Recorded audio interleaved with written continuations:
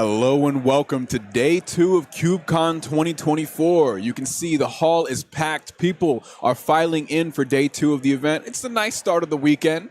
And we have a wonderful setup for you today.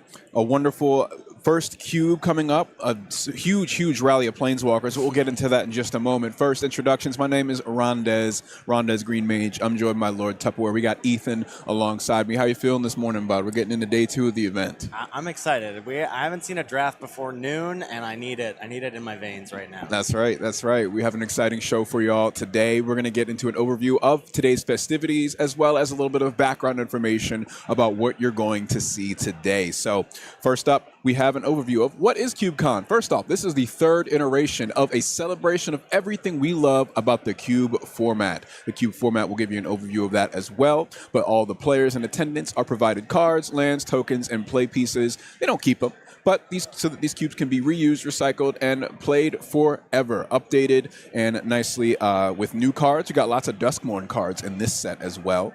You see some of our feature players and invited guests for the weekend here. Sam Black up on your screen at the moment, and it's going to be a wonderful show. So, what exactly is Cube? Cube is a collection of cards meant for limited play. Again, we're drafting. We'll get into the first draft of the day here in just about the next minute or two, consisting of 15 cards that are randomized from a larger pool. So all the players sit around a table, they shuffle them up together, and then they begin their draft alongside a judge who keeps careful watch and keeps everyone connected on the game rules and settings and such. This is a wonderful artistic expression, a creative endeavor that people embark on when they're putting together a cube. Hundreds and hundreds of cards, all carefully curated around a certain philosophy and with some house rules implemented as well for some cubes in order to enhance that gameplay. We will keep you abreast of what those look like for each matchup. Some powerful cards, some cards that you might not see very often will pop up on here. You know, there's tens of thousands of cards at this point in this game, and it's 30 years of life. So we'll make sure that everyone has a nice overview of what those cards do as well. So, Ethan, I think now is a good time for us to review the first cube of day 2 for CubeCon. It's impossible for me to not talk about this cube and do a sort of monster truck rally kind of announcement for it, because we are doing World War of the Spark with 100 planeswalkers. That's right. That's what we're doing here today. There are 100 planeswalkers in this cube, and another twist to it is that every player starts with the land Interplanar Beacon on the battlefield tapped. This is a real mind mess for you, Rondez. You got to wrap your head around any single pipped planeswalker, even if it has 2 pips of different colors, is effectively colorless in your deck. So you can cast it. Don't get locked in to a 2-color pair and think, oh, I can't play that card. No, a red-black drafter can draft a green-white planeswalker, okay? Interplanar Beacon is really going to be sort of a lifeblood of this cube. The other nice twist about this is we may see some players choose to be on the draw intentionally because of this, because they're going to want to say, hey, I actually want, instead of starting with Beacon tapped, I'd like to untap with Beacon, play my second land, and do something on my first turn with 2 mana. Yes. So that's a nice, interesting twist. You can see here on the list on Cube Cobra, we do have 100 planeswalkers here, sorted by their monocolor, and then we get into the 2-color planeswalkers down here. Planeswalkers are going to be mostly respected in this cube, but there are going to be some cards that really wreck planeswalkers. Specifically, I'm thinking of the Elder Spell is in this cube. I mean, destroy any number of target planeswalkers. Choose a planeswalker you control, put a couple of loyalty counters on it for each planeswalker destroyed this way. That can have a massive impact when the designer is telling us we may end up with 10 copies of a planeswalker or 10 different planeswalkers in our pile. That's right. And planeswalkers, they occupy a very particular design space where cards like those in black, where you can just straight up destroy or exile them, is a huge deal. So now we're going to get into our main event structure for the day so y'all can understand what's going on. Again, the prequel was yesterday. Now we're getting into the main event. Drafts 1 and 2. The first one will be World War of the Spark. Lots and lots of planeswalkers, as we mentioned. The players that you see competing today, it's 3 points per match win, 1 point for a draw, and 0 points for a loss. This is different from what we saw yesterday. When you drew, there was no point. When you win, win, it's 3 times as much for your point count. This is going to be the same for tomorrow as well when we get into drafts 3 and 4. The top 128 competitors of this weekend will advance to our final Fortune draft. And Ethan, can you tell us a little bit about sudden death and everything as we get into Sunday, our final day of the event? Yeah, players with a 2-1 record or better are going to advance to top 64. We'll see that on Sunday. We're going to be featuring a Pro Tour Cube. Sunday is a top 64 draft. That's single elimination. It's firm but fair. It's harsh, but that's going to give us our cut to top 8, where we'll be doing a Magic Online Vintage Cube draft to crown a champion here of CubeCon 2024. That's right. And again, this is our 3rd iteration of the event. This is my first. Several other commentators we've had here have been here a number of times. These are the wonderful faces that will be guiding you through the event. We will throw to Niall, who has offered up her time for a number of wonderful interviews with our Cube designers just this weekend. Also some players, competitors in the hall with us here in the Alliant Energy Center in Madison, Wisconsin. Once again, this is our third year in a row, and I mean, just the energy is palpable in the room. Just seeing the start of the weekend, bringing in a whole new wave of people just getting into town for the weekend for the show. It's going to be a really, really exciting day. Well, and there's not just stuff happening in the hall. There's a lot of extracurricular activities as well. I went to the Bar Cube last night. I went to the local game store, Misty Mountain, on Wednesday when I got in. There's going to be karaoke tonight. There's the farmer's market tomorrow morning. There's a lot packed into this weekend. I'm excited to see you perform karaoke. I need to see what you're going to get up on stage and do for us. And that's not going to be on stream, folks. You got to come here live if you want to see something like that, all right? Yeah, sorry. You got to pay for this show. That's right. Well, we got something up on screen here for you here in just a moment. We're going to review the main event draft. We're getting straight into the action. We're looking at the wonderful left shoulder of Gavin Verhey. Gavin of Wizards of the Coast is going to be our feature player here for the draft. As you can see, cards all shuffled up, separated by packs, 15 in each of them.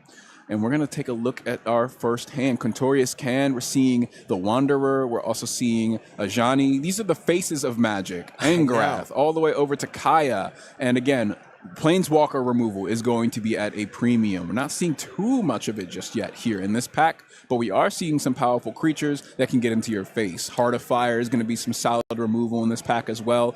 And again, as you had mentioned, Ethan, it's okay to have a multicolored deck. So lots of these hybrid costs and multicolored spells, you can put them in your deck thanks to something like Interplanar Beacon that will start on the battlefield tapped. Right. So just to wrap your head around it, Eternal Wanderer is actually the hardest to cast based on its color requirements of the Planeswalkers we're seeing here. Everything else, any player can cast thanks to that Interplanar Beacon. Plus, I chatted with the Cube designer right before, a few minutes before we went live, and I said, any last-minute tips? And he said, Planeswalkers are fun, and don't forget to gain your life, because Interplanar Beacon is also going to gain 1 life every time you cast a Planeswalker. You see a couple cards that Gavin is lingering on. Obviously, the Eternal Wanderer is there. An extremely powerful card in its format, Phyrexia All Will Be One.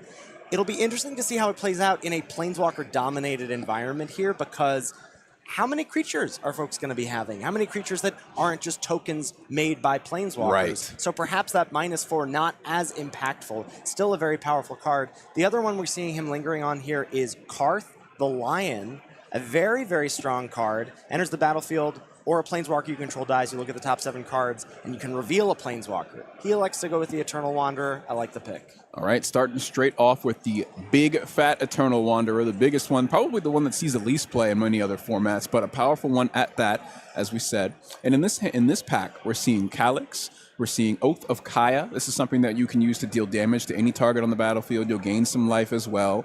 I didn't see too many flicker effects outside of blue in this cube, so it'll be interesting to see how they can, abuse some of these enters the battlefield effects, like you mentioned, Karth the Lion.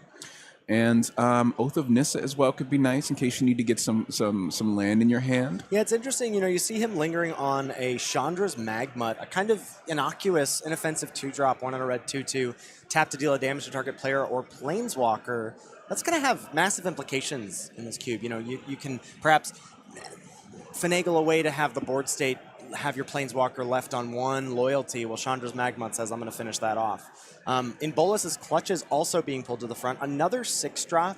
Might be a little worried about moving higher up on the curve there, but being able to steal your opponent's Planeswalkers is big game.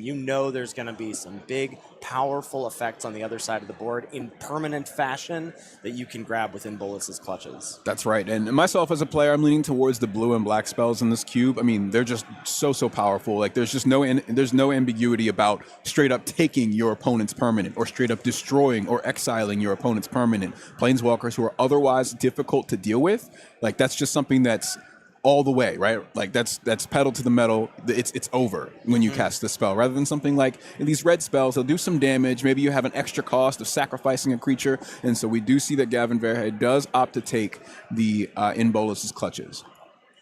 Yeah, not too worried. I would say it's early in the draft. You are going to want to be mindful of your curve. If this is anything like the original limited environment War of the Spark, board presence was of the utmost importance. You needed 2-drops and 3-drops to not only protect your own planeswalkers, but to pressure your opponent's planeswalkers as well. That's absolutely right. And so I think something else that will be important here is some of the flyers in the deck, in the cube, like this Battlefield Raptor. Because as you said, a lot of these planeswalkers, they create permanents to put on the battlefield that can chump block, or some of them that will die and do another thing. I'm thinking about Engrath. First and foremost, creating those devil tokens. Sure. So, a flyer would be nice. Jace Mirror Mage is an interesting pick. He's kind of favoring this one. This is something with kicker, so maybe you can get multiple copies. Being able to scry and get some, generate some card advantage with drawing your cards is going to be pretty big with Jace. It's also low cost. It would be the lowest cost spell that he's picked so far in the colors of blue and white. Yeah, he's sticking in Azorius at the moment. He's got Jace. He's got the Serra Disciple. There's a lot of cards that break Singleton in this cube, Serra Disciple being one of them. As a nice way, a nice evasive, cheap threat, as you said, to pressure opposing planeswalkers. He's brought Dovin, Hand of Counsel, as well to the front, though I have to imagine if he's deciding between these 2 3-mana planeswalkers, and it does look like he's trying to talk himself out of it, it almost seems like, of taking Jace Mirror Mage. But a nice planeswalker that is flexible on the curve with the kicker cost. You get a second copy of it. Going to provide some card advantage as well, and that is what he selects.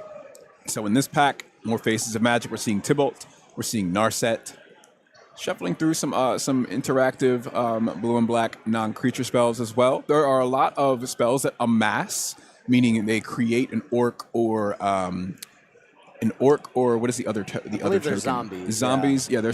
I guess there's not many Lord of the Rings cards in this cube, so it is mostly just creating zombies. Lazotep Plating is another spell in blue. Give all your cards hexproof and yourself, and create a zombie token. Creating tokens is going to be a big thing, and luckily we have lots of the tokens on hand, so you'll be able to see and follow the action easily there. Tamiyo, a recently completed Planeswalker. I have not yet gotten to see this Tamiyo cast, but it can be pretty powerful, the things that Tamiyo does with the graveyard, Ethan. Yeah, absolutely. And there's, no shortage of walkers that he's pulled to the front. A card I want to shout out, Gatewatch Beacon. He's got there as well. That's a sort of mana rock in white, but it comes in with 3 loyalty counters, and then you can distribute those loyalty counters among planeswalkers as they enter the battlefield under your control. So a nice buffer, perhaps a way to ramp out some planeswalkers, and a nice buffer for them to get an additional loyalty right off the bat. I also want to shout out the Karoo lands. There's the cycle of bounce lands from original Ravnica. You can see Selesnya Sanctuary in that pack as well. That's going to be absolutely massive when you already start the game with a land in play, right? So you can keep a hand that's just one land with that Sanctuary, pick up your Interplanar Beacon, and now you're off to the races. That's right. So looks like he's favoring this Basriket a little bit here.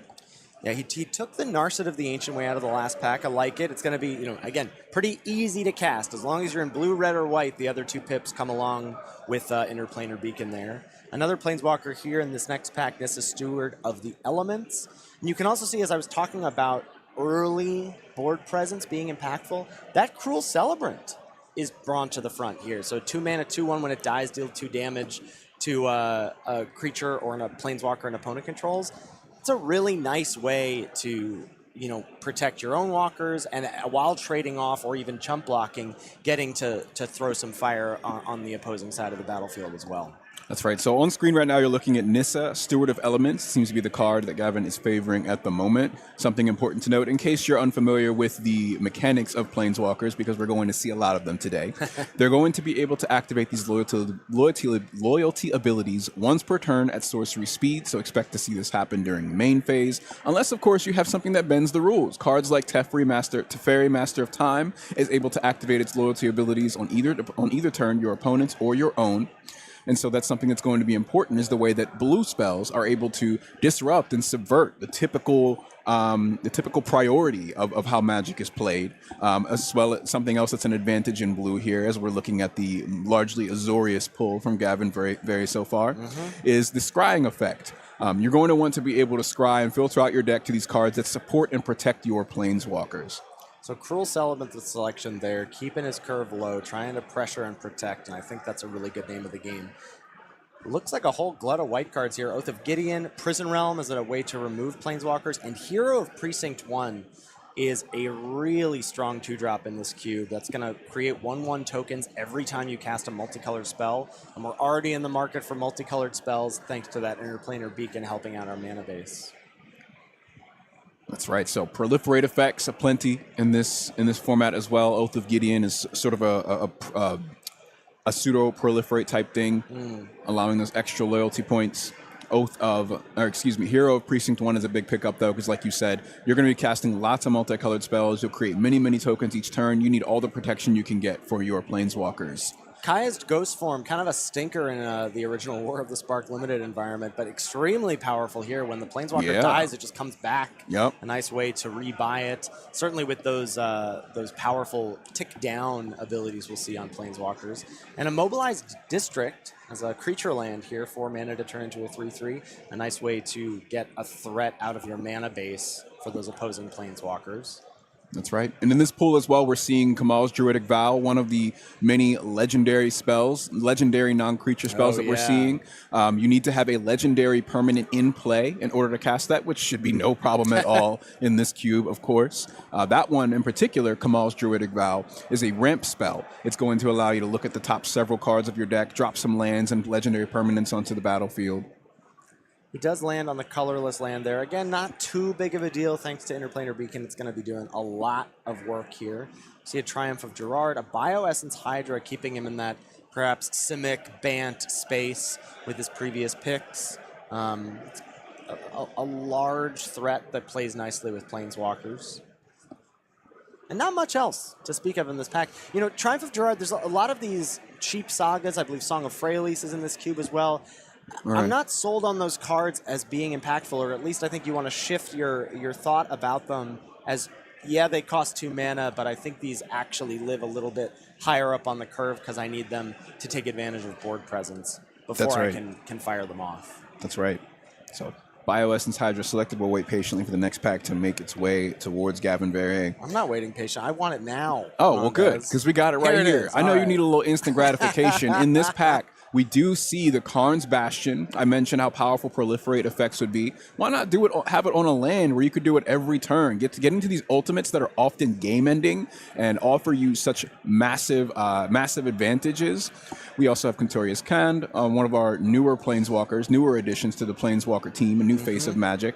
He's able to discover, able to create some tokens, some flying tokens, which again is very important. Those spirits are going to be big for getting in some damage. I think they're 3/2s too, so you know they pack quite a punch. I think not to correct you, but I do think they're 3/2s, but they are spirits, but they don't fly. No, you're right. They don't have flying. They are they're spirits walking along the ground here. Yeah, they're on the no-fly list. I think Gavin seems to really be talking himself in and out of a Johnny versus Quintorius here. And it's tough. I mean, I would lean towards a Johnny personally. Like, I think Quintorius is powerful, but again, a Johnny, because of the Phyrexian cost, can live a little lower on the curve. And in a deck full of Planeswalkers, that uptick, being able to find more Planeswalkers is extremely powerful. We're going to see effects in this cube that buff loyalty among all of your Planeswalkers. Right. So if you're going Walker into Walker, find more Walkers, and then you can add loyalty to all of them, you're going to be able to pull pretty far ahead from your opponent. That's right. And again, with all of the proliferate effects in here, as you mentioned about Ajani, it can be really quick to ultimate. Right. Getting from 4 to 6, and then every time you cast a creature or planeswalker spell, your opponent gets 2 poison counters. And that's a big deal in that you will be casting a lot of creature and planeswalker spells, and if you're already proliferating, then that can get out of hand very quickly. You don't need to worry about combat. You just kind of pillow fort and keep playing your game. Gavin does select a Johnny Sleeper Agent, and we do see Calyx, Destiny's Hand, another Selesnya Planeswalker, but don't get locked into color pairs, folks. You don't need to worry about it. Gavin selects Liev Sky Knight instead. I love that as, again, that sort of protect and pressure kind of thing. Lock a creature down while you're trying to pressure in the air. Flying, as you mentioned, being really impactful. Liev Sky Knight as well, going to be a good follow-up on curve to the hero of Precinct 1. A lot to like about that pick. Absolutely. Almost all flying creatures so far here for Gavin. I'm only between 2 green cards. That Arboreal Grazer can be good. It's got reach, and I don't think there are many creatures with reach in this format. Having 3 toughness is a big deal. Also, of course, getting the land into the battlefield, ramping yourself ahead. But I think the defensive nature of that card's very powerful. And if you think about it in conjunction with, and there's the Selesnya Sanctuary on the wheel, and he snap picks it, yeah, especially off the back of the Arboreal Grazer. Right. What's really nice about thinking about Grazer in conjunction with Interplanar Beacon in the cube is that on turn 1, you've got your Beacon tapped, you play Grazer, you get a 3rd land. On your 2nd turn, you're going to have 4 mana. Yeah. That's huge. You drop a Planeswalker turn 2. Yeah, absolutely. Couple of kind of duds for him here on the wheel. Right. Don't think Gavin's going to end up in black, certainly not for a Lazotep Reaver. We're going to start the review process here. We're going to start the review process here after a Flood of Tears makes the pick and see what we've got. So he's playing in Bant space, looks like primarily. Yeah, I think we're just full Bant at this point. As if we're thinking about these double blue spells in Jace and in Bolus's clutches, because we've got green and white low on the curve. Arboreal Grazer in 1, Hero of Precinct 1 on 2, but haven't seen Arboreal Grazer brought to the front just yet. So perhaps Gavin is thinking more of blue-white, green is the splash at the moment. And I think that's a really smart way to go. I think those colors are among the colors in the game when they're combined together that play the most defensively. Especially when it comes to protecting your permanents, and Planeswalkers will need quite a bit of protection. Again, they also play nicely with the proliferate effects. Blue and green are filled with them in this cube. So leaning towards Bant early on is a pretty safe bet here. Yeah. Yeah, nice review. I mean, I think despite I'm a little, I'm always worried. That's going to be my whole MO the whole weekend is I'm worried about curve. I feel like it's very easy in Cube to get excited about the big flashy spells. Hey, this was a bomb in its original limited environment. This was a bomb. Yeah, they're all bombs. They're all good cards. These pools have been extremely curated. So it may feel a little less fun, a little less exciting to grab a 2-drop, to grab a cheap removal spell. But that's the kind of thing that's going to make your deck function in the matches against your opponent. That's right. So looking at this next pack, we're seeing Rhythm of the Wild there, giving creatures haste. Could be a big deal if you need to get some damage in, get some creatures out of the way. Vraska there is a hybrid cost spell, so we could see some assassin tokens come down. Yeah, Arlen Court as well, a double-faced Planeswalker. Right. The other Arlen, the Gruul Arlen, 4 mana cost, that has the werewolf on the backside, would have been really cool to see in this as well. Something that turns into a creature. This is Arlen Court, so this one will not do that. It doesn't do Gives that. them haste and vigilance, +2/+2. The other one creates a bunch of wolf tokens, which is nice. Your creature spells have flash, but this one could be powerful as well in terms of like just powering up your creatures, and you still get to leave behind a blocker. You're giving it vigilance, which is a big deal for protecting your planeswalkers once again. Thrash Threat is a bite spell / make a 4/4, though Thrash can target planeswalkers, so that's nice to think about. He's eyeing Arlen Court. He's also eyeing Simic Growth Chamber, another bounce land from original Ravnica. Though if I were him, I might say, hey, Selesnya Sanctuary wield. Last pack. Maybe I'm at a table of people who don't know about the bounce lands, and I can pick this up on the way back. I have to imagine that's what he sees. Like, what I want to do, I think Simic Growth Chamber is a better card for my deck, but if I can get it on the wheel, how great would that be? That's right. So that Thrash Threat, oh so tempting. The modality of it is nice, but that front half is so powerful. And we're going to go with Arlen Court. I mean, it's the Planeswalker cube. Yeah. If you're not drafting the Planeswalkers, you might be doing something wrong. That's right. So Estrid is up next here. That's a Bant spell. Yeah, our first Liliana. Red Horde General. I have to imagine that while tempting is a little far from where we're at. Yeah. another, what, 6 mana Planeswalker to add to your collection. Yeah, right. Repudiate in a is different color. Yeah, repudiate. Repudiate and replenish. Replicate is nice. You can counter a Planeswalker's activated ability. This is one of the cards, Teferi Master of Time, where I mentioned you can activate abilities on your opponent's turn. We're seeing Professor Onyx. That's our second Liliana of the day. Liliana has Magecraft. Liliana is also, that's from the Strixhaven set, where she was pretending to be a professor. Well, I love a good scam, and and Liliana's full of them. Just an excellent liar. These two colorless spells that Gavin has pulled to the front are absolutely premium in this cube. Manticore. Revoker just shuts down a Planeswalker your opponent controls, full stop until it's off the battlefield.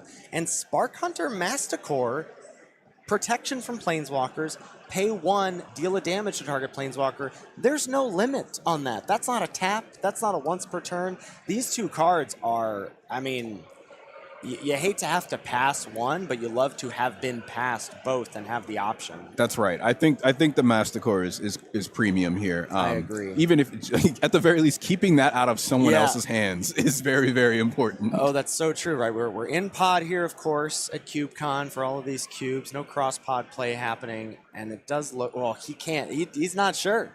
And I'm not, I mean, a 2-drop, there's really something to be said about it costing 2 versus 3, but I think I agree with you that Spark Hunter Masticore, and Gavin does as well, is the more powerful option of the two. Okay, and so taking a look at this next pack. Cryptic Spire is another card that breaks Singleton in this cube. Quite a few copies, 6 or 8 of them, I believe.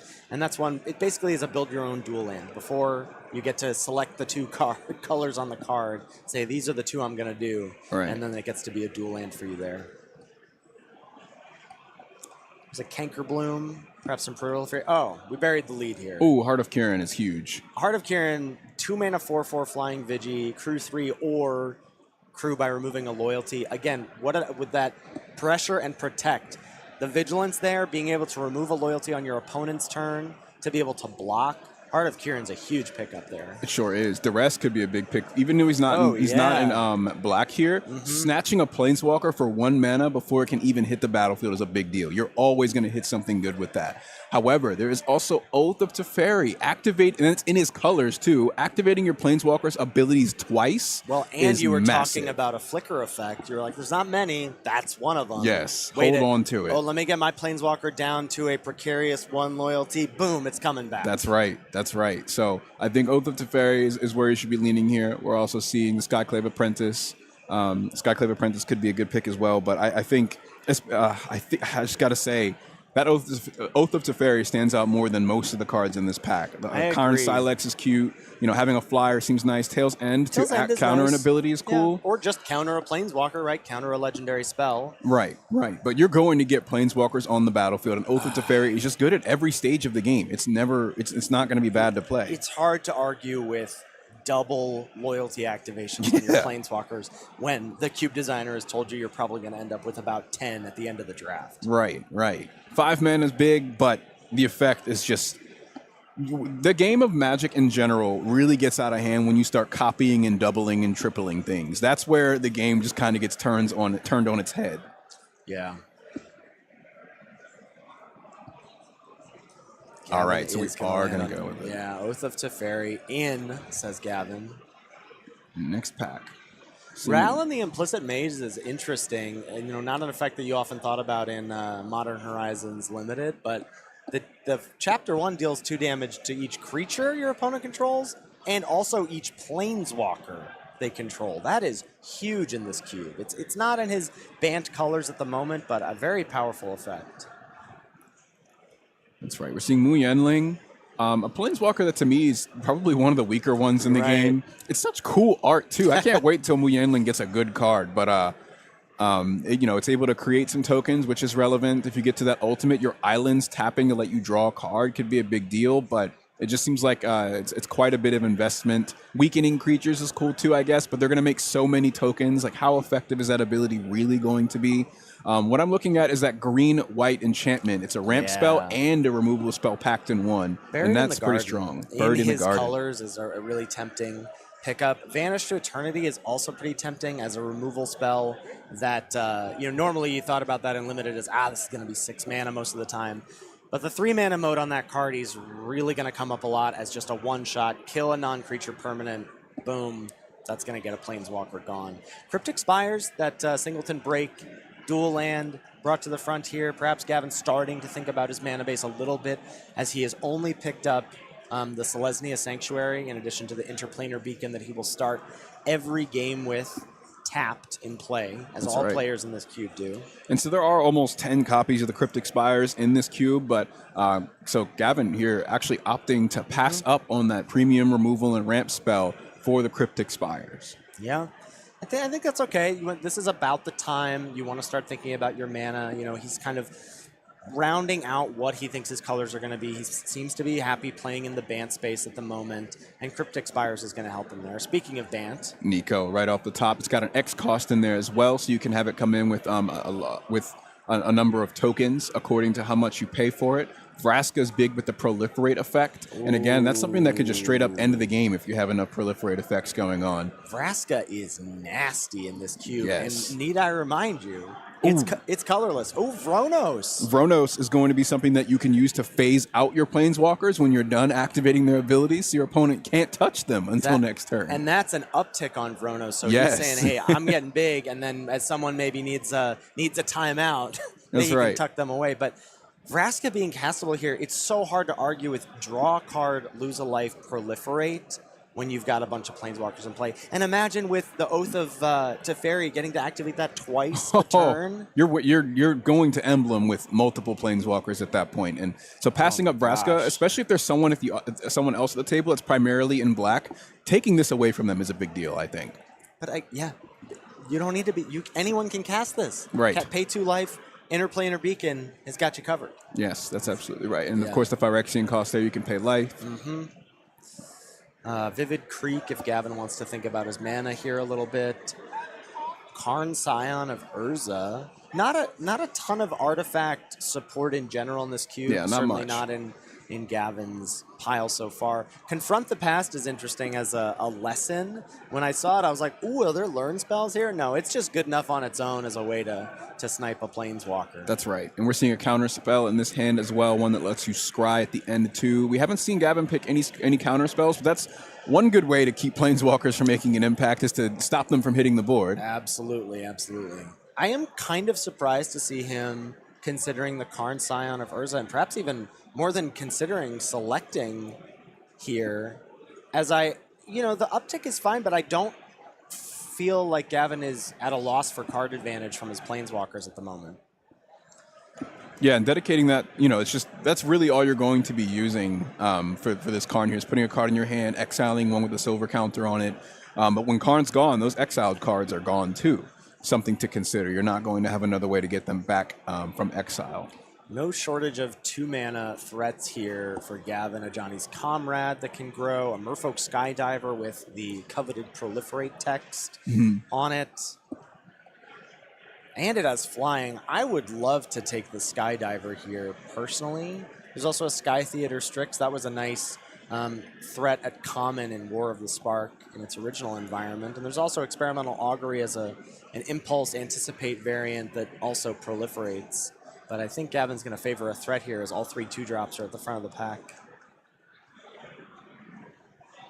And so thinking more about how Gavin has drafted so far, very removal light. I think part of that is because of just how much advantage is quickly accrued by these cards once they hit the battlefield.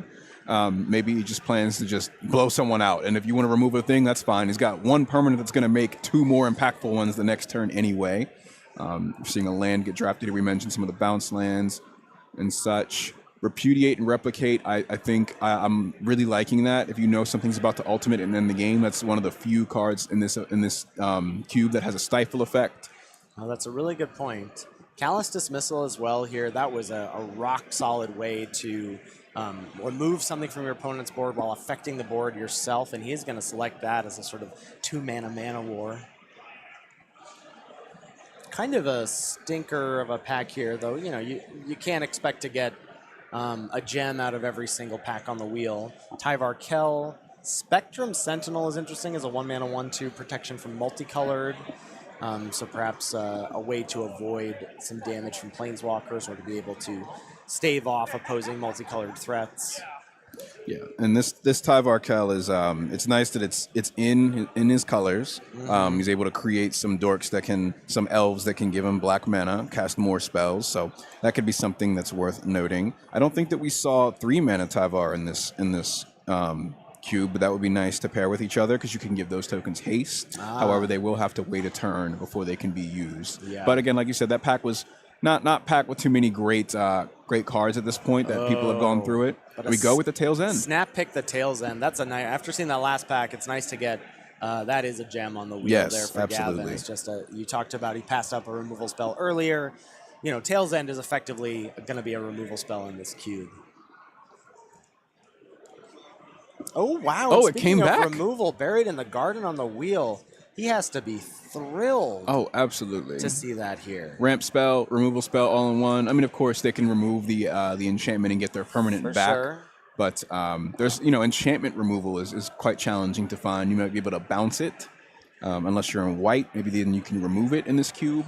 And there is Vronos on the wheel. I wonder. I mean, if Gavin is thinking he's base blue-white, which feels like true, though perhaps he hasn't picked up a ton of white. He may be thinking more about blue-green and Elusive Spellfist. That could make his deck. I would be shocked if it did, but it definitely could as a way to have an unblockable or semi-unblockable, part-time unblockable threat to pressure planeswalkers. And the 3 toughness can block okay. But aside from the Hero of Precinct 1, I'm not sure there's a ton of white that Gavin got this Eternal pack. Wanderer. I think nothing blue. He's all blue-green this pack. So we'll see. Ajani, the Eternal Wanderer, Narset, some relevant white spells. Again, keep in mind, if you're just tuning in, each player will start with Interplanar Beacon tapped. So these picks might look a little silly, and that's because they have something to facilitate it.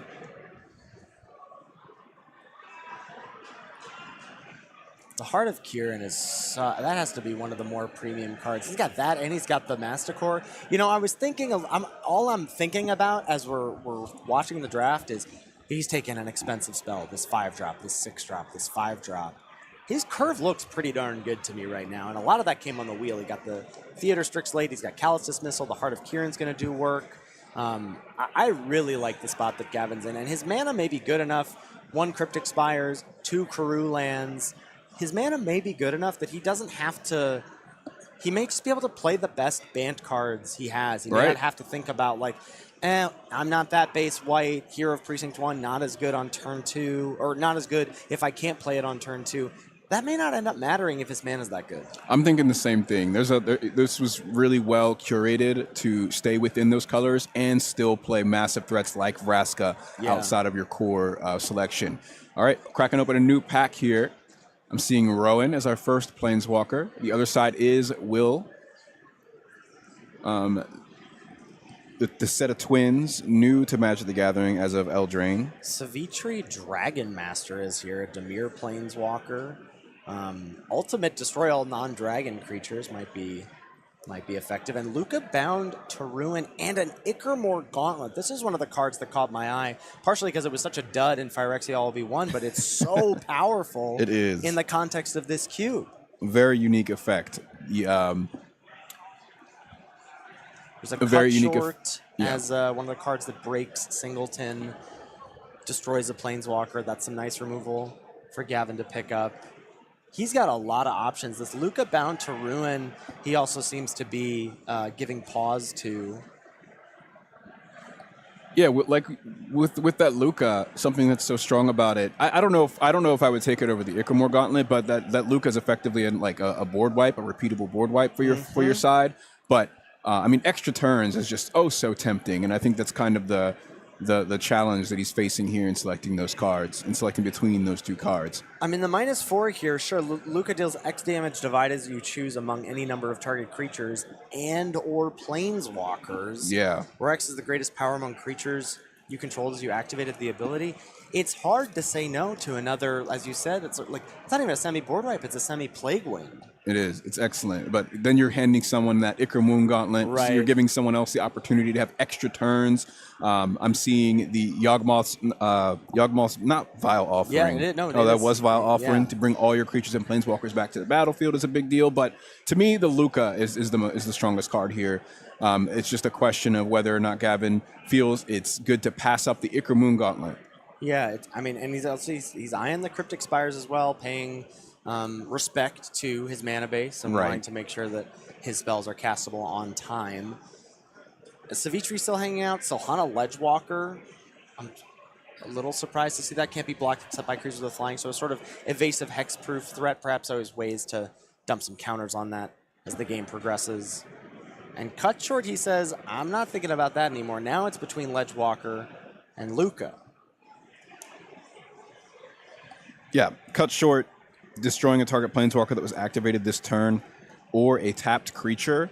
I do think that we're quite light on removal, and doing something at instant speed that you can convoke your tokens with is quite powerful. So it could effectively be 1 white mana, or just a completely free spell with all your tokens, and get rid of a permanent.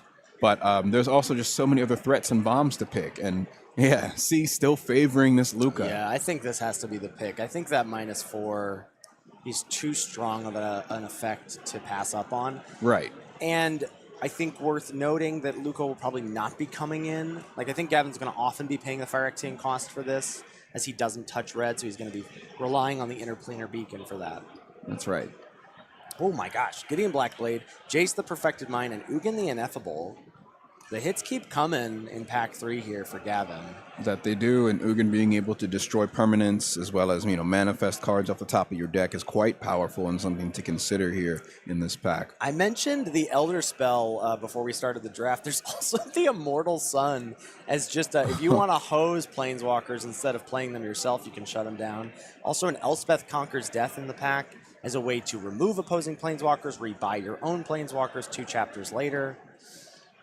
This pack is stacked.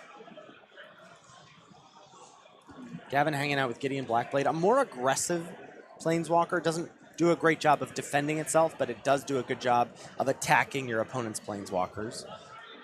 Very Gideon. Very Gideon indeed. There's his Triumph there as well, though I don't see Gavin eyeing that just at the moment. I am kind of surprised to see Dak Faden make its way to the front here. Perhaps he's got the Ikra Moon Gauntlet on the mind that he just passed and is thinking, well, if someone has that, it would be nice to steal it.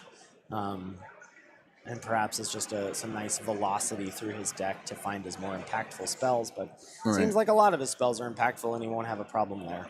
Right. So I'm leaning closest towards this Gideon Blackblade. It's the cheapest in the pack. We got lots of expensive spells in the deck, and this is something that you can use to swing and cause your opponent to have to put a chump blocker in front of it. Keep them honest. Make sure that they still have to have creatures on the battlefield. And it looks like Gavin is feeling the same way.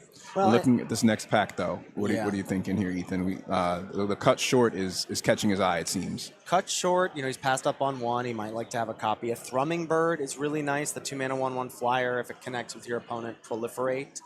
It's a sort of a double-edged sword with Thrumming Bird in the cube because it doesn't really pressure planeswalkers, and it won't trigger if it hits a planeswalker. It only will trigger if it deals combat damage to a player. So really more about buffing your own walkers than it is about taking out your opponents. There's an Elspeth Smite, another plentiful removal spell, and a Flux Channeler is quite powerful. Every non-creature spell. Yeah. Oh, there's the God Pharaoh. Wow. Nicol Bolas having a quite a unique effect here, taking all the abilities of all other planeswalkers on the battlefield. Really tough to cast, triple black, blue, red. But for something as unique as that, and it's just it's really, really powerful. And so whoever casts it today will be my hero for sure. Yeah, I think it's a little far from what Gavin's mana can perhaps reasonably expect to cast. That's right. He'll bless someone else at the table with it for sure. So Cut Short and Elspeth Smite and Thrumming Bird being the cards we're juggling between. I have to imagine Gavin's feeling a bit of a pinch on his removal suite and thinking, I'd like to have some cheap interaction if I can. That's right. I'm looking at the cut short or the cryptic spires here, but because he's been able to stay so safely within his colors, maybe the cut short, just a 1-mana white removal spell, could be the most powerful pick. I don't know if I'd have the discipline to not take Flux Channeler here. That card just seems so powerful in the context of this cube. Proliferating every turn is huge. I like this, we call it eating your vegetables sometimes when you're like, I'd rather take this other thing, but I know for my deck to function, I might have to lean into a removal spell. And we see Smite and Cut Short continuing to make their way to the front of the pack for Gavin. Yeah. As he looks back, he says, do I really have to? Do I really have to? I do. I'm going to take Elspeth Smite. That's right. We're not at a shortage of ways to disrupt and destroy creatures in this cube, from the planeswalkers themselves to the modal instants and sorceries that interact with both creatures and planeswalkers. So something like Flux Channeler might be less enticing to play, even if it is a very powerful effect for what we're doing here. We're seeing Angrath Flame Chain, Predatory Worm, Domri Chaos Bringer. Sort of like, obviously these cards are all extremely powerful, but in this cube, these are kind of the lower half of the planeswalkers that we have at our disposal. I might be thinking about Evolution Sage as another proliferate or possible proliferate engine. Yeah, you're going to play lands anyway. Off the landfall, exactly. Well, and he has 2 bounce lands, so he's going to be able to ensure multiple land drops even off of fewer lands. I do like the Evolution Sage out of this pack. And again, remember, we're thinking, but Gavin's in Band. How is he casting Angrath? Remember the beacon, folks. Right. Remember the interplanar beacon. He's going to have no problem casting it. Boros Garrison, another bounce land that he's eyeing. There's a Squelch. Is that a Stifle variant? Yes, that's exactly what Squelch is. Counter an activated ability, draw a card. That's very nice to have access to. It replaces itself, so it's not too bad. I'm leaning more towards the Evolution Sage. I know the bounce land is tempting, but it just becomes that much more powerful when you have the Evolution Sage here. So I feel like if I'm Gavin, I want to secure that and then just let that come back around to me. It's such a narrow thing, but the one thing that is nice to like about Boros Garrison is it adds a red source to Gavin's mana base, which might enable him to cast Luca for full Narset. 5. We can do Luca and then do the -4 if that's the thing. Whereas otherwise, if he's not running a mountain, he's going to have a tough time not casting it just for its Phyrexian cost. That's true. That's true. So adding that land to the collection is a good call. There were a couple good decisions you could make out of that pack there, and that was certainly one of them. So new pack. Let's take a review. All right, Lord Windgrace. Not doing a whole lot with land in this deck. Right. Proud Pack Rhino. 3 mana, 3/3 proliferate. Nothing to sneeze at there. That looks to be the card he likes. Time Wipe. Oh, a nice board wipe? I think that one's... Blue-white was not a beloved color pair in War of the Spark. And oftentimes, when your opponent was blue-white, you just were like, you have to have Time Wipe. That's the only reason you draft that color, because that card is busted, and Gavin took it there. A nice 2-drop here in Sunlit Hoplite. Has first strike on your turn, so just another way to pressure. And a Dovin's Veto. Oh, that's big. As a way to counter non-creature spells, and it can't be countered itself. Azorius Mages Rejoice. That can't be countered, Ryder. It is sprinkled on. No stack wars with Dovin's Veto. Dovin's Veto says, we're done. Yeah. We're done here. The Hoplite... Does that care about... Okay, it doesn't matter. Gavin doesn't care about it. He takes the Dovin's Veto. Yeah, the Sunlit Hoplite is the card that we were reviewing there, folks, and it can have first strike on your turn. It gets +1/+0 if you have an Elspeth Planeswalker. We're not seeing Elspeth in the deck just yet, and a 2/1 first strike is cute, but it's not going to get through. It's not super impactful, and certainly not in comparison to something like Dovin's Veto. Stopping a Planeswalker before it hits the board is huge. There's a Nissa Vital Force, and Pollen Bright Druid I really like. A nice modal. You can put a counter on something or proliferate just for 2 mana. Something that you can just have at the bottom of your curve, but something that's also not a bad top deck later in the game if you've got a bunch of Planeswalkers out. All right, so we are going with Nissa Vital Force. Did we get the Simic Nissa in this pool from Gavin as well earlier? Yes, Nissa Steward of Elements. So 2 Nissas so far in the deck. There's a Nissa's Triumph somewhere in here, but I think he passed that one up early on. Here we see right before the wheel, he's lingering on, what do we got? Chandra, Legacy of Fire, which he can cast. There's also Medicine Runner. 1 Selesnya, 2/1 comes into play. Remove a counter from target permanent. So just kind of like basically comes in, deals the damage to a Planeswalker. That's nice to have. Oh wow, and you know he almost, it feels like he almost took it pack 1 when he saw this. Silhana Ledgewalker wheeled.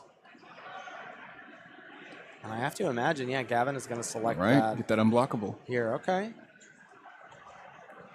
Jace the Perfected Mind. I don't know that it's a milling effect. You can also weaken some creatures. Like maybe someone else has something unblockable that you don't want to get through. But and it's cheap too, so that could be nice. I just don't know. I don't know. I almost would want to take the Triumph for the land over Jace here. Yeah, Cryptic Spires number 2. A lot to like about that. Gavin does seem to be favoring the Jace here, as you talked about. It is like, you know, it doesn't pressure Planeswalkers, but boy, does it protect them by saying, hey, that one threat, -3, -0, that's just going to hang out for a while. So we are going with Jace. Offering a bit more protection to your Planeswalkers is important. Very, very, very, very powerful in that effect. Ashiok Dreamrender, are we back? We're playing Pioneer Phoenix again. And what is that? Teferi Temporal Archmage. I don't know if another 6-mana walker is what Gavin's interested in. But, you know, we do see Gavin select, it looks like Ashiok. Oh, he's faking me out here. If he does select the Ashiok, I would imagine that's more of a sideboard card than anything. It could be. Stop some graveyard shenanigans. We saw the Yawgmoth's Vile Offering. We've seen Elspeth Conquers Death. There are a decent amount of reanimating effects. There's Golgari Golgari Finebreaker. Easy for you to say. Yeah, we got there. That can put any permanent back into your hand from your graveyard. Yeah. Just grabbing what? Kenrith's Transformation, expand the sphere. Here, I believe that'll be the selection. Right. Invade the City is quite far from making that work, as most players will be. And last but not least, Wandering Mind. So as we round out the pack there, I will imagine we're seeing Gavin in that ban space. He's got some nice fixing. He's got 3 bounce lands. I am excited to see some turn 1 bounce lands picking up Interplanar Beacon. That is nice. You have the opportunity sometimes when you have those bounce lands, you're going to open a hand where you only see bounce lands and you go, I have to mulligan. I have lands, but I have to mulligan. That's right. You're not going to have that problem here. No. Not when you have access to Interplanar Beacon. Being able to drop another Planeswalker for you is going to be huge. Again, in this cube specifically, now that we're at the end of it, you get to start with that tapped. Guys, we're going to cut to a quick break and come back to you soon with some gameplay.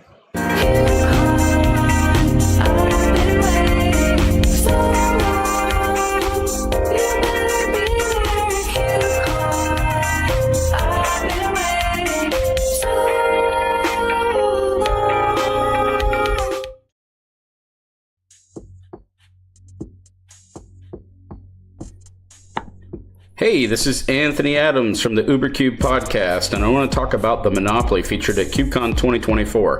This is my twist on the Desert Cube genre, where I'm utilizing treasures as fast mana and lands enter the play tapped, where everybody needs to draft their lands in order to find success with this environment.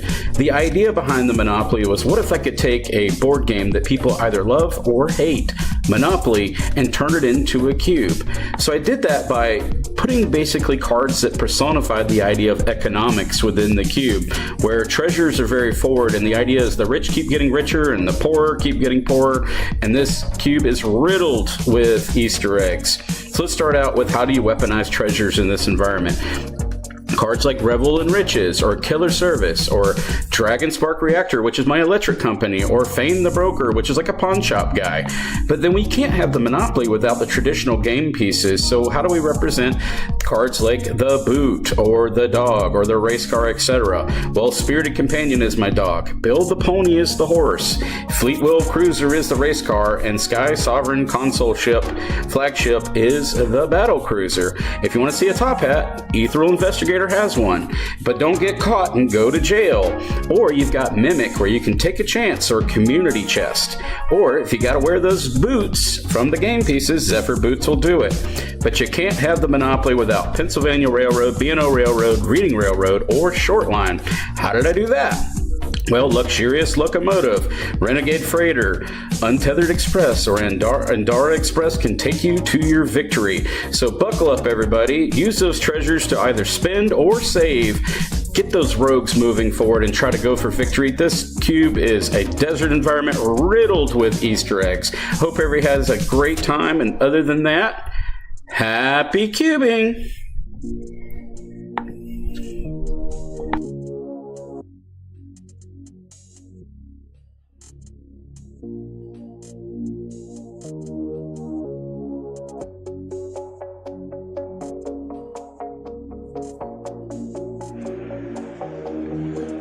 Warren and Gavin, okay. No. What?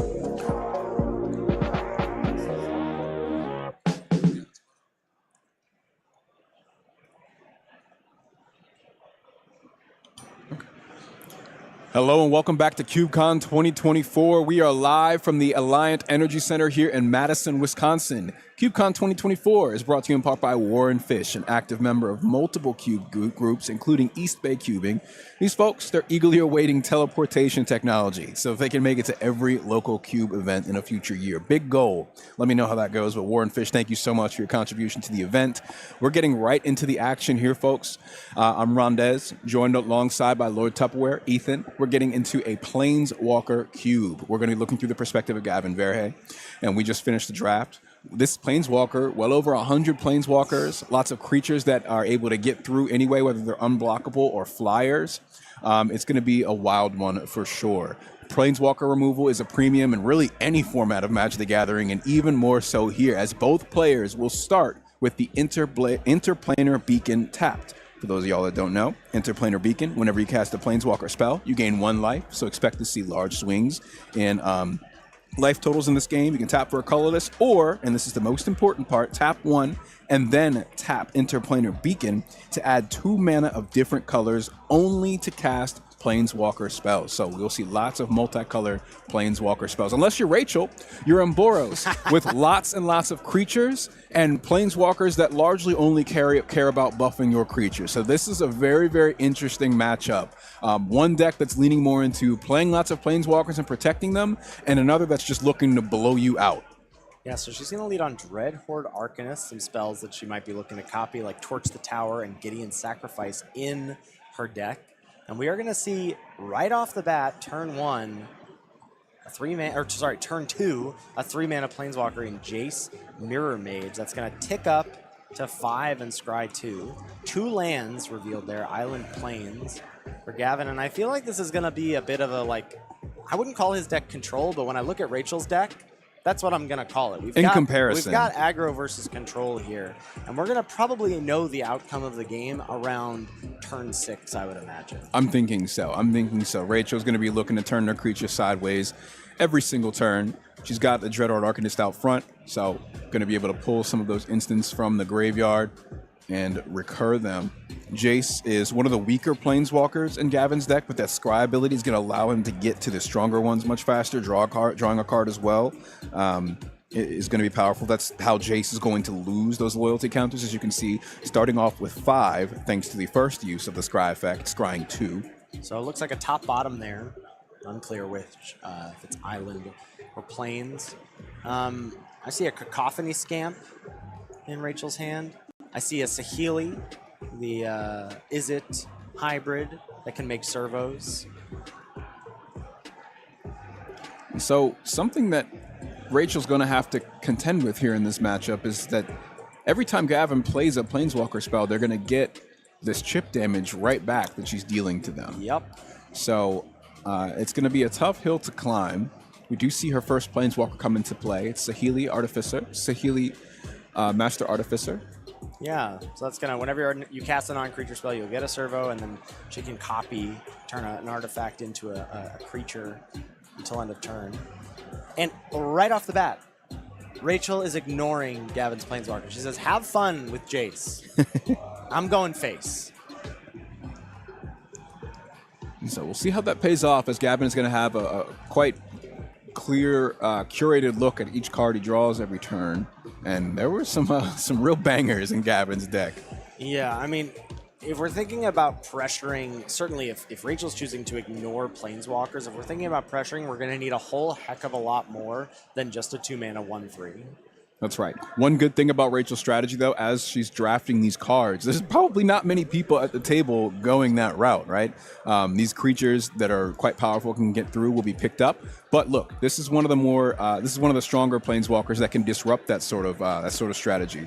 Luca will have the ability to deal damage to all creatures and planeswalkers on the battlefield, based on the power and toughness of one of his own creatures. So just getting a chump blocker out, this 3/3 is something that's enough to stall and to stop this Dreadhorde Arcanist from getting in. Yeah, getting a 3/3 here right off the bat on turn 3, by the way, thanks to the beacon, is huge. We see Rachel draws Torch the Tower, which is nice. That can, right away, it could just finish off Luca. I think that's the right call. And goes to exile, which is great. The other nice thing about this is it can finish off Luca, and then she can cast it again from the Dreadhorde Arcanist attack trigger. How she's going to choose to do that with a 3/3 in play, unclear just yet. That'll also trigger Saheeli twice, so we're going to see kind of an explosive turn here from Rachel, just with the Torch the Tower alone, and she's got some other options in hand as well.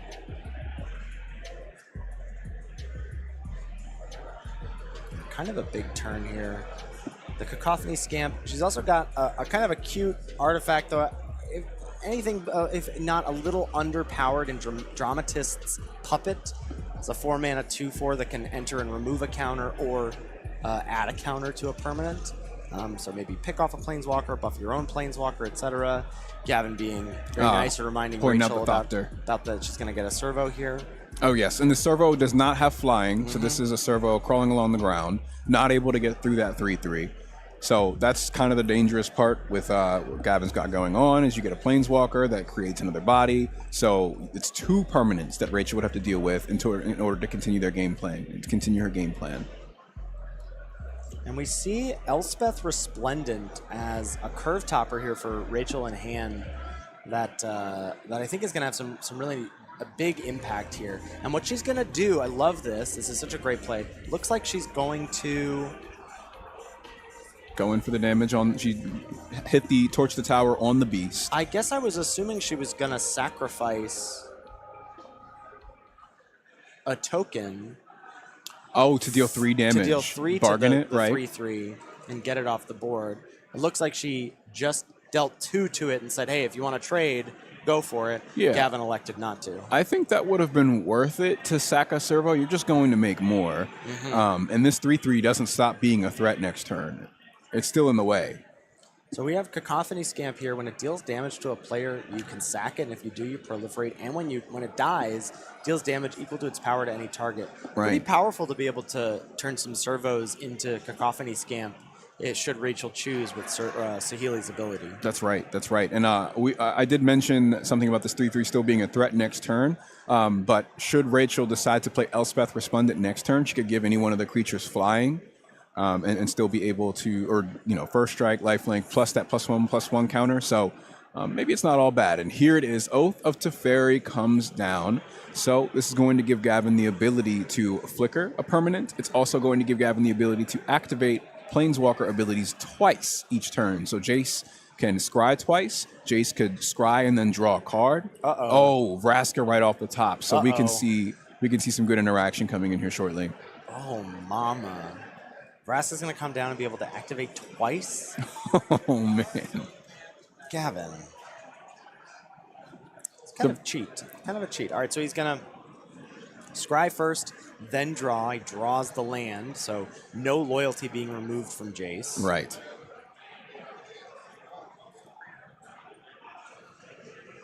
And a Martyr for the Cause off the top for Rachel. Not extremely impactful play here. More something you'd like to see early as just a 2-mana 2/2. When it dies, you'll proliferate. Fine. I think she's got bigger fish to fry here, and I think Elspeth is going to be doing some of that frying. I love shield counters and the fact that when you proliferate something with a shield counter on it, there's not many ways to be able to do that in a lot of formats. But When it deals damage, you only lose one of those shield counters. So destruction spells weakened a bit there. However, Vraska is a planeswalker that gets around that. You can just straight up turn the creature into a treasure. So should she decide to -3 with this Elspeth here, that shield counter, might just end up going to waste on whatever comes into play. Gavin works in R&D for Wizards. I don't think he should be allowed to pick up cards and read them. I think he should know. I'm just going to say it. There's millions of words on all these cards. I'm sorry. I am not in the least bit surprised that he's he might not have all of them in his lexicon from day to day. So, Cacophony Scamp is going to be able to get an oil counter on it thanks to the non-creature spell being played. Elspeth is going to, thanks to Elspeth using its +1 ability to get a +1/+1 counter. I don't know if it's going to have flying, first strike, or lifelink. It might just be a +1/+1 counter. Oh, and a counter from it gets a Moan. both. Oh, of course it does get both. Hachi Machi. Yeah, Elspeth Resplendent's a super, super strong, really, really cool planeswalker. I'm excited to see where it goes and in the next couple of years in terms of synergy. 5 mana is expensive, but just the -3 ability, both the +1 and the -3 are so relevant. The only shame is that the card itself costs so much mana. Well, and Vraska, it's a powerful card, but it can't answer the planeswalkers that Rachel has. Right. It can answer some creatures, but it doesn't answer any planeswalkers. We now have 3 servos from Saheeli. We have Cacophony Scamp getting in, not being blocked. This 3/3 beast has not entered the red zone as of yet. No, not doing a whole lot here.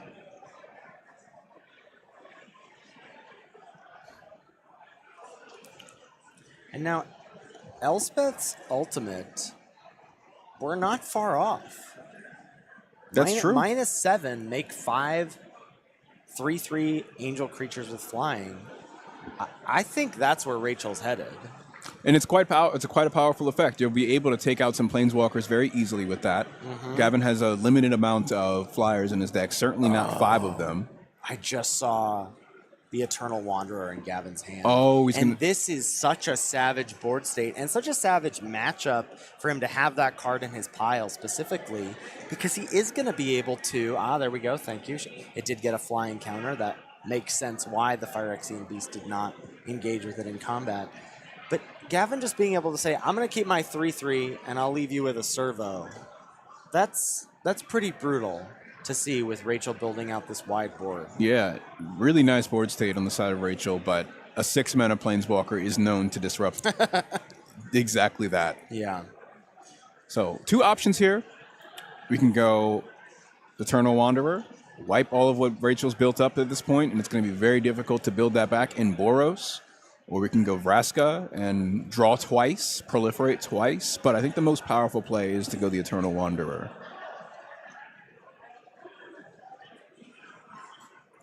Gavin currently sitting at only 5 mana, so Eternal Wanderer is not an option just yet. Oh, he did not hit the 6th land for it. No, that's right. So he looks to be scrying double bottom.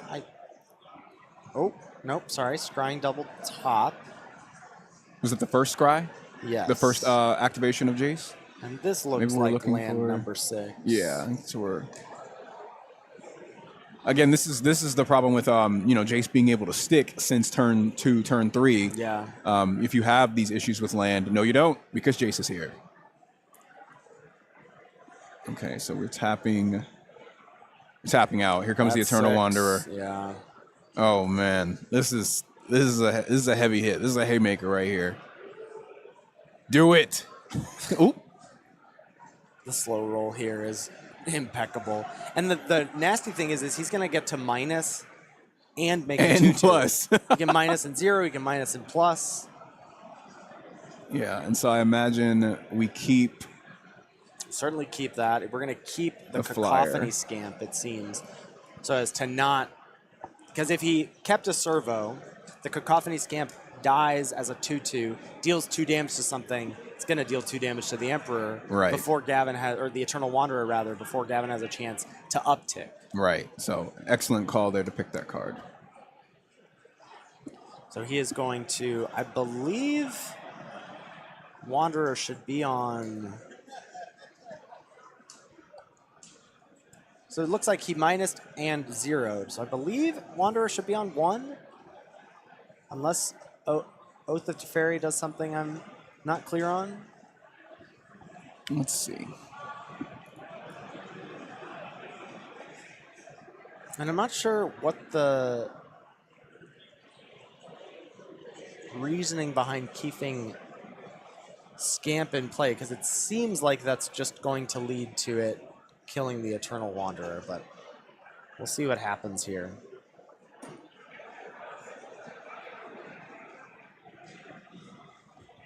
It's not a good look when we're here, turn 5, and Gavin is at a healthy 19 life. Yeah. If you're Rachel. Up against Boros, your creatures are all gone. And you're looking at a couple, I mean, they're role player cards for her, but you're looking at the Martyr and the Dramatist's puppet in hand, and you're saying, I can't compete with this. I needed the game to be over by now. Yeah, and there's no card advantage. Rachel's just going to get buried. She's drawing 1 card per turn. Oath of Teferi and Jace are just going to, slowly push her out of this game. All right. Cacophony Scamp does get in to take out the Wanderer. But again, Vraska just comes down and can turn into a treasure if she wants. Elspeth cannot -3 just yet because you don't want to lose the Planeswalker that easily. So even if she gets this 1 blocker, Vraska just gets rid of it, and then the Beast and the Samurai comes through and kills Elspeth, the most powerful Planeswalker on the battlefield. She's going to play Martyr. We'll get a +1/+1 counter and a something. I'm assuming it's first strike, so that it can be a blocker. To tussle with both the Samurai or the 3/3. Yeah, but it's not gonna. It's not gonna survive. Yeah, but neither of those will matter. Exactly, neither will matter. Thanks to Vraska, which we know about. Vraska betrayals Sting for those at home. And I believe that's also a tail's end in Gavin's hand. So even if Rachel were able to do something where she was making her way towards the Elspeth ultimate, Gavin would be able to stifle that. I mean, the things that blue can do with Planeswalkers is just too powerful for a Boros deck, drawing 1 card per turn. I am afraid to say that I think you're right. Dramatist, yeah. Oh, perhaps Rachel thought that she got to do it to multiple things. She does not. She only gets to do it to 1. Add or remove a counter from something.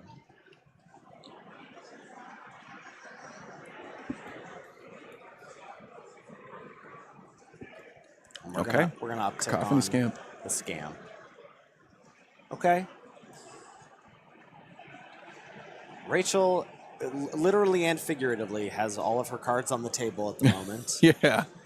No secrets here, and... I mean, Gavin's grip, he's got 5 cards, and he's got a Stranglehold on the top of his library, Scrying 2, Boros Garrison, so basically effectively... drawing that one. Effectively draws 2 lands. Right. With that.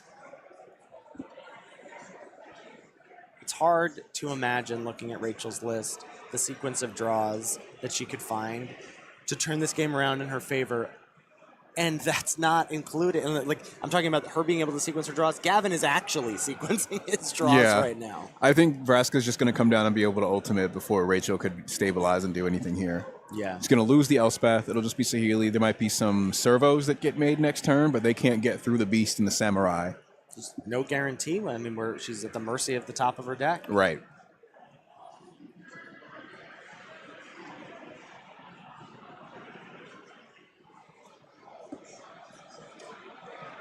So Gavin's going to lead on Nissa instead. That's what, Nissa Vital Force? This is a Nissa Vital Force, so 2 options. Return target permanent card from your graveyard to your hand. Very powerful effect and bent here for what Gavin is doing with Planeswalkers. So the next one, untap the +1, we'll see here soon as well, is untap target land you control until your next turn. It becomes a 5/5 elemental creature with haste. This is gnarly. He could just plus ultimate here, thanks to Oath of Teferi. He's going to elect a plus, so that Plains will be a 5/5 until his next turn. Oh, we're just gonna keep drawing cards. But it looks like, no, we're just going to make 2 5/5s. Cards is not something he's at a shortage of. That's absolutely right. You know, it's interesting. Like, I would be so tempted to continue to spin my wheels here if I were Gavin, because he's got such a lock on this game. But you have to respect that he says, "All right, look, I'm just gonna make some 5-5s. Like, Yeah, let's close this out. We can get this over with pretty quickly." So it looks like we are going to send them. I think we're going to send them in to attack right away. Why not? They're both strong enough to take out both planeswalkers.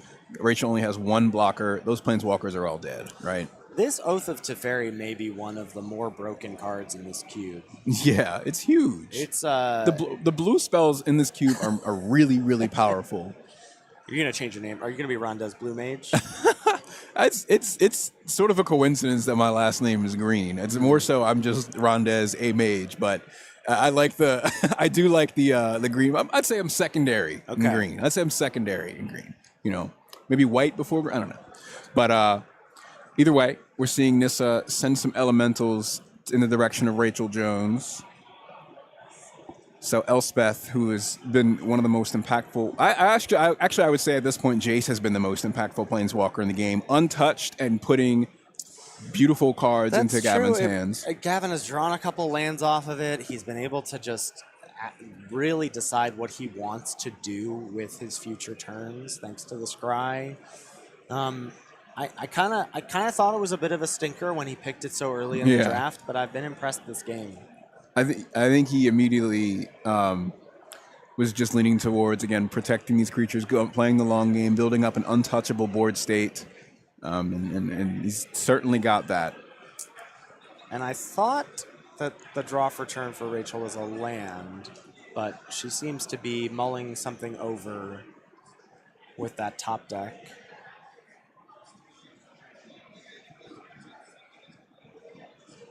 So Nissa next turn can potentially rebuy the Eternal Wanderer. Yeah, right? we just do it again. -3, return any permanent from your graveyard to your hand. So any planeswalker that Rachel takes out and does not exile, we're just going to see it hit the battlefield again. Yeah. This one's looking real slow for Rachel's prospects for coming out on top. Drawing one card per turn. When it's a land, you're basically just, not doing anything. It's a time walk, yeah. Yeah. Especially because, Saheeli as a planeswalker, look at the planeswalkers that Gavin has played. He's not playing any of those uncommons from War of the Spark, where all you can do is tick down. She's going to try to make something happen here by turning the Scamp sideways as a 3/3 flyer. Going to take down 3 loyalty from Nissa, and that's it. Holding back with the Martyr and the Puppet.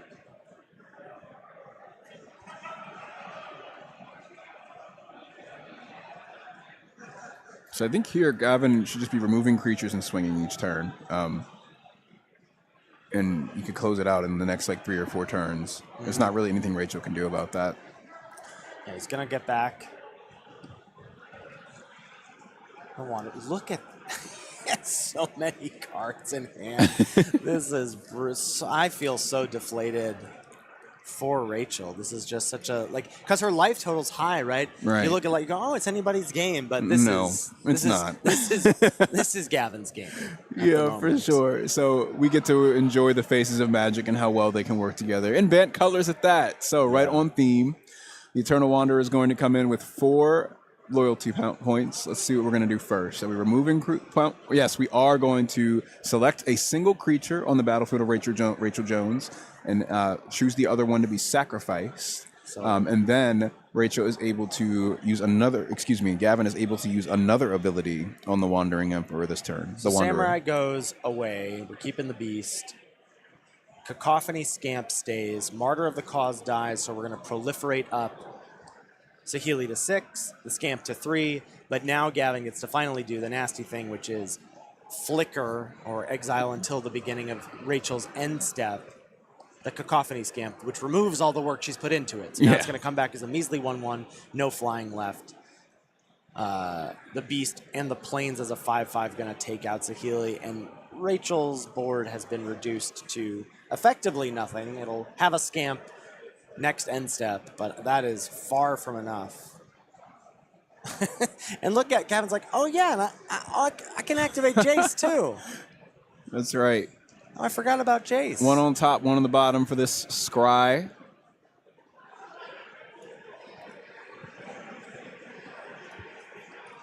What are we doing, Gavin? You can do whatever you want, so just let us know.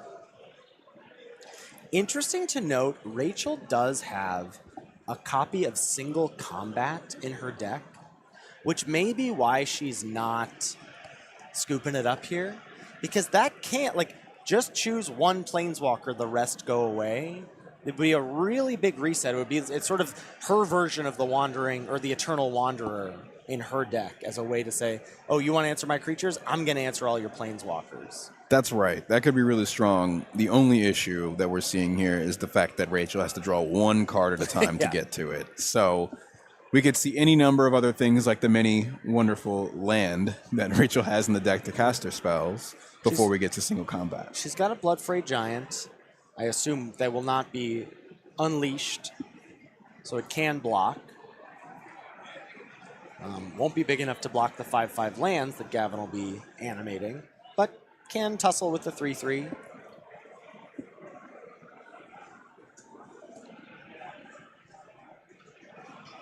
Bloodfray Giant, bye-bye.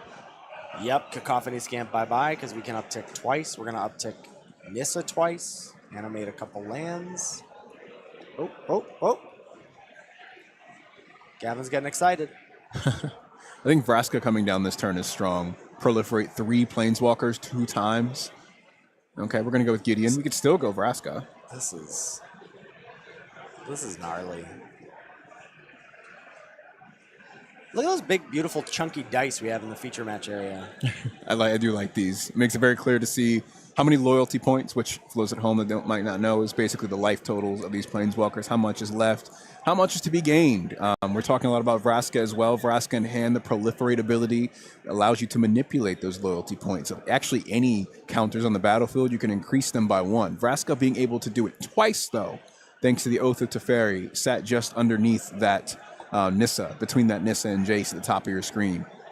Gavin's got an In Bolus's Clutches on the top of his library as well. I do think it is single combat or bust for Rachel at this point, but she does have a hope. Spellgorger, we're not going to do it.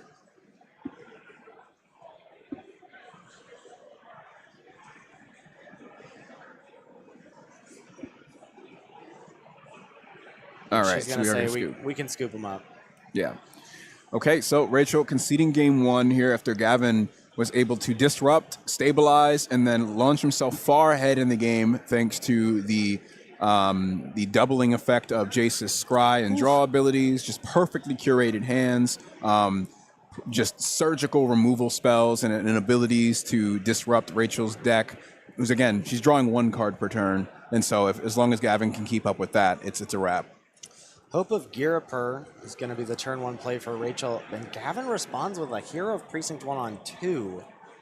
Big blockers. I hope that Rachel has a Torch the Tower or something to answer that, because Gavin is primed to clog the board if that sticks around. Yeah, we're gaining life, we're creating blockers. Just this wall that Gavin is able to put up in front of himself in Bant colors is impenetrable for much of Rachel's deck, unless it's handled early.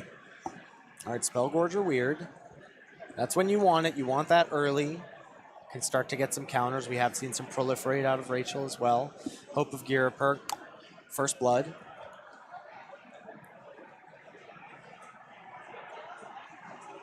And she has the option here on her turn to sacrifice it and have Gavin not be able to cast non-creature spells. I don't think that's what you want to be doing when you're trying to get your opponent dead. I think that is just going to be more of a Flying Men as a throwback. I think it's just a 1-mana 1/1 flyer for her at this point. For the time being, absolutely right.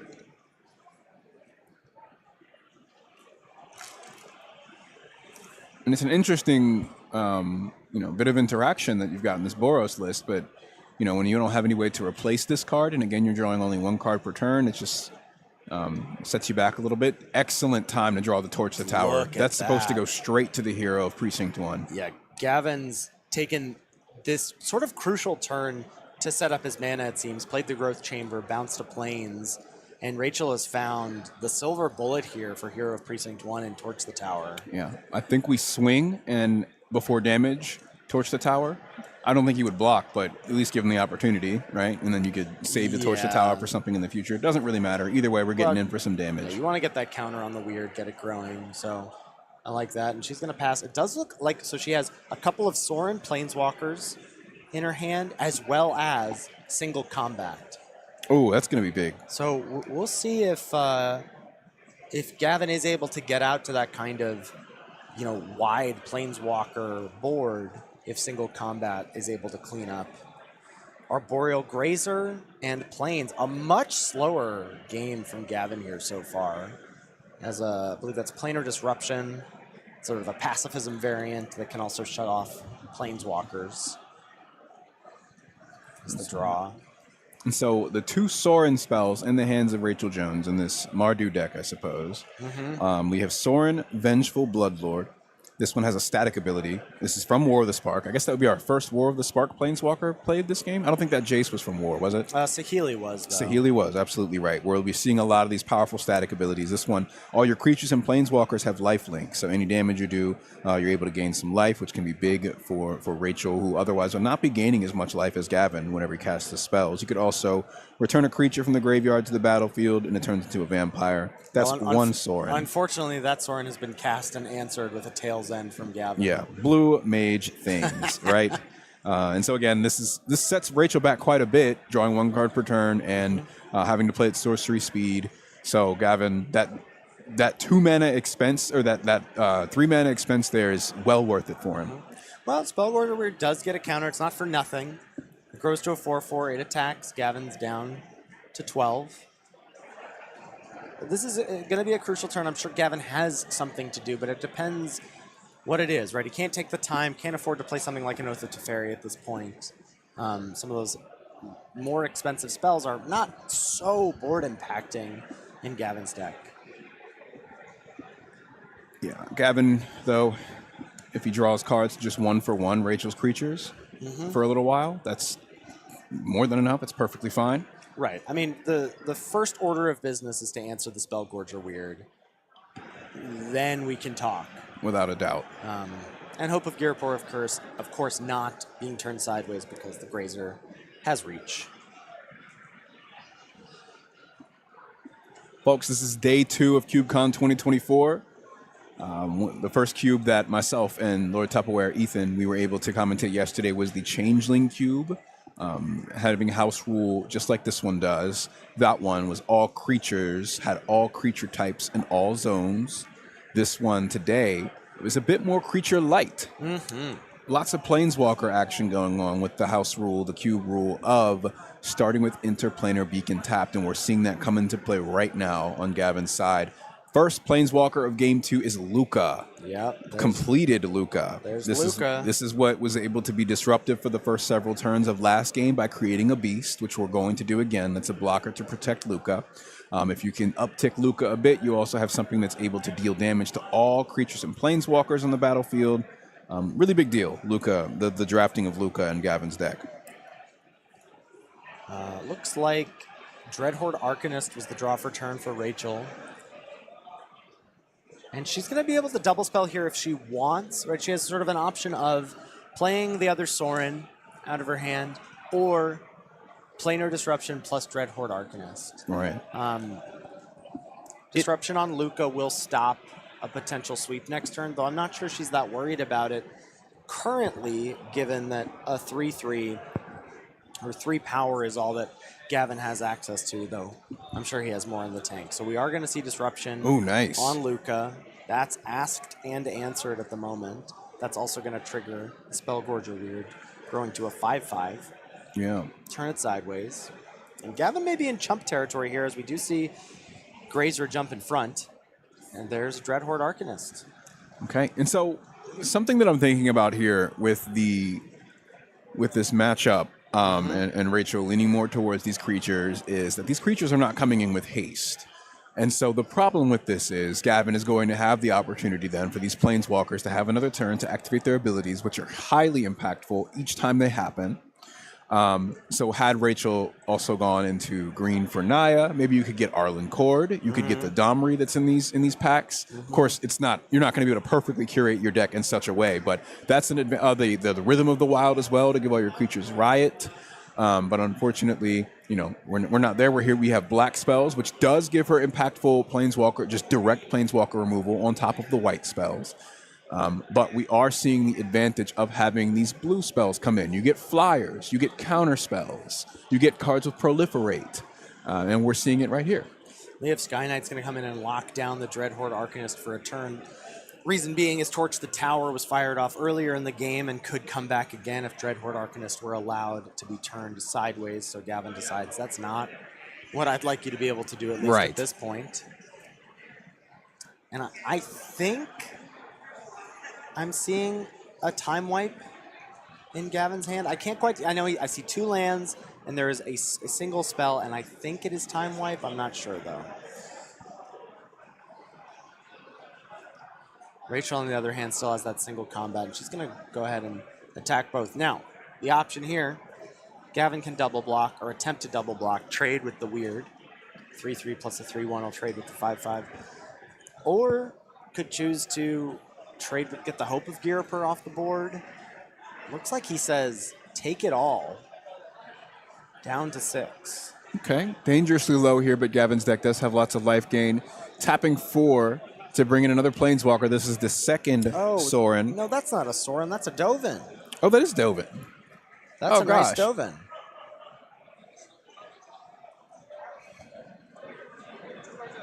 Dovin Bond? Is that right? No.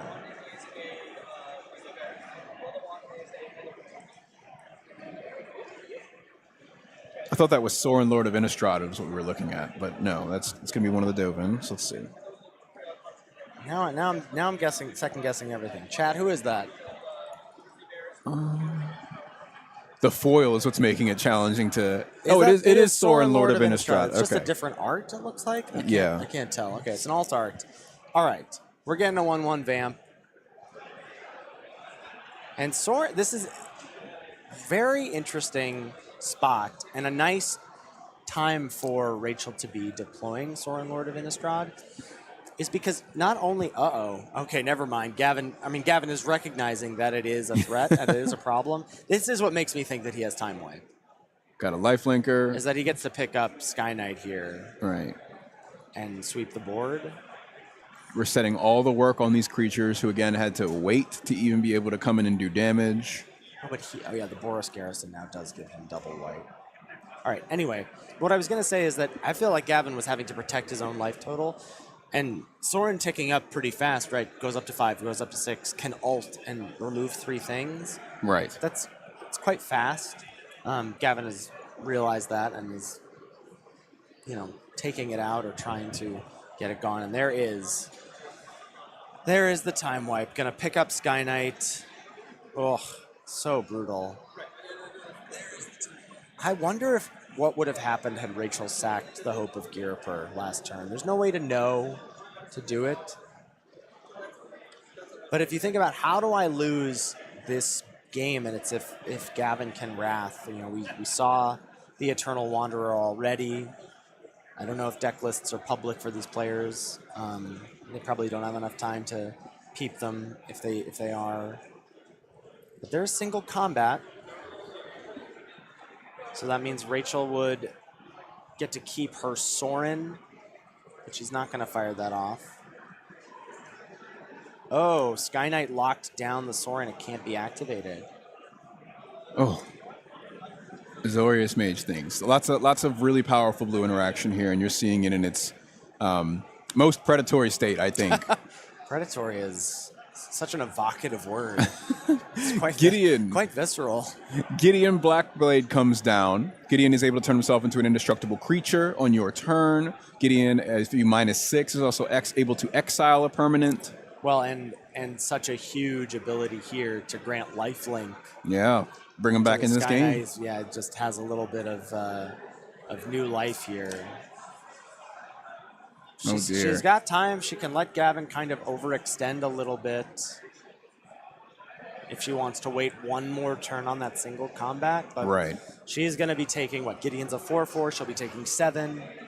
Gavin adds to the board.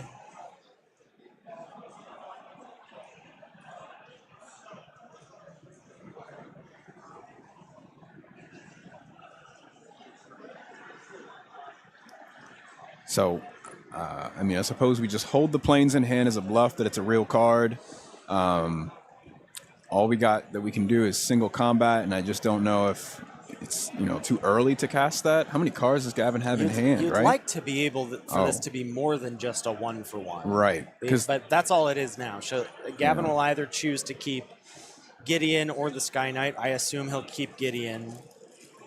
I think that would be wise, having an indestructible creature. So Luca and Sky Knight go away. Planar Disruption goes away. Gavin can't cast anything. I believe also Rachel will not be able to cast anything on her turn, right? Until the end of your next turn. So Rachel's just saying, okay, I take 4.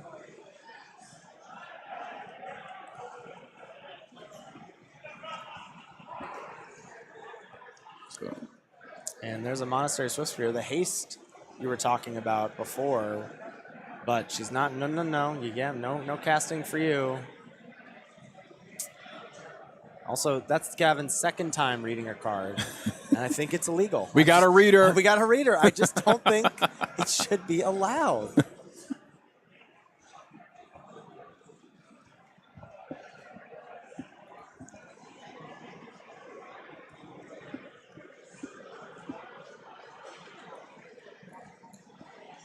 So I had to take a full turn off. Oh, and then Nissa comes down. Oh my God.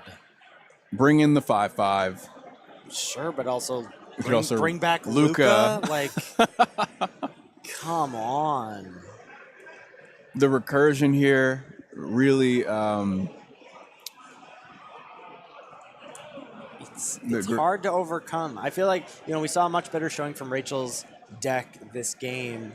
And it's a bit of bad luck, I have to say, that she's playing against Gavin, who has both Eternal Wanderer and Time Wipe, which are just kryptonite for her deck. Yeah, there's nothing you can do about it. There's no creature protection instance or other creatures in this cube that you could really use. No selfless spirit or what is the knight? The 3-mana knight with flash to phase out your and even then that stuff wouldn't even really be worth it for you to play. Correct. It would slow you down And look, this is just she goes land for turn, Monastery Swiftspear for 1. I guess you can't ult your Nissa, but holy cow.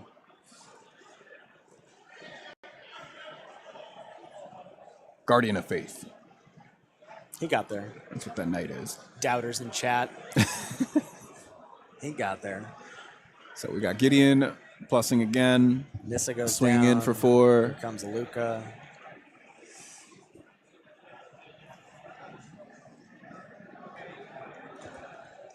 All right. Luca right back into play. That 3/3 is more than enough to stop the Swift Spear from having any action this next turn. Oh, and Heart of Kieran. Yeah, man. Can I interest you in a 4/4 Vigilant? Oh, no. This is where I'd shake your hand and say, good job. Nahiri, the Harbinger off the top, it's just not going to do enough. No, you can, exile target tapped permanent? No, it has to be. Yeah, she can't even target Gideon because it's not a creature. Right. She's like, is that a creature now? No. Why not? Oh, man. And she could. You can loot? She could cash in her planes for a fresh look, but all the while her life total is at a low 6.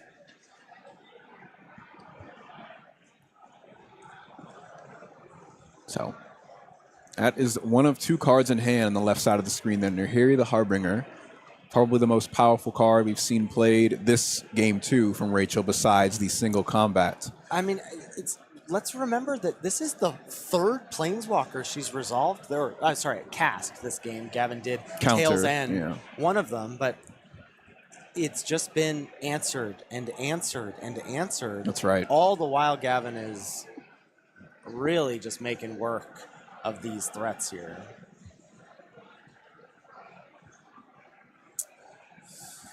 Best I can do for you is a plane, says Rachel's library. Oh, boy.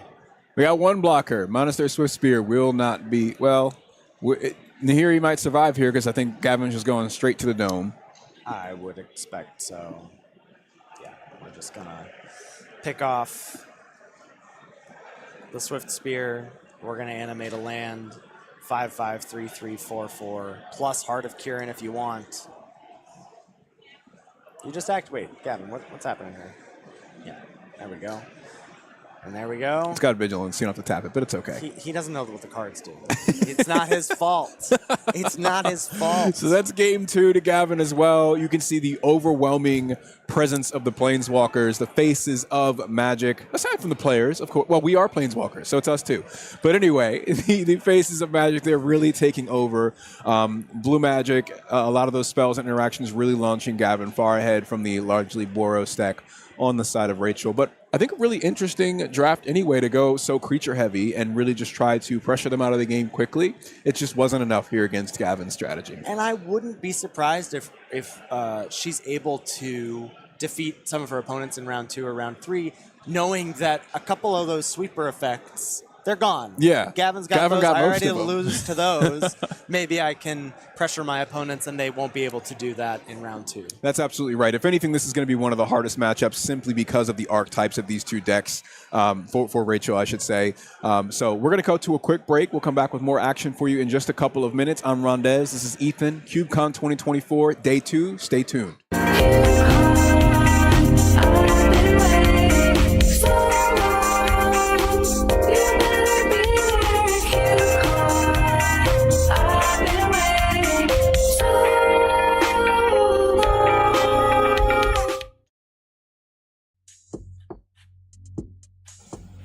Hello, my name is Bones and I'm from Tulsa, Oklahoma. One of my cubes in this year's CubeCon is the Museum of Modern.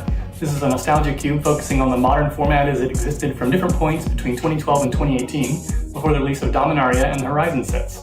There are extensive singleton breaks in this cube, including 2 copies of each Shockland, 4 copies of each Fetchland, and 4 copies of 5 iconic cards, which are Path to Exile, Snapcaster Mage, Thoughtseize, Lightning Bolt, and Tarmogoyf. Some of the decks you can make in this cube are Burn, available in both mono red and Boros styles.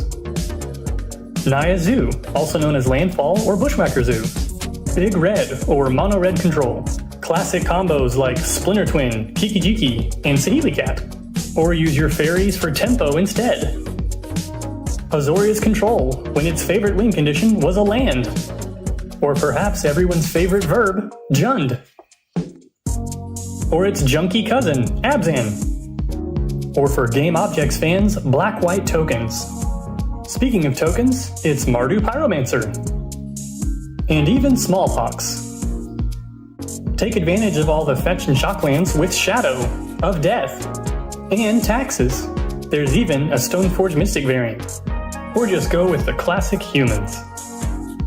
Other combos include Melirapod, Kiki Cord, and Spike Feeder. And many more.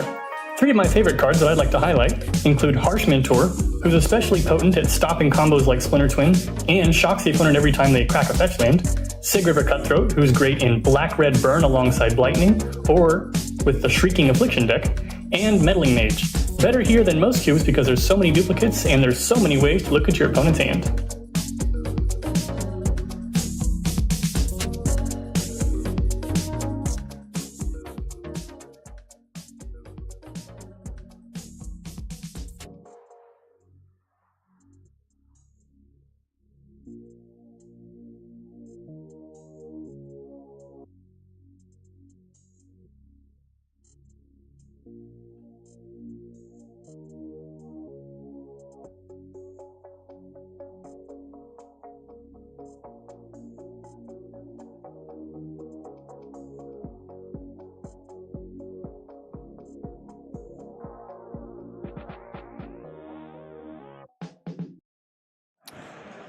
Hello and welcome back to CubeCon 2024. This is day 2 of our 4-day tournament. We just finished up with Gavin facing off against Rachel. Today, we have a sponsor, one of our many sponsors for this event, Gamers Guild. Gamers Guild Arizona is a company based on a simple idea, creating a safe, inclusive, and fun gaming space for everyone.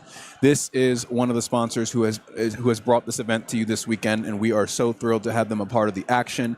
They're creating fun, inclusive gaming space for everyone, especially minors, LGBTQ folks, people of color, and women. So thank you, Gamers Guild, for what you do. Thank you for supporting the event. And thank you to everyone at home for tuning in. We have another Cube coming up, another Cube match coming up for you in the War of the Spark Cube here at CubeCon. I'm Rondez Green Mage, and I'm joined by Lord Tupperware. Ethan, how are you feeling about that last matchup, and what are you looking forward to as we move forward? You know, Gavin's deck, I think we were both pretty excited about. I think he drafted really well, and it performed. He kind of got handed a great matchup on a silver platter, having the 2 sweepers against an aggro deck. It looks like his next opponent, Jacob Bruns, is going to be doing something in the similar vein, though on a slightly different axis. Jacob has chosen Gruul Beats instead of Boros Beats here, with a couple little flavors. He's got a Huatli Warrior Poet at the top of the curve that he can cast, but a lot of Proliferate in Jacob's deck. Double Pollen Bright Druid, double Contagious Vorak. I'll be excited to see how the Proliferate plays out as a different way to sort of perhaps be going wide and tall at the same time. Yes. Blue and green in this cube have tons of Proliferate effects stapled onto other useful abilities. The match is ready. We're going to hop right into game 1. This is Jacob Bruns facing off against Gavin Verhey. Yes, that Gavin Verhey, part of the research and development team of Wizards of the Coast. If you're just tuning in, War of the Spark Cube has a house rule. You're going to start off at the top with a tapped interplanar beacon coming into play. That's right, a good reminder that we're going to be starting things a little accelerated here. Oh, turn 2 heroes, good for Gavin. Yeah, that's nice. Nice to see. So, and we did see, I missed it. We got the bounce land on turn 1, right? So, yeah, it's Jacob. It picked up. No, I was going to have to respond to that. There's the Rhythm of the Wild. So, creatures coming in with Haste and Riot. Maybe the tokens the Planeswalkers create will come in and be able to do some damage early on. Either way, like being able to pressure these Planeswalkers that Gavin can otherwise pillow fort around, especially with these tokens from Hero of Precinct 1, that's going to be a very big deal. There's also no countering. Creature spells can't be countered. Not that Gavin is counter heavy. He does have the Tail's End. Right. I think it's just the Tail's End in the deck, right? There were no other counters? Jace. The Perfected Mind coming in with the Phyrexian cost. The 2 life, not nothing that Gavin is paying. Now it's actually mitigated by the Interplanar Beacon. It's only going to be 1 life because he gains it right back. That's right. And it looks like we're going downtown. Target player mills 3 cards. And then he's going to draw a card. Very interesting. Gavin is under no pressure, air quotes, except Rhythm of the Wild is going to get wild. Oh, yeah. I mean, Jace is not long for this world. Gavin has not yet gotten to make a token, but, I mean, just being able to draw a card right there and then, fade a turn of taking damage is a big deal. Double Pollen Bright Druid, that Huatli, as we talked about before. So Pollen Bright Druid, I believe trigger. So, and it won't matter here, but it might matter for the next one. Right, if that gets a counter, and then I guess that's going to get haste rather than... Yeah, it looks like they've elected to give this haste rather than a second, like going for the Proliferate. Oh, another Pollen Bright Druid, okay. So this one, he can put a counter from Rhythm of the Wild and then Proliferate, and they're both 3/3s. If that's what he wants to do. He might also just say, I would like 2 hasty 2/2s to finish off this Jace right now. That's fine. And that is what Solid Jacob is going to like to do. Otherwise, Jace will be able to plus and weaken them each turn. Yeah, you don't want that.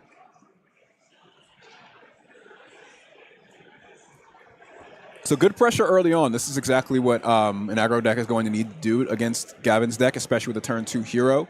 This is where the tokens are going to start being created as Gavin begins to play these multicolored spells. Well, not only that, one of the keywords you were bemoaning Rachel's lack of in the last match was haste. Need that. Rhythm of the Wild going to supply that in droves this game. Need that.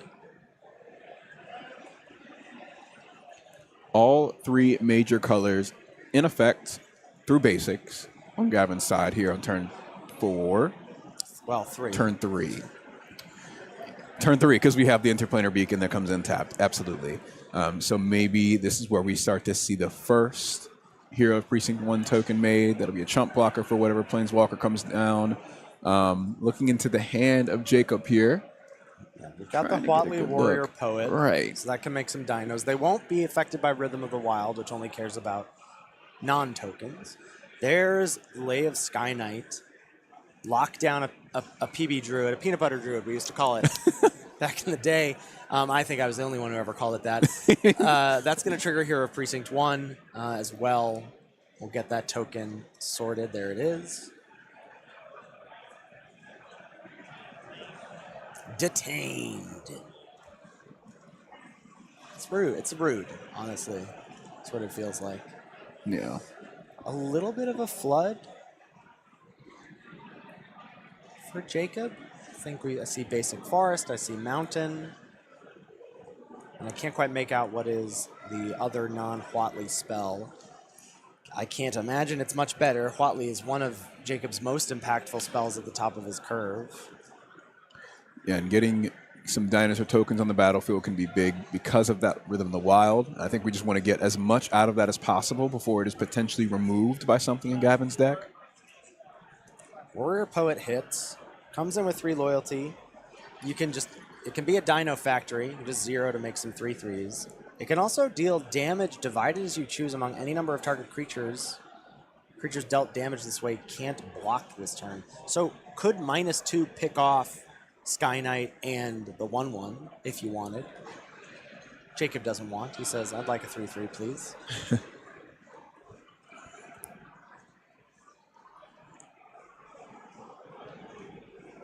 Pollen Bright Druid #1, no longer detained. Lay of Sky Knight. Yeah, see, this is why I might have liked to pick it off, is that was effectively 5 mana 3/3 gain 3. Because Sky Knight just took Huatli out immediately. Yeah. So I might have liked to deal a couple damage. Sure, we're not answering. I mean, you could have just decided to kill Sky Knight plus Hero and say it's 5 mana Arc Lightning, and that's fine too. But here we are. And the first appearance, though we know it was in Gavin's hand a lot in match 1, the first appearance of Vraska, she makes her way to the board. And we're going to go up and proliferate. Draw a card, lose a life. Something to keep in mind is also a minor correction early on about Planeswalkers creating tokens in the deck of Jacob runs is that Rhythm of the Wild does not interact with token creatures. It's just non-token creatures that you control that enter the battlefield. So that's why that dinosaur didn't get a counter or no have haste, yeah. anything. Okay, sending the whole team. Vraska's got to go. Oh, I agree. Vraska's got to go. That's dangerous. You're not welcome here. You can't sit with us. Getting that life gain, almost negligible -1 life whenever you draw a card and proliferate from that first ability is quite powerful in this deck filled with Planeswalkers, and having access to remove a big threat with the minus ability is just something that needs to go. So we are going to see a block from the Hero of Precinct 1 onto the Pollen Bright Druid. Got the token still hanging back. Vraska's still quite healthy and could survive a little bit of a swing here. I'm not convinced that Jacob didn't point to Vraska.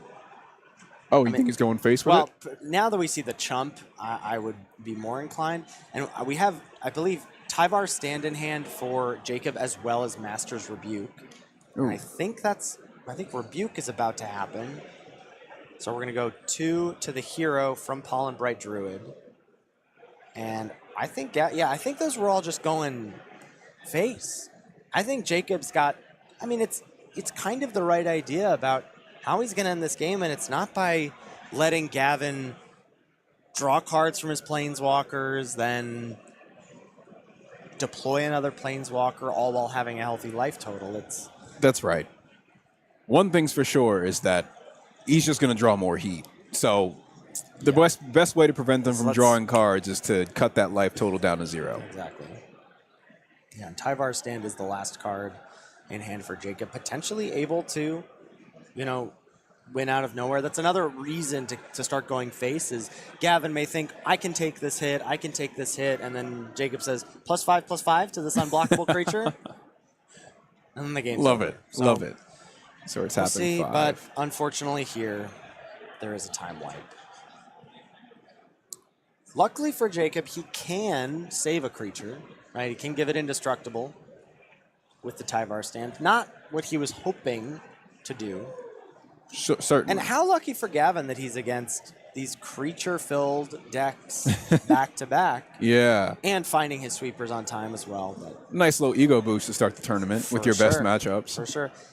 Looks like Jacob says, no, I'm going to save the Tyvar Stand. It is some nice patience there. We're going to see, I believe that's Bounce land, another Gruul bounce land. Yeah, Gruul Turf, thank you.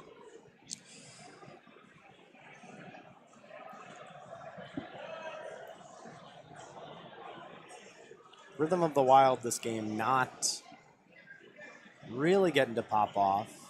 Certainly not. So Arlen Cord will come into play. No creatures for Gavin to pump just yet, but that second ability might be what we're looking at here. Mm-hmm. Being able to put a wolf onto the battlefield, you can protect your creatures because Jacob's going to send something in that might have haste.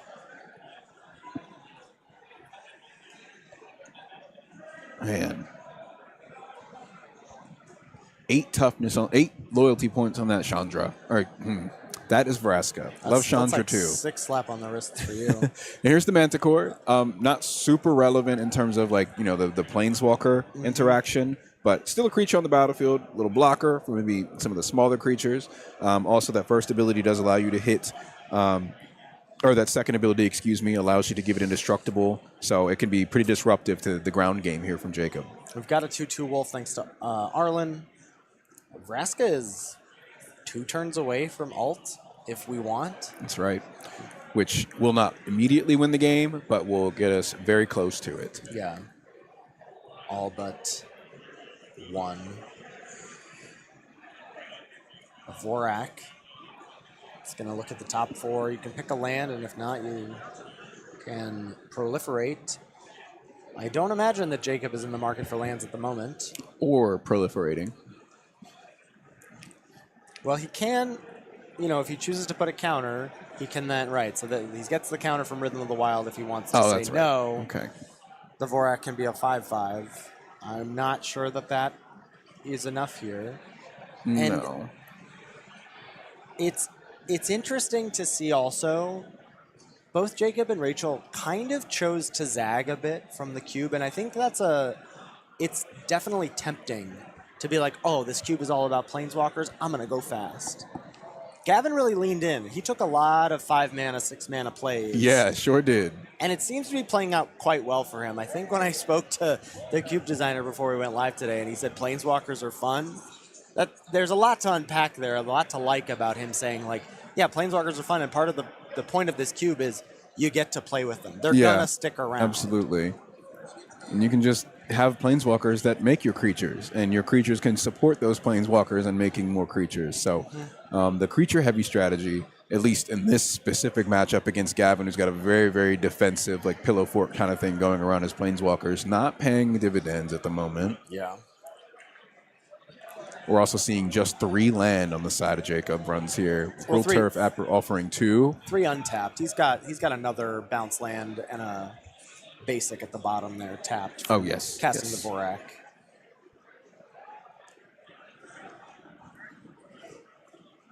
Yeah, I feel like he's just sort of on a wing and a prayer with this Tyvar Stand.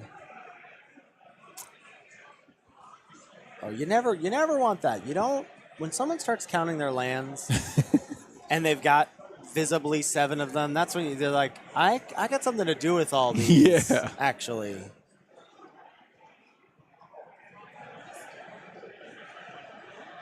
So, waiting patiently. We are at the top of Gavin's curve for every card in the deck at this point. Lots of lands. The Lee of Sky Knight can lock down the Vorak for a turn. That's probably where we'll start.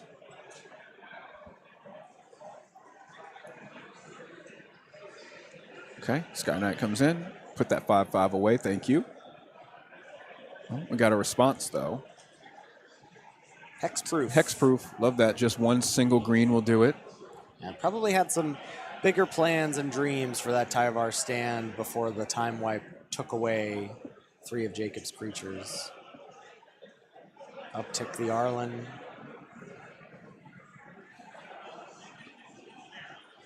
Land for turn. I believe there's a Callous Dismissal as well in Gavin's hand. Possible bounce spell for the Vorak next turn should he choose to want to end this game quickly, but he's probably in no need. And wow. I wonder if Jacob's thinking of purchasing some apartment complexes because some landlord vibes happening. Oh, don't put that on him. I'm sorry. I mean, it's happening. I'm merely a spectator.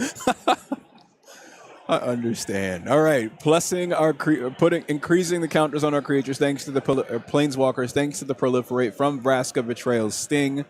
Both Arlen Cord and Vraska are happy to have that. They got some protection on the battlefield. The Manticore, the Wolf, our flying friend on the top here is going in for some damage right here as well.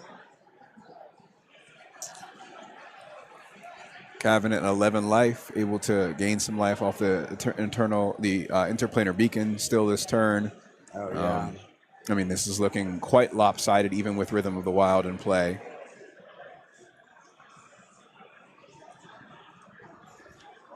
It's like a flash spell, perhaps. So here we see a Daggertooth. This is a Daggertooth. 4-mana 4/3. And then when it's dealt damage, you proliferate. So more in the proliferate space, though not much in the way of things to proliferate. Right. I think giving it the +1/+1 counter here is... Looks like haste. And we're going to block an indestructible onboard tricks. Right. Oh, man. Jacob can only shake his head. And looks like we're going to scoop him up. That's right. As he drops the 2 lands from his hand onto the table, and we'll go to game number 2. So, name of the game so far for Gavin is resolve a 5-mana Planeswalker, don't let it die, or any 5-mana permanent. It could be Oath of Teferi. Any 5-mana permanent in his deck, if it survives more than a turn cycle, you know, it's not going anywhere, most likely. A couple of tap lands here. Loving the Karoo lands, picking up the beacon on 1. See a Heartfire for Jacob, as well as it's a Gruul Guildgate. And a Canker Bloom hitting the board. Love this card. Tap 1, pay to destroy an artifact, enchantment, or you can proliferate. Very cool card. A 2-mana 3/2. Not seeing a whole lot of action in like many constructed formats right now, but the modality of this is really, really interesting design space for me. Jace is going to come down this turn, and it's going to plus. The perfect answer here, right? Okay, it's my second turn. I'm going to drop a 3-mana Planeswalker. I'm going to get to uptick and neutralize your 3/2. Yeah, perfect response here. And so I imagine the next turn we will also see a Planeswalker. We got at least a couple of 4-mana Planeswalkers in the deck. I think it's a 2-drop and a Heartfire in Jacob's hand, and then it's Captain Crunchberry's Oops All Lands. Not fun. I am on Gavin's side, I don't want to though. call it before it's over, but it's not how you can do it against Gavin's deck. He just owns the late game as far as we've seen. Yeah. And cards like Jace allows you to get there. We're just withering this creature down to nothing, -3 to its power. At this point, it's just a proliferate machine for something that might come down. I mean, there's some enchantments in Gavin's deck worth removing. I'm thinking of Oath of Teferi immediately. I'm thinking of the green-white Buried in the Garden enchantment as well. But we're not there just yet.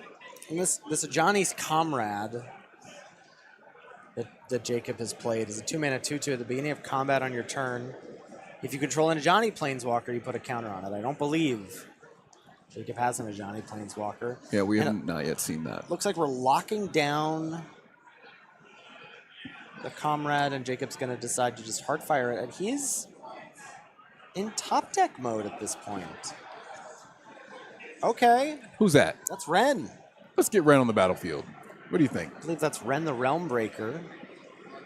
So you can create a creature, a land. You can turn a land into a creature. Sure. It'll run in there with haste, and it'll turn back into a land, so Jace can't hit it on Gavin's turn. That's so this nice. is a good response to the Jace that we're seeing here.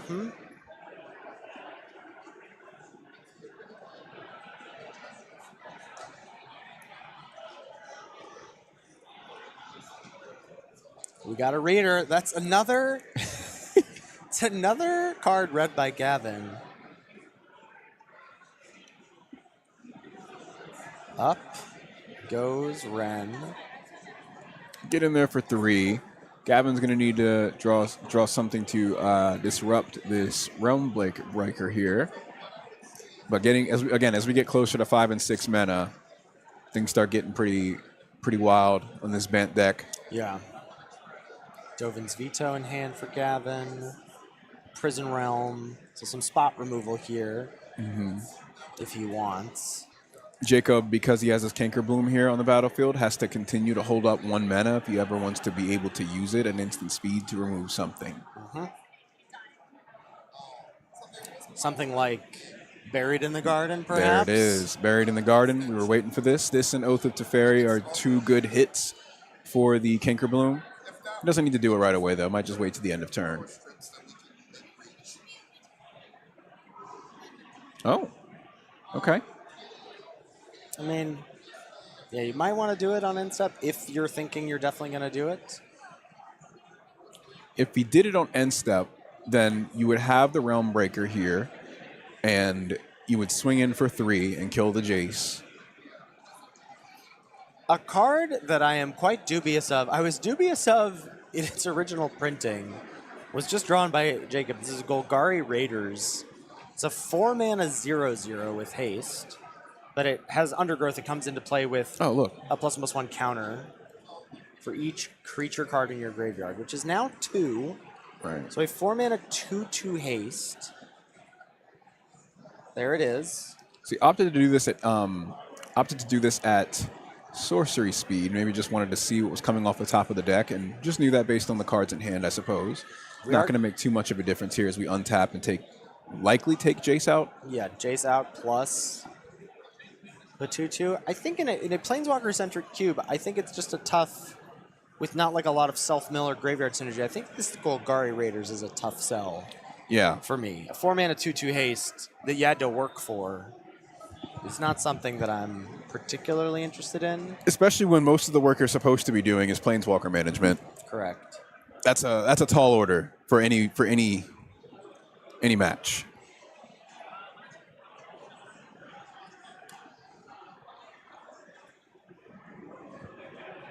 Land number 5, there is a Vraska in hand for Gavin, though.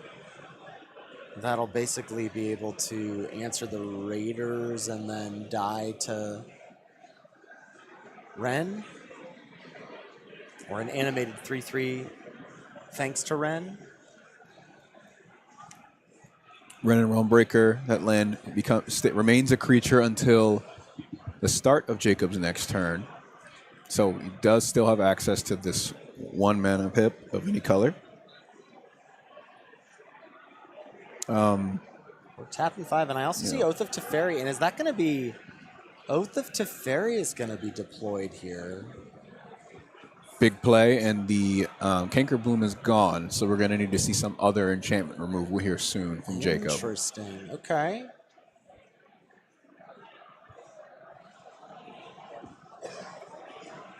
Jace gets pretty nasty. I mean, Jace is gone now, but Nissa can bring it back. Jace gets pretty nasty with Oath of Teferi, locking down 2 different creatures. For sure.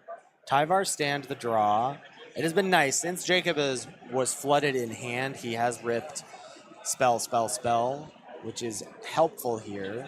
He's going to keep upticking Ren. And he might, again, be trying to get that. Can I engineer a board state where this Tyvar stand is just able to steal the game for me? Another bounce land there. That's right. We are 2 turns away from Ren and Realm Breaker being able to ultimate and still survive. Not a whole lot going. What's in the graveyard that I think would be nice to play right away is the Ganker Bloom. That's what I'm thinking about immediately, just to get rid of the Oath of Teferi. So, Jacob has the hope that the Ren and Realm Breaker survives that long.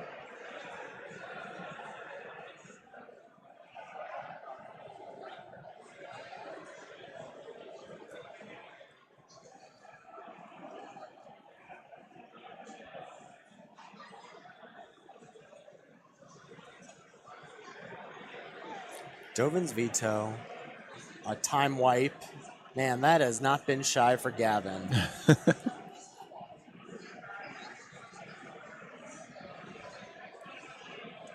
I think this is the Prison Realm? No, this is the Manticore. Manticore, okay. A 3/4 blocker that does stop the land from getting in, or it could stop the 2/2. And he's discarding time wipe. Whoa. That's got to be music to Jacob's ears. Nothing was said. It's figurative music. I thought you were going to start singing for us.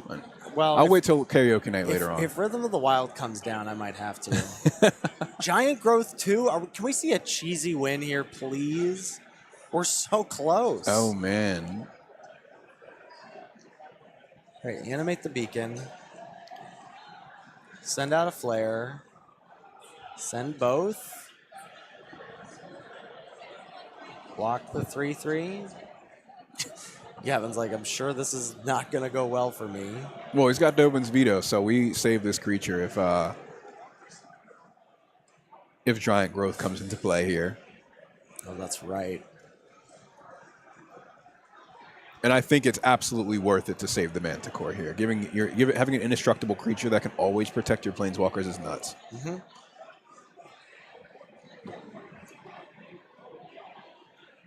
Giant Growth. But I think Jacob's going for it here. Oh, he's going to be This is sorely... 5. Oh, is he responding to his own spell here? Not even... But it's not even lethal. Oh. Oh, no. But I mean... There's no way he would know that Gavin was going to have a Dovin's No, Veto in hand. of course not. Of course not. And so he doesn't save the Raiders because he was going for... I think it was still 1 shy of lethal, though. I think we were just expecting the Ren and Realm Breaker maybe to just end it the next game, but... Well, Ren and Realm Breaker's gone now. From the Masticore can just pick it off. Oh, it's true. Deal 3 and then tap 4 to finish it if you want. Oh, yep.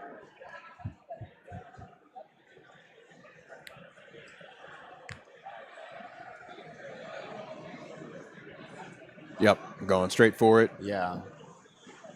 The Masticore. And now Jacob's in top deck mode. Yeah.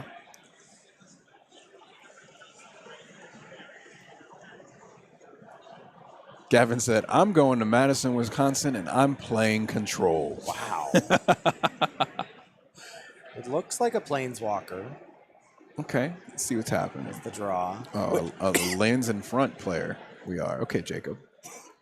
Vitugatsi. So this is going to be a 7/7 elemental creature with haste. Did he just do it? It's a 9/9? Is he just... Unless we got a counter spell in hand. Stop it. Unless we got something in hand. No, we don't. We have Nope. Vraska in hand. Oh. Scoop him up. Jacob steals it. There it is. Jacob. What a top deck. Wow. That's nuts. Wow. And we're going to game 3. I was just about to be like, man, Gavin really just has had a stranglehold on all these games. Like, oh, nope. There you go. Yoink. Got him. Man. All right. So heading into game 3 now, folks. Lots of Gruul Smash action coming out from the side of Jacob Bruns. Whoa. We are hopping. Oh. Sorry, my time magic is, I'm still learning. Gavin, dropping the planes.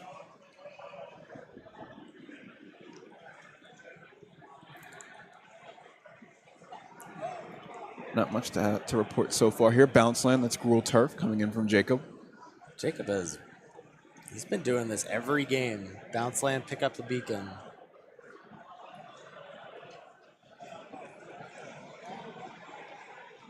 Gavin's also seen all of his tricks now. He's seen the growth. That's right. That's right. You can only the combat trick. It's not going to work, with repeated attempts. There's diminishing returns for sure. The downside here about doing this on the draw for Jacob is that he did have to discard to hand size on turn 1 from picking up the beacon. Oh yeah. But not great, but he's a landlord, as we know. So he's got ways to get these cards back from the graveyard, and then ways to interact with the graveyard a little bit. The Guard Raiders. We saw the Ren and Realmbreaker, which again is going to come out on turn 3. It's a Dovin Veto check, and it looks like not in hand for Gavin. No, not this time. Tails End and Dovin's Veto. This is actually such a huge ramp spell as well for Jacob with his bounce lands. Is that on a next turn he could potentially have 6 mana up, right? That's right. Tap the turf, or does it? No, it untaps the land, and you can tap it for any color. 1 mana of it, it's still a land, so you could tap it for its ability again. No, the land only has vigilance. It doesn't untap the land. I'm wrong. There's no ramping happening. Up to oh my gosh! It says up to 1 target land you control becomes. It doesn't say untap. There's no untap. Right. Okay. That's a pretty strong top deck here. There's Burning Tree Shaman for Jacob. 3 mana, 3/4. Whenever a player activates an ability that isn't a mana ability, Shaman deals 1 damage to that player. But you also have to feel, if you're Jacob at this point and you're playing against Gavin, and Gavin has 4 mana and is elected to say go and not affect the board yet, he hasn't cast a single spell, I'm a little nervous about overextending here. I mean, it's not overextending when it's just 1 creature at this point, but are you going to lose a creature in a land if Gavin goes Time Wipe? Right. That doesn't feel great. Not at all. There's an Arlen. There's a whole mess of lands for Gavin, but I see Arlen Court at the front.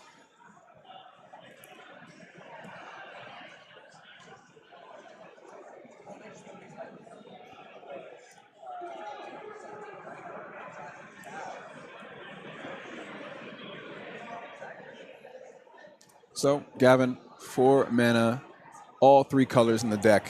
Well, there's red as well, but we got it with the Interplanar Beacon. He's able to use all of them at this point. And we got 5 down, so most Planeswalkers in the deck can be played. Again, really, really devastating top end in the curve from Gavin here, as we've seen. Jacob's looking to close this game out quickly before he gets too many opportunities to put them on the battlefield, though.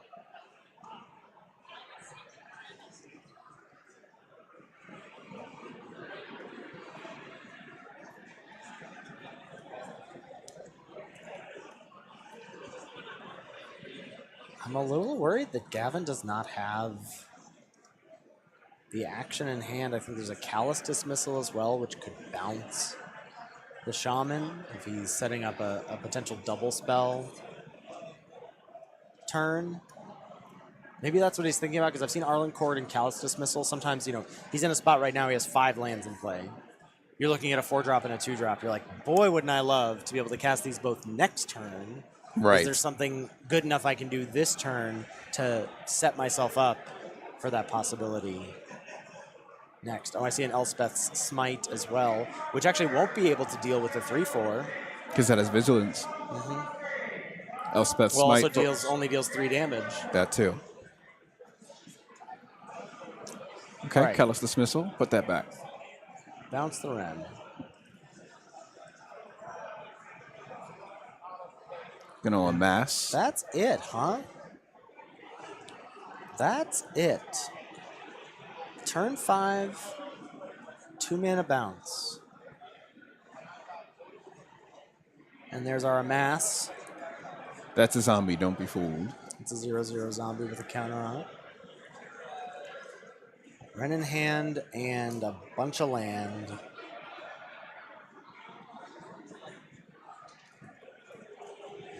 So Ren comes back into play. We got 2 lands that could be brought up as creatures. Vigilance and Haste. I think you do that just to get in for some damage here. Oh, yeah. Again, Elspeth Smite cannot target them. So much dickering and dealing over the life totals here with Beacon gaining 1. The Shaman dealing a damage every time an activation happens.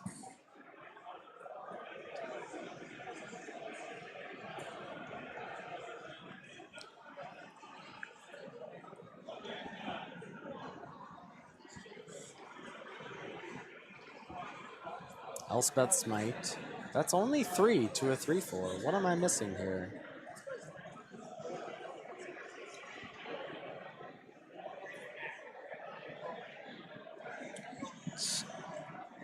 Curiouser and Curiouser. Okay, here is the 2-mana 2/2.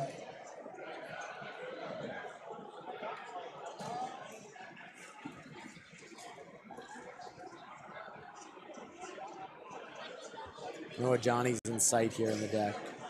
Oh, the zombie token. So in conjunction with the Callous Dismissal token, we were Block able got to the 1 finish damage. off. That makes sense. Yeah, sir. Okay. And it is exiled. Arlen Cord comes down. Gonna be tough to protect fully in the face of the 3/3 lands. And draw for turn is Heartfire for Jacob.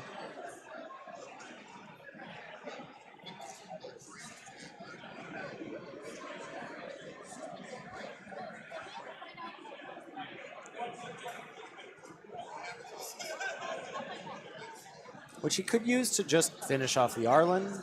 He could be thinking again, as I'm seeing Jacob's deck, there is a lot of ways to cheese out wins. With Yeah. the Tyvar stand, the Giant Growth, the Heartfire, as we saw the Haste 9/9 land, right? Like just ways for him to say, oops, sorry. That's right. Last game, Gavin was 1 Dovin's veto too short to respond to it. Correct. So, Ren and Realmbreaker. Sending in a land. We're determining blocks here. The Wolf is going to take our green creature out here. The land will get through. We got some effects before damage. Oh, once again. Bitsugatsi. Oh. Wait.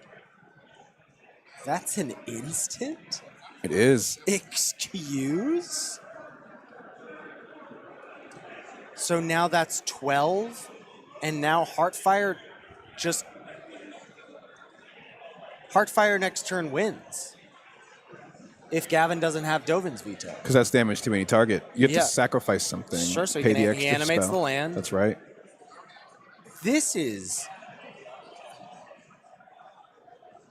I was not expecting this sequence of events from this match. Certainly not. I mean, seeing Bitsugatsi 2 times in a row be the reason that he's able to come out on top here is nuts. So we're going to deal 3 to Ren and Realmbreaker. That's only...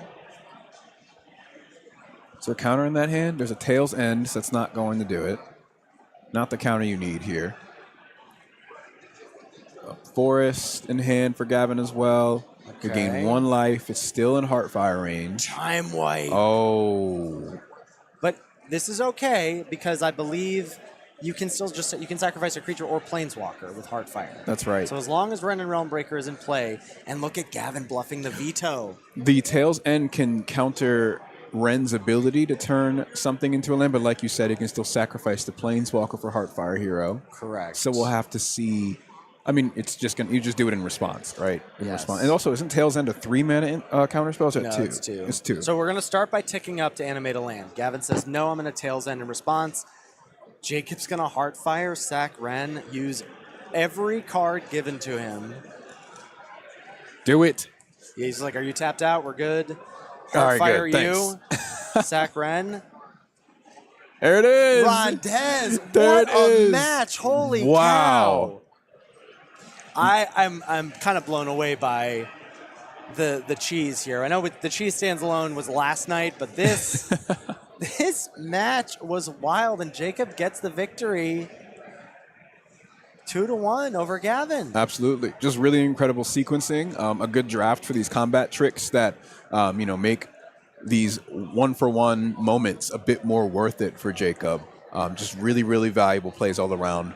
from Jacob that game. And, Gavin, the 2 counter spells that he had were impactful and were timely, but it still wasn't enough. Yeah. And just really, really impressive performance on both sides and an exciting match. And I think a great way to showcase the creativity that goes into not just building a cube, but also drafting cards from it and coming up with these crazy interactions and opportunities for, high quality sequencing. Oh, absolutely. Yeah, and really, it doesn't quite work if you only have the one piece and you're like, I didn't draw Tyver Stand, wasn't able to do it. He had 4 or 5 different ways to go, oops, sorry. Wild. That's right. Yeah. Folks, we're heading on to round 9 here in just a few moments. I'm Rondez. We have Ethan as well, Lord Tupperware. We're going to cut to a quick break, and we'll come back for more round 9 action.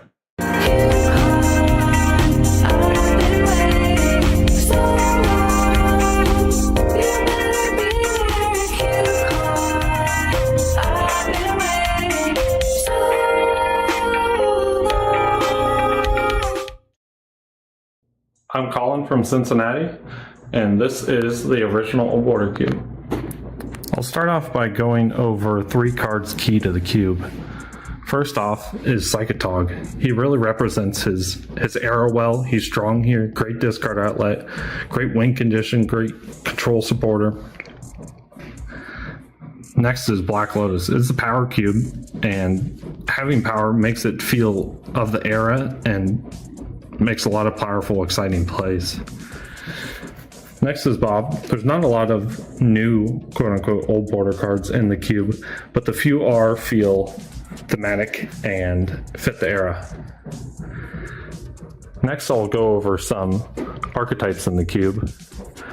First are some standard archetypes like White Weenie, Blue Tempo, Black Discard Value, Red Aggro, Green Ramp, Enchantress, Blue Base Control, Storm, Recurring Nightmare Survival, Land Destruction, Fire's Aggro, Blue-Green Madness,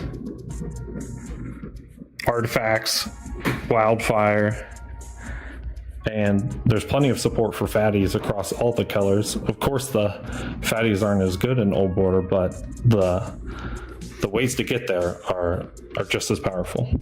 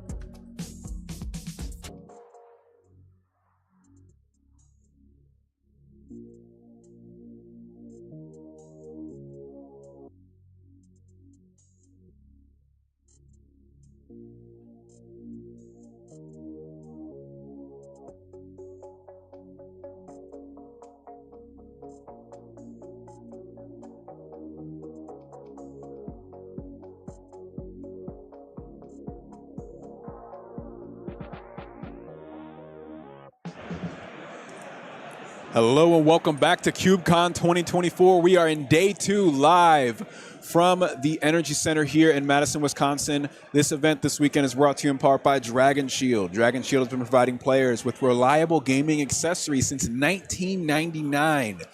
Folks, these guys are passionate about creating high-quality gaming accessories that protect the games and game pieces that we love.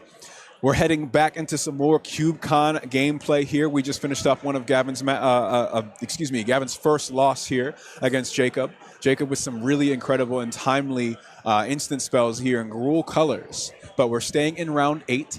I'm Rondez Green, joined by Ethan Sachs, Lord Tupperware, of course. And in this matchup, we have Rachel for her second attempt and Wesley for his first appearance on the broadcast this weekend. Wesley is piloting a Rakdos splashing blue deck here, and I have some good news for you. There is not one, but 2 Nicol Bolas Planeswalkers in his list. So hopefully we will see the God Pharaoh strike down upon us. Hey, look, unbiased in terms of the result of this game, I just want to see Nicol Bolas hit the battlefield. Wesley seems to be a person who played a lot of War of the Spark. You're seeing quite a few strong cards in his list. A Dread Malkin, a favorite of mine, double copies of Grim Initiate at the bottom of the curve, some amassed creatures there, Vraska's Finisher, 2 copies there. That's going to be a nice way for him to maybe, hey, I can hit one of your Planeswalkers with something and then finish it off with a finisher coming in. So we'll see how that pairs against Rachel, who we saw in match 1 against Gavin with her Boros list. So Wesley is up 1-0. We're hopping into game 2 of this matchup. Keep that in mind if you're just tuning in as well. In this cube, both players start off with that interplanar beacon tapped. We're able to mana fix, get 2 mana of different colors. So can be quite big for decks that want to, play the long game. You start off with an additional land. However, Rachel Jones has a red-white based aggro deck. A little bit of a splash for black. We got a couple copies of Sorin, 2 different copies of Sorin in the deck. She's going to drop a 2/1 first strike on her turn. Hit her lands.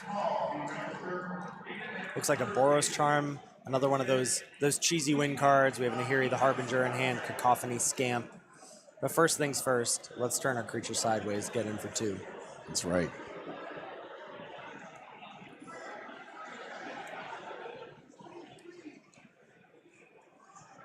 Cacophony Scamp for 1 and pass from the second main phase.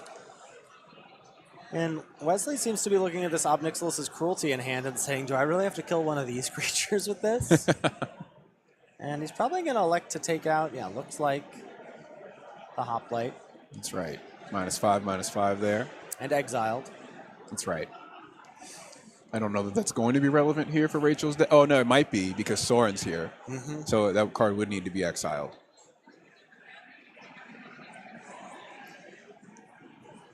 So we're tapping 4, playing our first Angrath. first Planeswalker of the game. It's going to be Angrath. Not the casualty one, is it? No. Oh, no, that's Captain of Chaos. Captain of All it Chaos. has is a tick down, -2, amass 2, and I believe all of your creatures have Menace as the passive. That's right. Angrath there. Static ability here. The passive, as you said, creatures you control have Menace. This is a Planeswalker that only down ticks. That is enough to block the Cacophony Scamp, but in Rachel's deck is a number of cards to boost that creature up, give it some counters, flying, first strike, so on and so forth. You saw the Boros Charm. That'd be, I think, quite an expensive way to get through this zombie here, or to, take the zombie out here, but it is an option. Well, and Rachel has single combat, which we didn't see really reach its full potential in her match against Gavin, and I'm actually kind of wondering if it can't reach its full potential in her deck, as one of the things she's really trying to do is affect the board early and often, and single combat sort of reverses that work. Right. But it can be an answer, it's sort of a fail-safe button she can push should the game go awry. That's right. So we're going to see Nahiri the Harbinger resolve, and it's going to uptick, which is going to allow Rachel Jones to discard a card and draw a card. Okay.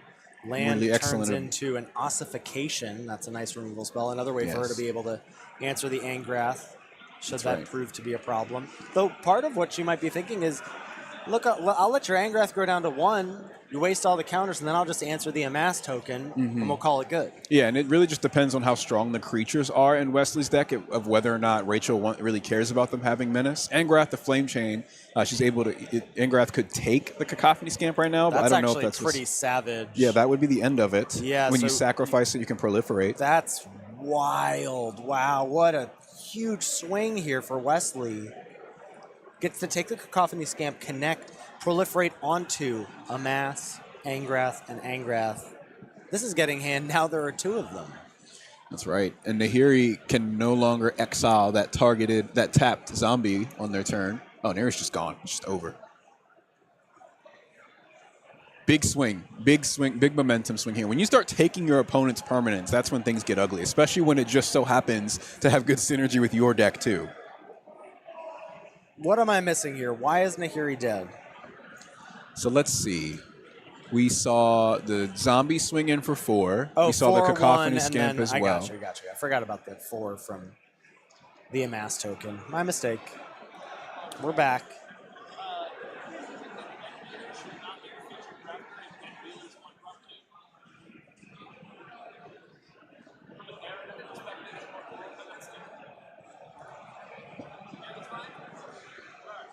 We also How have that can land Rachel- there. This might be a good spot to single combat, though I guess. Did she just play a tap land?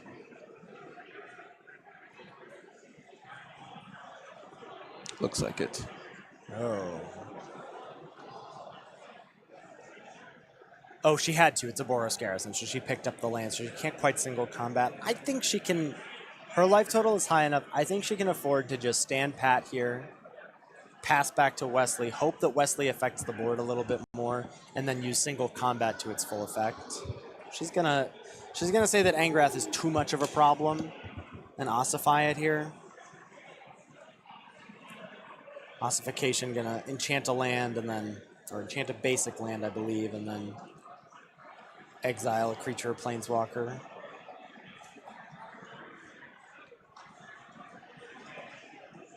You put yourself in an awkward spot though when you're choosing to fire off spot removal while you have a sweeper in play, right? Every instance of 1-for-1 removal makes the sweeper that you're trying to leverage a little bit worse. That is true. I think what's a bit more concerning, and apparently to Rachel's perspective here, though, is Angrath making her discard a card each turn. In a deck that's only drawing one per turn, you know, you got to just pop that off right away. Yeah, that might be difficult. She did have at least the planes that she picked up from the garrison as something she could take care of. And here we see Wesley really being the first player, actually, to take full advantage of Interplanar Beacon, playing a green-white planeswalker in his red-black deck. Love to see it. So Huatli, hugely beneficial for creature token decks. Got the opportunity to gain some life. The mass token goes sideways. Or pump up your creatures, I should say, based on the pump up your creatures based on the number of creatures you control. You can also put a loyalty counter on Huatli based on the number of creatures you control. So I think that we can expect to see a bunch of tokens be created on the battlefield of Wesley.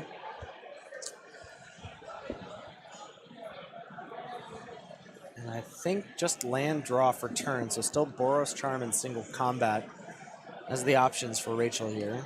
And she's gonna... Now, Rachel's allowed to read the cards. Okay? That's this perfectly is fine by me. Yes, magic is Rachel, intended for sure. Read away. All right, so we're tapping 4 and 5 here.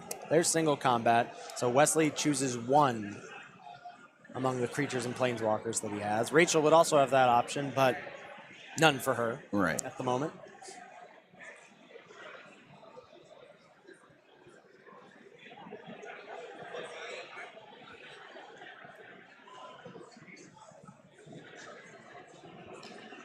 He's going to choose to keep the 4/4. Keeping the beats coming.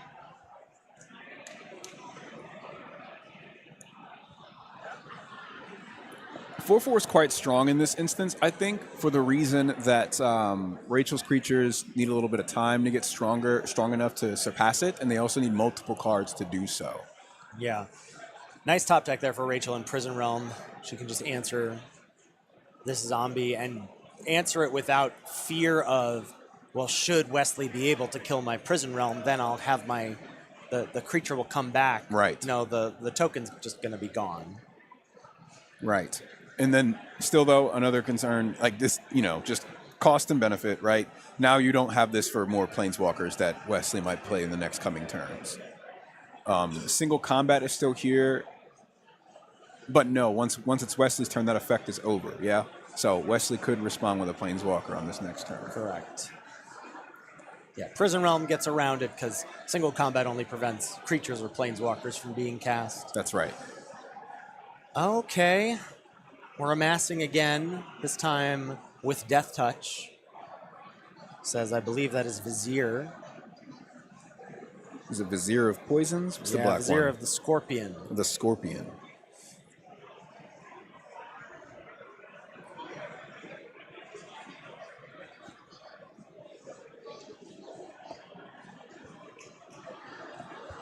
Nothing for Rachel. She passes back to Wesley. Turn him sideways. Ouch, says Rachel. Goes down to 12.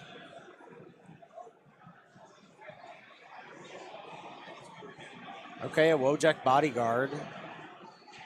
Can't attack or block alone. Has Mentor as well. Can threaten to grow either the Vizier or the Amass token. Nothing wholly exciting from Wesley's side, right? Nothing. We're talking about World War of the Spark. Oh, no, Rachel, that's only 4 to a player.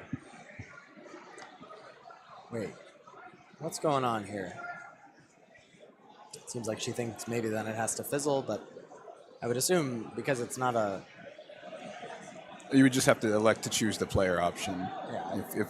Unless we're going... Okay, we're going back. I think we're just taking it going back here, yeah. I think everyone's satisfied with that outcome. Yeah, that's all right.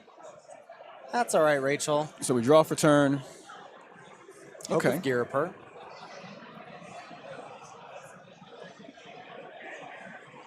Not a great option. You'll be able to trade with a 1/1 before the bodyguard can grow it, or potentially if Rachel's able to turn things around, it can be a threat in the air. But we're a far cry from that at this point.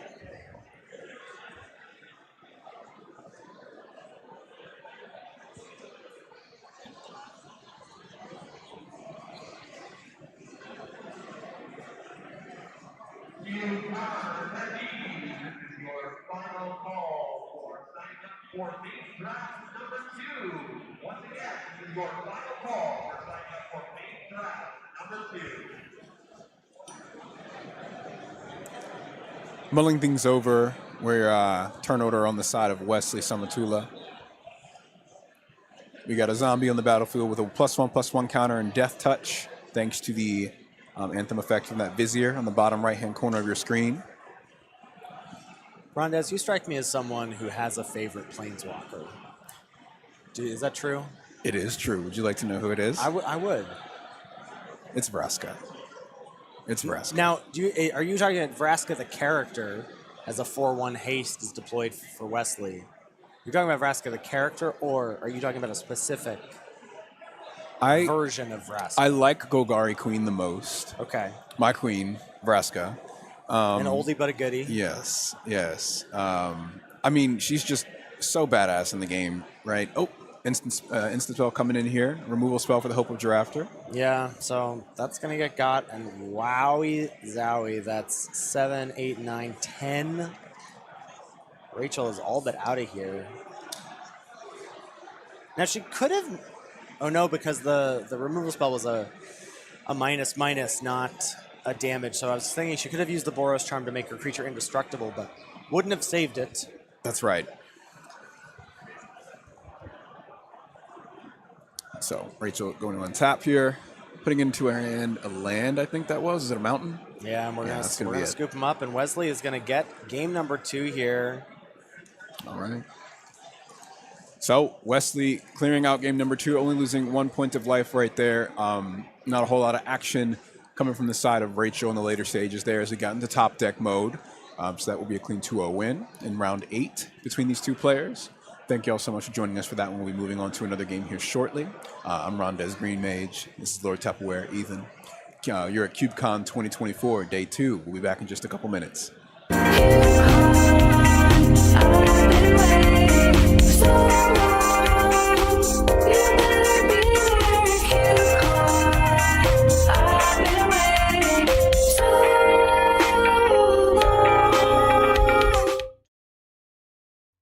Hey everyone, this is Eric Klug, perhaps better known online as Klug Alters, and this is the Pro Tour Cube. The Pro Tour Cube is a 540 card cube that consists of only cards that have won a constructed Pro Tour. Gameplay is similar to a Legacy Cube, and you'll find familiar archetypes like red and white aggro, green ramp, blue control, and you'll find some archetypes that you won't find in many other cubes. Like in black, there's a slight zombie and vampire synergy thanks to Jerry Thompson and Seth Manfield's Pro Tour winning decks. You'll also find some fun combos like Illusions of Grandeur Donate. And you'll also have to reevaluate powerful cards like Tinker, which don't have as many powerful targets as you would find in another cube. you might have to settle for a Bosch Iron Golem.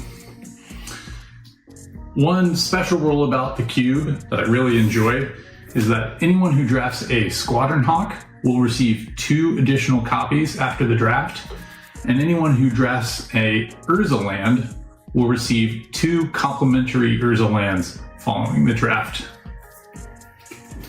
Thanks, and I'll see you at CubeCon.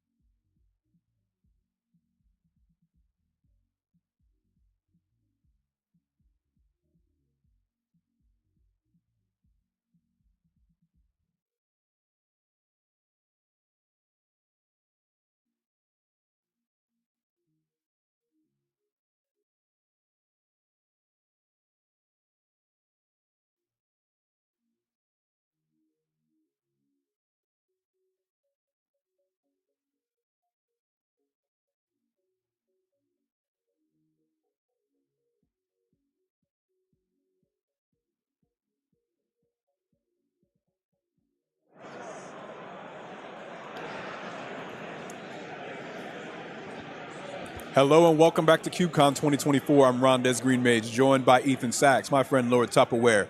And this CubeCon 2024 event is brought to you in part by Wizards of the Coast. Wizards of the Coast. Magic says magic is about gathering. We know that. Play the game your way, whether at your local game store, at home with friends, or online with Spell Table. Ethan, folks at home, excuse me, we're getting into round number 9 of the CubeCon tournament today. Again, this is the 3rd iteration of the event. We'll be watching Jacob and Ethan face off in round 9 here. And Ethan, how are you feeling about our matches so far today as we head into this next round? Well, we should clarify, I won't be competing against Ethan. Jacob. This is a different Ethan. Ethan Ward has made his way to the finals against Jacob. We saw Jacob's Gruul Mize deck. Now, if Ethan is not aware, other Ethan, now I'm going to try and communicate to him, but if other Ethan is not aware about the sort of games that Jacob is able to steal with his Gruul deck in this cube, he might have his work cut out for him. Yeah, and there can only be one Jacob in the venue today, so we'll have to resolve that one later on. But I'm excited to get into this matchup here. How are you feeling? I'm feeling great. Ethan is doing me proud here. He's playing with a lot of my favorite cards. I like Obnixilis the Adversary. I like Duretti, Ingenious Iconoclast. Mm-hmm. There's a Jaya's Phoenix in this list. There's an Elspeth Conquers Death. Okay. There's a lot of really good cards, as well as a couple Burning Prophets at the bottom of the curve here. Mm-hmm. A staple of War of the Spark Limited. We'll see if Ethan is able to contend with Jacob's combat trickery here. And a little bit going on with the graveyard, like you said, the Elspeth Conquers Death. I'm also seeing Tameo completed Sage, so we'll see how Ethan is able to get a little bit of value out of that. I gotta say also, Ethan, let me know if you find another Rondez in the menu this weekend. We'll see. Yeah, and, get to the bottom of that one too. I feel like Ethan is usually a rare name, but I think you got me beat there for sure. So turn 2 play here. Got a colorless spell on the battlefield. It's a Sarah Disciple there, 2 mana, 1/1.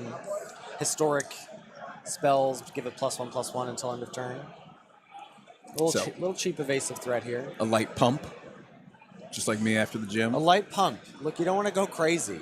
You don't need a huge recovery. That is one of, I asked you about favorite Planeswalkers for a long time. Duretti Spaghetti was one of my favorites. Duretti, I mean, is it still? No. I don't know. I don't have a good answer for you now, but Duretti Ingenious Iconoclast is so strong. I love the 3 mana Planeswalkers.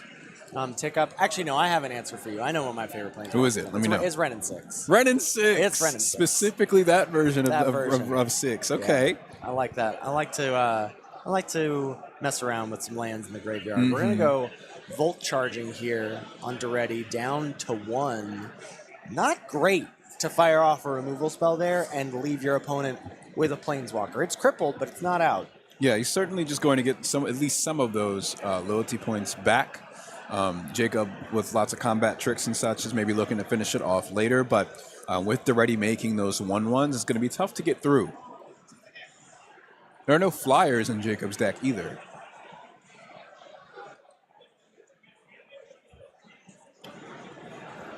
So pure ground game.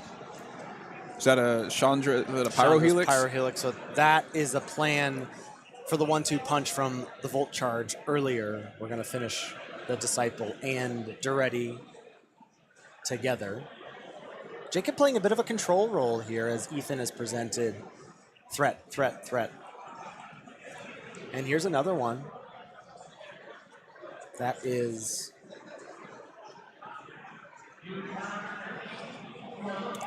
General Ferris Rokurik. Oh, yeah, I've been going with Rockerick, but I like Rokurik too. So every multicolor spell that Ethan casts, we're going to get some golems on the battlefield. And it's also got hexproof from monocolored. So good little bit of evasion there. Jacob's spells, his removal spells, are mostly monocolored, aside from the fight spells. I think we saw at least 1 or 2 multicolored fight spells, but largely it's green or it's red. Samut, Vizier of Noctamoon, is going to come into play. So whenever creatures on Jacob's side of the battlefield deal damage, we'll get to draw a card. It's got haste, going to get chumped, it looks like. Yep, haste and first strike. Solid combat prowess here. Uh-oh. Are we seeing... Okay, Elspeth Conquers Death. Oh, okay. I mean, not much to hate there. Exile your threat, and in 2 turns I'm getting Duretti back. Yeah. With an extra loyalty to boot. And so Duretti is able to repeatedly... Oh, they're both making artifacts. The golem will also make artifacts for Duretti to like if it, ideally you just want to sacrifice a 1/1 colorless construct But if artifact it comes token. to it, yeah. Absolutely, you've always got some ammo for your boy Duretti.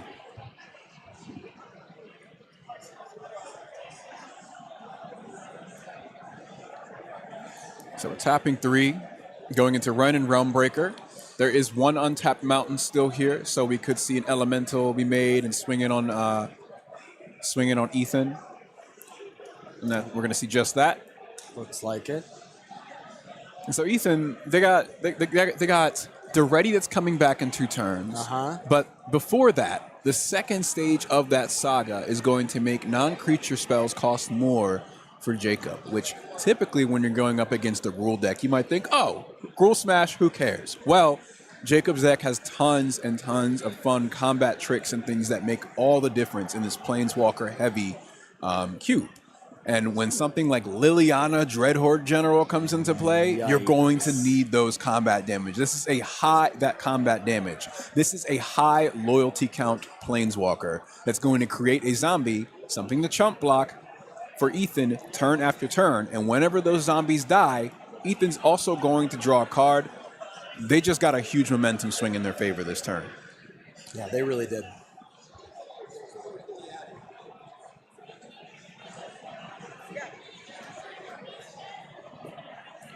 I'm sort of reluctant to make any kind of comment about the state of Jacob in this game right now, knowing the turns he's capable of achieving with his deck. Right. So Ren's going to animate the mountain, attempt to attack Liliana. The zombie jumps in front. Liliana trigger, right? Passive. Anytime a creature dies, you draw a card. That's right. I believe that's a Chandra's Triumph as the sure draw is. off of that. And here is a Shaman. Siege Gang Shaman, the 3/4 that we saw earlier on.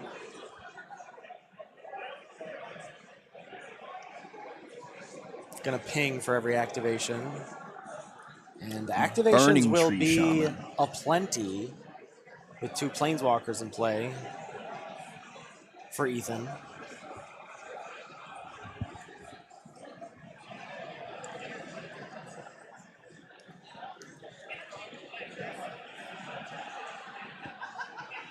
So this Chandra's Triumph, I'm wondering where it's going to go.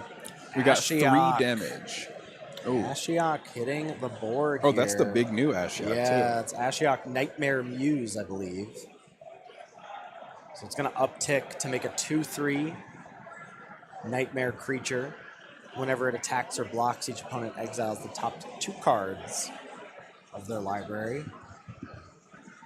You're going to get pinged. Ethan is going to be pressured by That should also be a golem. the damage. That's true. I think we're working on tokens here, as Ethan is making lots of them. 2/3 nightmares, 4/4 golems, 1/1 constructs, 2/2 zombies. The token stack is being put to work here. Notably, these tokens from Ashiok will not be fuel for Duretti, but the golem that comes into play from casting Ashiok is. So a little bit of strange sequencing there. Oh no, we wanted to keep our general in play. So we upticked the Ashiok to get a second creature. Upticked Duretti to get a creature. Then Liliana downtick both players, sacrifice 2 creatures so we can keep our Lord. And Ethan draws cards. And Ethan draws cards. I like that. I like the sound of that.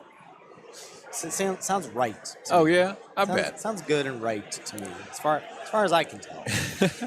Folks, if you're at home, take a look at the bottom right-hand corner of your screen. You can see all the cards in this cube if you'd like by scanning that QR code, get an idea as to what the result of this draft was like that has brought us to the situation where we're seeing a Gruul player face off against someone with 3 black-based planeswalkers, a Boros multicolored creature, an Elspeth Conquers Death. Yeah, they also start off with the Interplanar Beacon, allowing them to get 2 of any different colors to cast these planeswalkers with multicolored pips. So a very particular setting that we have here for the War of the Spark Cube that allows this sort of gameplay. 3 big planeswalkers on the side of Ethan. Jacob's got a lot of work to do. Yeah, I was gonna say. I believe one of your phrasing there was talking about the cube list that brought us to this state. I think Jacob's probably thinking about what brought him to this state in this game. How did we get here? How did I get here? I got to the finals of this draft. How do I get the trophy? Staring down in any situation or context a Liliana, an Ashiok, and Ingrab is just nightmare fuel. You're in for a bad time, I think. You're not loving it. Yeah, A something's 2/2 gone and a wrong. 3/3 are not quite what you need to close it out there. No, certainly not. Especially as Ethan just continues to generate token creatures to block and protect these planeswalkers whenever they die. You just more fuel because of Liliana, draw more cards.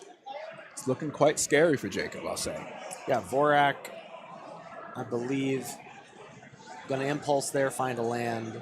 Other option would have been to add a loyalty counter to Ren, but not quite worth it. And over on Ethan's side, we've got a Vivid Marsh coming in tapped, and just truly no shortage of action and possibilities. Ashiok can plus, or down tick to bounce. Liliana can make a zombie, or double edict again. We're going to start with a Chandra's Triumph. Just a 2-mana deal 3 on the Vorak. Very valuable card in that it can also target planeswalkers, but when that one's only got 1 loyalty to it, that's just an easy swing and kill.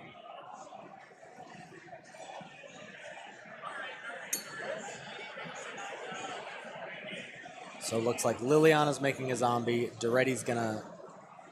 Are we sacrificing the zombie or no? We're ticking up. Duretti is threatening to ultimate next turn.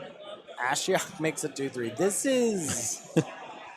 This is kind of what I was expecting. It's sort of the first. We saw a little bit with Gavin, though Gavin's planeswalkers were more producing value, right? He was scrying and drawing cards, and sure, his Nissa was animating lands, but the sheer production of permanence that Ethan is accomplishing here is a sight to behold. Yeah, and that's gonna. A big part of that, of course, is the difference in color, right? A lot of these black planeswalkers are able to create some kind of a token, usually something horrifying like a nightmare, a vampire, a horror, a devil. Well, Halloween is right around the corner, so it seems love that apt.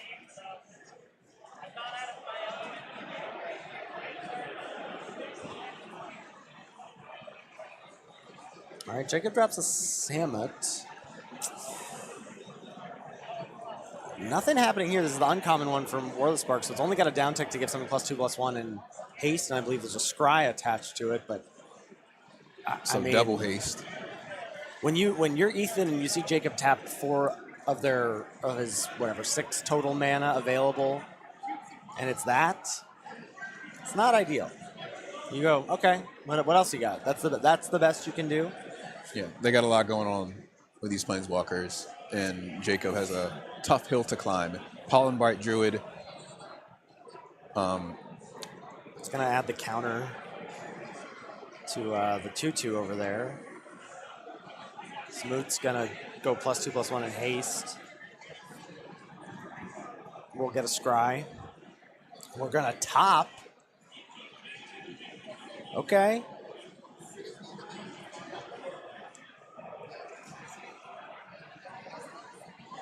Wonder what it is.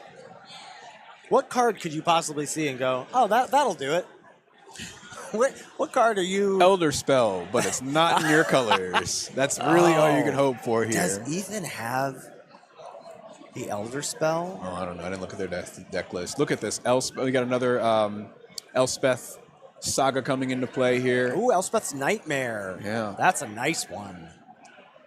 Pick off the Pollen Bright Druid. Gonna exile a graveyard. Gonna be able to look upstairs next turn, if there is a next turn, to see if there's any pesky spells to be nabbed. Elspeth's Nightmare is a nice little efficient removal spell. Yeah, I don't know. There's too many tokens for Jacob to get through for damage. The Planeswalkers are not dying. They're here to stay. Pollen Bright Druid. That was the card that Jacob said, I'll keep that. I'll keep second Pollen Bright Druid, I'll do it. Yeah. All right. Are we?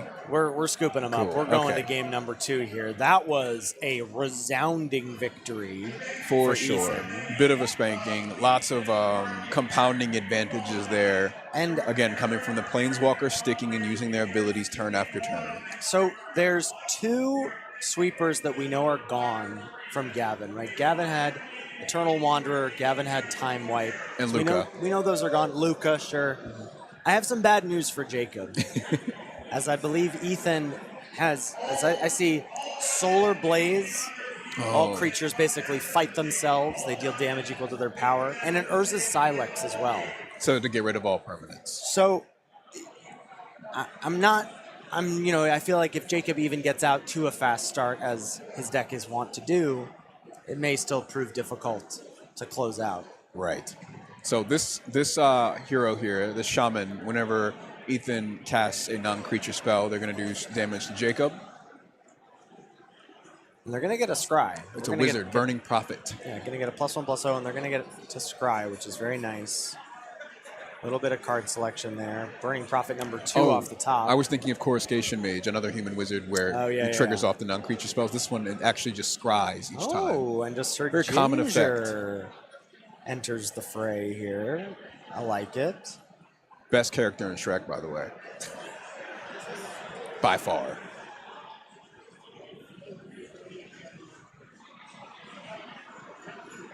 Oh, no.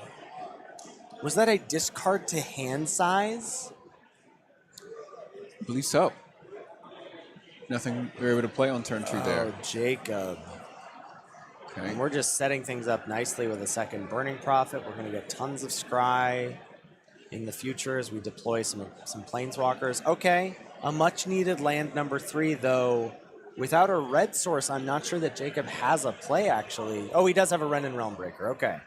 All right. It's going to be under duress, and I feel like Jacob is going to have to... He's kind of forced to just downtick and find a land and say, I guess Ren's going to die. Vorak, Mountain, Forest, So Mountain. we did get a land. We needed red. Yes, that's what we need. But we kind of needed that turns ago. That's right. Stumbling here is really not what you want to do. You know, that's part of the board presence idea of this cube and War of the Spark in its original iteration is just, you can't stumble. I mean, you can't stumble in Magic in 2024, period. Yeah, no, not with all the abilities attached to these creatures. These ETBs and triggered abilities. I mean, and just sheer pressure from these creatures swinging in unopposed from Ethan to Jacob. Urza's Silex here mostly is just a way for Ethan to trigger these burning profits and get a couple scries. I believe 2 lands being sent to the bottom. I don't think Ethan will be activating the Silex anytime soon. But all of a sudden, Jacob finds himself at 11 life facing down Sir Ginger and 2 burning profits.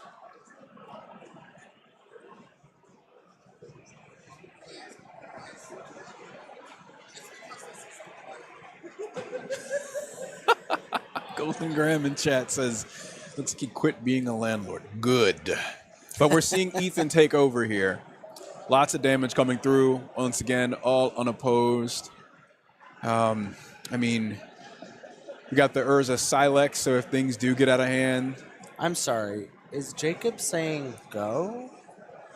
So I see a Chandra's Pyrohelix, which can take out the Sir Ginger. I'm seeing a... Nahiri? No, that's not Nahiri. I don't know why I said Nahiri. Nahiri's in another deck. No, Huatley is in hand. We're a land away from that. So we're turning sideways. We're going to Pyrohelix 1 and 1. I assume 1 face, 1 Sir Ginger. Significantly reduces the clock. And Ethan says go. So Ethan is a bit of a landlord here, not quite punished yet. I do not like this terminology one bit. I don't know. We're at 6 open land, though, so like you said, Ethan, access to lots of mana. I mean, the Pyrohelix just, a bit of a slowdown, I guess, but I mean, you got the Silex in your back pocket, right? Like, you got quite a bit of reassurance. We also reached the point of being at least 6 mana, so Ethan can play all of the Planeswalkers in their deck. Once we hit Lily, what do you do? I don't know. I would say extend a hand and scoop him up. I mean, a 3/4 Vigi Haste can do something, but... It's gone.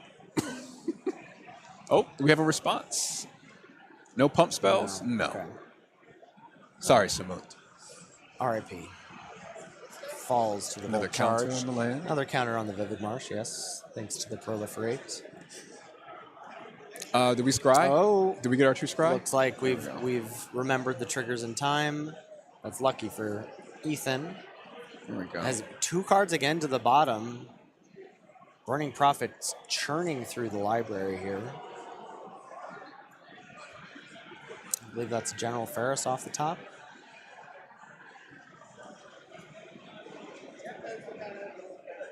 Another 2 damage in there. Mm-hmm.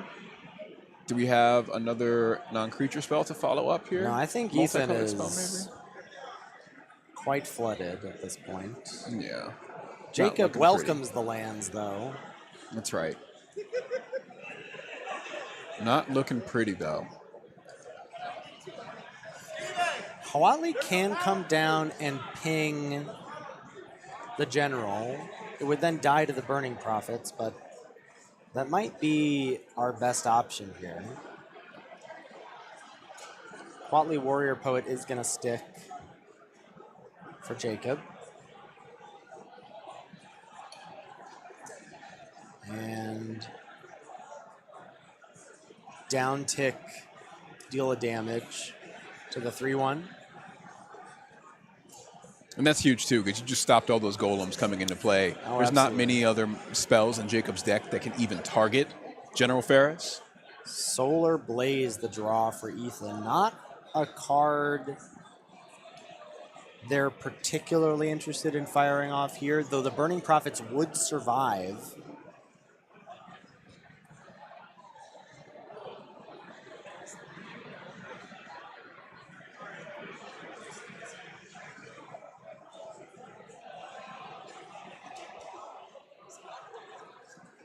A handful of action, none of it very exciting. No, none of it really what is needed at the moment. Mm-hmm.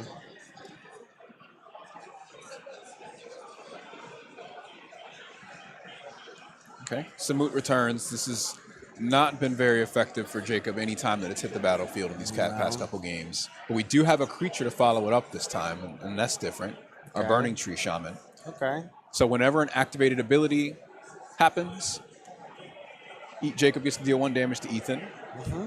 But we haven't really been doing a whole lot of activated abilities on Ethan's side this game. It's been just creature damage and removal spells. And this is so awkward that Jacob wants to activate the Samut so that he can get the Scry, but that's going to ping him. Yeah. And he's going to swing. Take a healthy quarter out of Ethan's life total, but yeah, and here we go. We're going to put that in exile. It'll cost 2 more. If Jacob wants to recast it next turn, we'll get a double Scry. We'll get a double +1/+0 triggers on the Burning Prophets. That's right. For folks at home, that's Soul Partition. And Ethan electing to say, hey, I've got time. I don't need to worry about your life total right now. I'm going to take out this Planeswalker, even as innocuous as it may seem. That's right. I mean, giving haste Anthem effect is dangerous in anybody's hands. Mm-hmm.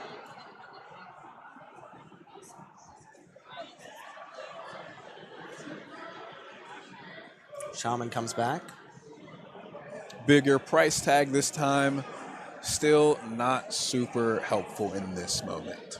And this is this bolt spell that I need. Bolt Bend is the card in Jacob's hand. This is a 3 and a red instant, costs 3 less to cast if you have a creature with power 4 or greater, which has actually been kind of difficult for Jacob at this point. And it redirects a spell. So change the target of a spell or ability with a single target. Here's Kaito Shizuki for Ethan. We'll trigger those Prophets. And the Sarah Disciple as well. Yeah, and this is the Kaito that makes ninjas, no? 1/1 It'll ninjas? make 1/1 unblockable ninjas. It'll phase out as well this first turn. That's right. Nahiri Warcrafting, the draw for Ethan on the Kaito uptick after Sarah Disciple attacked.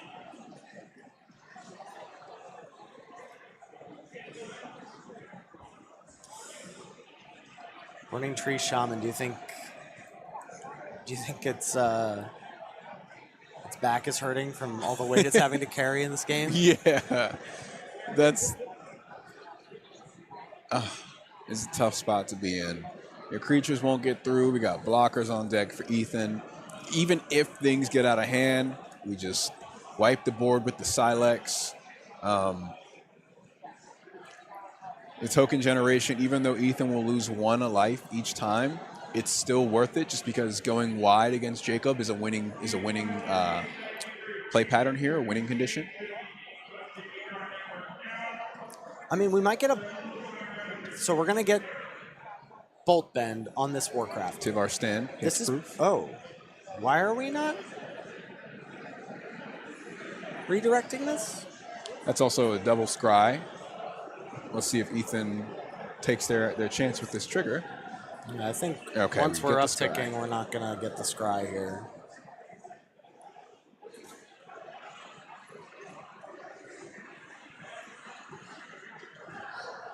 Missing out on 2 scries and some gullers that would love to scry. Mm-hmm. Wait. Oh, maybe that can't be Bolt Bend, right? That's Beam Splitter Bolts. Very close. We're still bending bolts. We're still bolting and bending. Sorry, Stone Splitter Bolt. My mistake. From Wilds of Eldraine. I wanted that to be a bolt. That makes sense why he didn't cast it the way before, because it's just a different card. So Right. that would be why that happened. In my defense, these arts are remarkably similar. There's so many spells in Magic the Gathering. It's okay. And half of them have to deal with lightning. So let's see what's happening. We're untapping, going to Ethan's side. Draw for turn. It's a play. Vivid Marsh. Yeah, Vivid whatever. Meadow. Vivid Meadow. We're going to swing. Are we going straight into combat? Is that what just happened? Looks like it. We can keep the Burning Prophets back, but we got to get some value out of them. We got to get their triggered abilities one of these days. I remember Ethan has scribed, 4 cards to the bottom so far? That's right. And has continued to draw mostly lands. That's right. Very unlucky in that sense. So much so that they're choosing to chump the Shaman here. And a Contagious Vorak. We'll find a land for Jacob. Jacob, who I fear is never going to get to live the dream of just Tyvar stand for X equals 8. Oops, I win. Unfortunately not. I guess there's always a game 3 if he's able to clutch this out. Though with the Silex looming, it's hard to imagine Ethan will let things go much farther.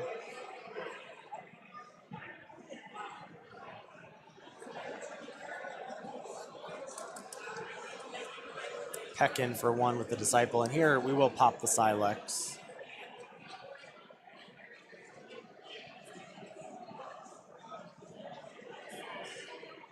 Just land in hand, so there's not really a response to be had here.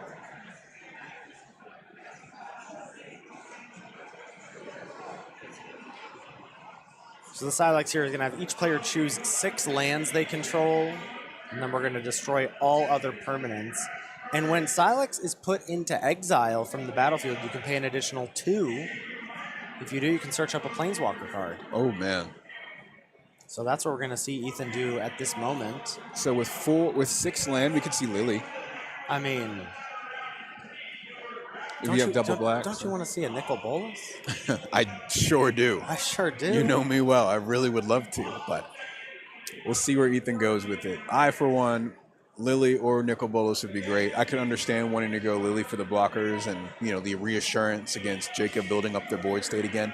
Ob Nixilis. Oh, well, they're low, and it can just keep making the devils or, keep plussing. Just plus. Yeah, so that's smart. And perhaps, I believe there's another, the 2 cards in Ethan's hand, there's a Solar Blaze, and then there's a Vanish into Eternity, the 3-mana removal spell. Pay 3 more if you wanted to kill a creature. So perhaps Ethan's also thinking not only about being able to cast this immediately here, but also thinking about the possibility of double spelling in the future. So we're plussing Ob Nixilis here. Each opponent loses 2 life unless they discard a card. Not much life to work with for Jacob. So solid pressure in that sense. Giant Growth not great with no creatures as a draw. This was certainly the smarter call, not only because of the discard and life loss thing, but because Ethan was also able to cast it on the same turn as playing the Silex. Just get it going right now. All right. Sorry for my Bolas enjoyers out there. It's tough. It's tough to see when you have to. You're like, I'm gonna make the correct play. It's not fun. It's not sexy. Right. It's not splashy. That's right. But it's gonna win me the game. It's gonna get me closer to the trophy here. Another Burning Prophet. Wow. That's got to feel good. Maybe we get the Scry effects this time. We can get to some more non-creature spells. I mean, what are we? 2 turns away from Obnick's ult? Deal 7? Yeah. Passed right back to Ethan. Draws 7 cards, loses 7 life. That would be a splashy way to end things. Okay. My goodness. The lands! They were nowhere to be found, and now they've been found. Also, some pretty sweet deck building. That's it for Jacob here. Heartfire, nothing to sacrifice. Giant Growth, nothing to grow. That's one of the problems with these, not just combat tricks, but decks that blend instants and creatures is sometimes, or non-creature spells that benefit their creatures with creatures, is sometimes you can just draw the wrong side of the deck.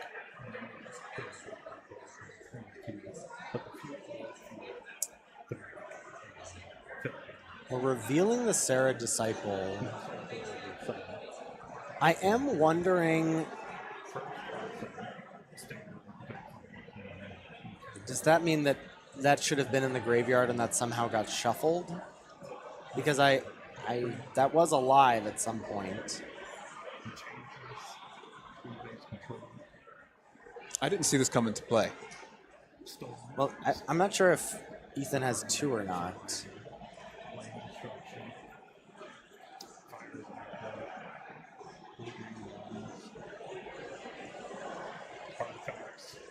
We do have a judge involved here.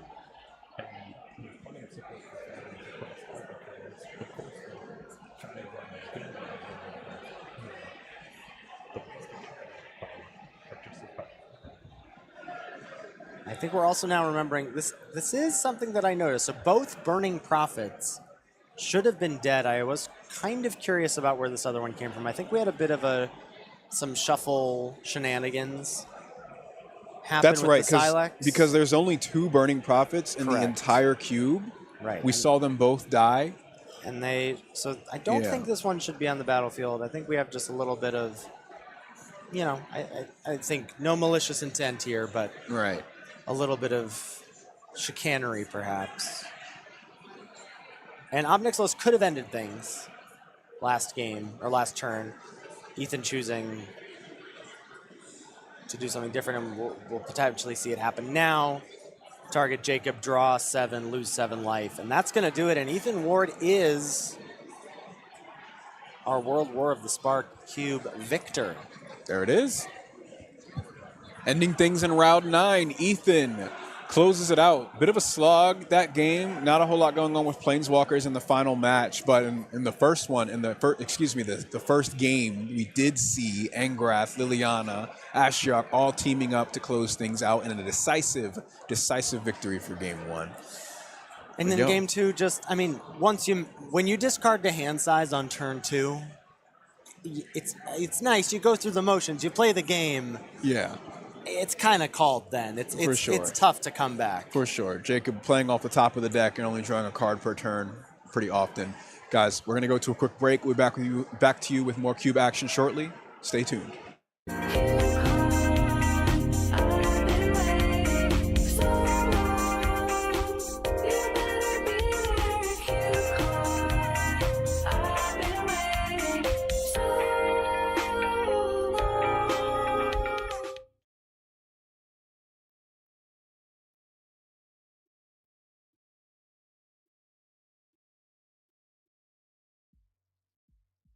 Hey, this is Kelton hailing from beautiful Seattle, and I just wanted to talk about my Simple Cube. I have designed many cubes over the years, and many of them are fraught with tokens and shuffling and fetch lands and all sorts of crazy stuff. And I just wanted to take something and design something with the key Magic gameplay. None of the frills that we all love, but sometimes can get tired of. I wanted someone to be able to shuffle their deck, set it down, have a life total, and that's it. So this cube is following a couple restrictions. There are no counters of any kind. There are no back faces to cards. No cards will create any kind of token, and there's also no shuffling. And so I'm trying to curate a low to medium power level with a lot of just good, clean cards. The stuff I like to highlight is lots of adventures, which is just a really great mechanic. For this kind of power level, lots of French vanilla creatures, which are can be super engaging, but in a very different way from what people are used to. And then lots of the simplest versions of spells, something like Counterspell or Lightning Strike.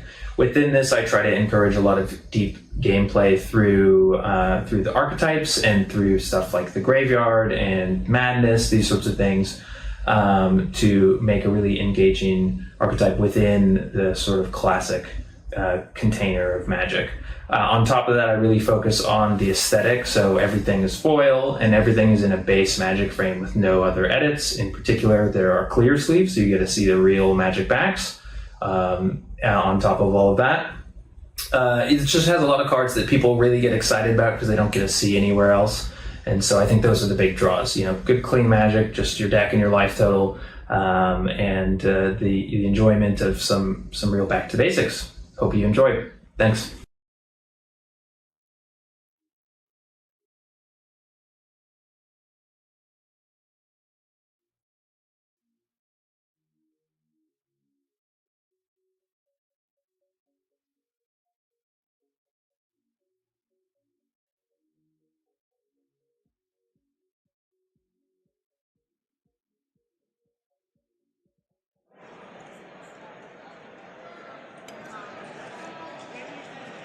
Hello and welcome back to CubeCon 2024. We are in day 2.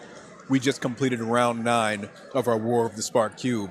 And we're here to talk to you quickly about Daybreak Games. Magic Online, a product of Daybreak Games, is one of our sponsors this weekend.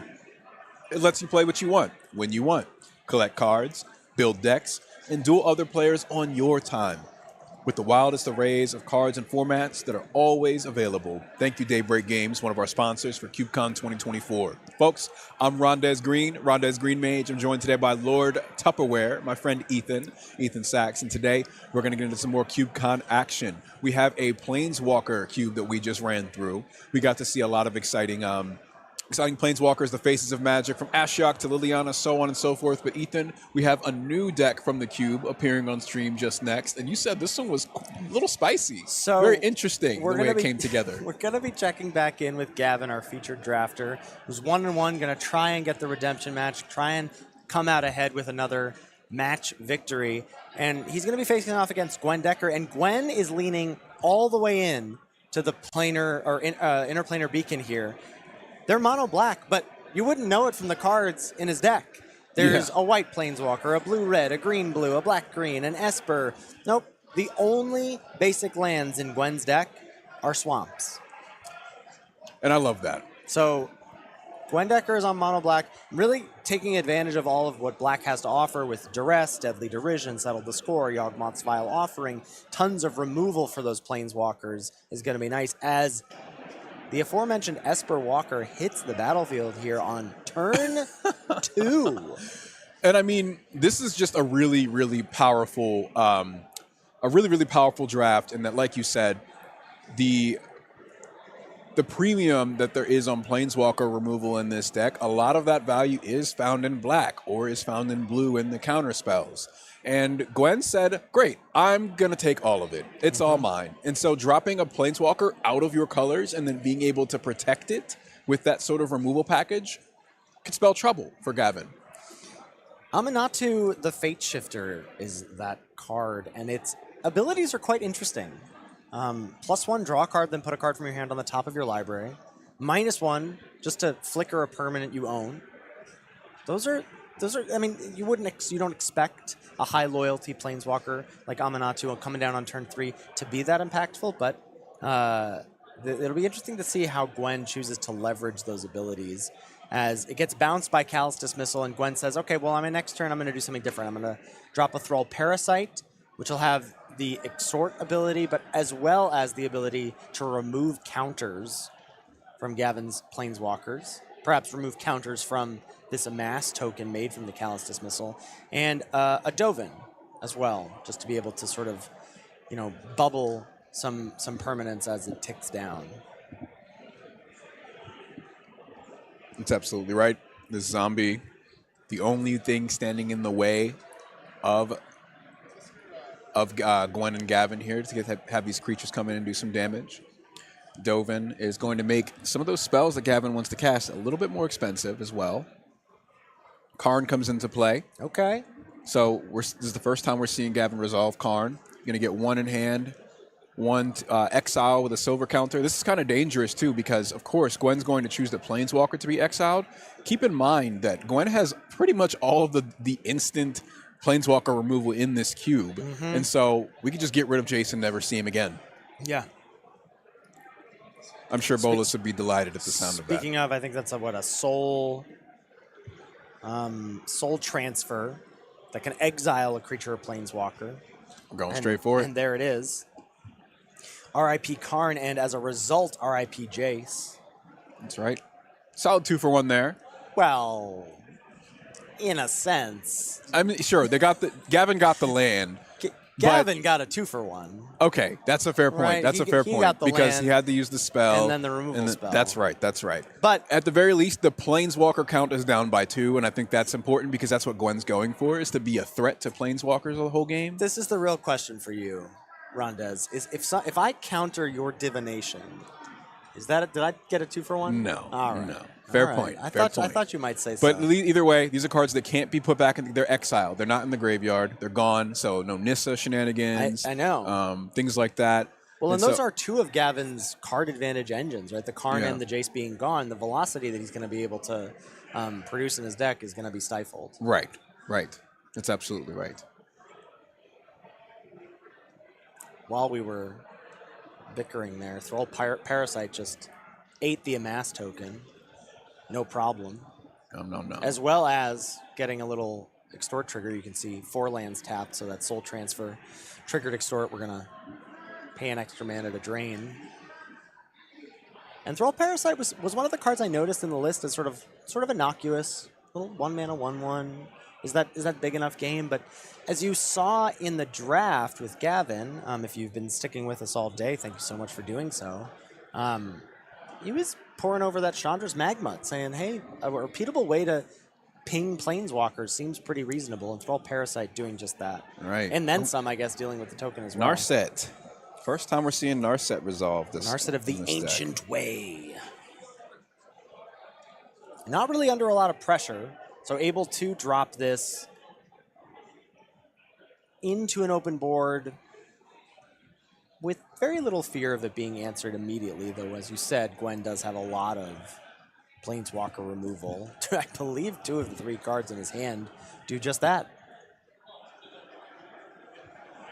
Keep in mind, Gavin does have 2 counter spells that'll be valuable in this matchup: the Dovin's Veto as well as the Tail's End. And Gavin respecting the Thrall Parasite, doing a down tick on Narset and drawing and discarding Grazer to deal a damage to it. So, gone it goes.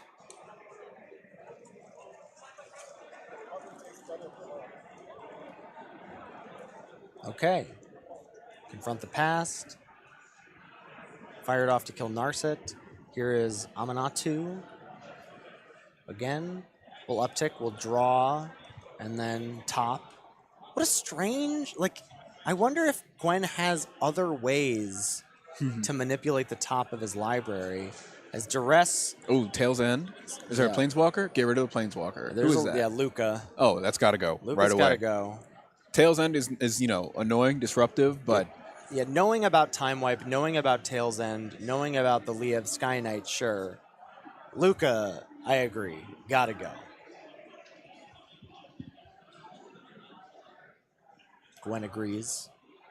Gonna take a mental note of those cards. yeah, blue and black being the only colors in the game that can really interrupt the Planeswalker before it does its thing. You gotta go for it when you get that opportunity. Mobilized District in play as a creature that Gavin can hope to animate at some point. Liev Sky Knight comes in, I assume will be locking down one of these Planeswalkers. Gavin will let us know which one in just a moment. Gavin being extremely nice here in keeping the Time Wipe and Tail's End revealed as known information to Gwen from the Duress.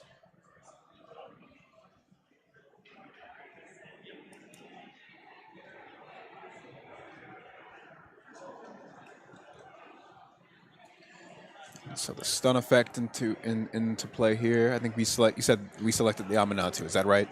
The stun effect. I believe that we are waiting for Gavin to decide. There we okay. go. Now we have selected the Amanatu. Yeah, I would select the Amanatu as well. But I mean, 'Cause Dovin's gonna plus or use its ability and Correct. weaken it. Yeah, so we're gonna sort of Dovin sort of bubbles the Liev Sky Knight. It can't deal damage, can't take damage. It just puts it in a nice little pillow fort for a turn.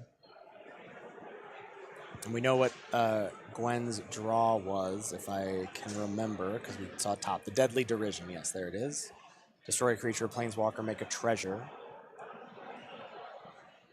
I think we hold on to that one, and I think if we were to plus Amanatu, we'd have to put it back. I don't know. Oh, Masticore. Oh, we can't plus Amanatu actually. Look at this on this board. You start pinging them down. This is gnarly. Well, you ping it down plus Gwen can't. Oh, no. Oh, protection, buddy. Oh, no, indestructible. Oh, this Masticore. Oh, God, the onboard trick. Yeah, so there's actually no way that Gwen can interact with this besides other creatures. Because protection from planeswalkers, your abilities from your planeswalkers, unless it's like Lily, but we don't have Lily in this deck. It can get indestructible. Soul Transfer could do it with Exile, though that's been fired off this game already. It's not that Gwen has no ways. Are there edicts? Any other edicts in the deck? I don't believe so. Oh man, how do you get around the Masticore, Gwen? I think this is a bit of a trump card in this game. Rondez. I'm afraid. I'm afraid that Mastercore. What Gwen really needed to do was to realize the second ability on Mastercore, wait for Gavin to tap down below 3 mana, as he definitely would on end step, try and ping down these planeswalkers. Then Gwen would have had the spot open. Right. And he may again have that spot open if he draws another spot removal spell and Gavin chooses to, as Gwen does have these multiple planeswalkers to take care of. Grist coming in. Nothing to sacrifice, though. And it can't even target the Masticore. Holy cow.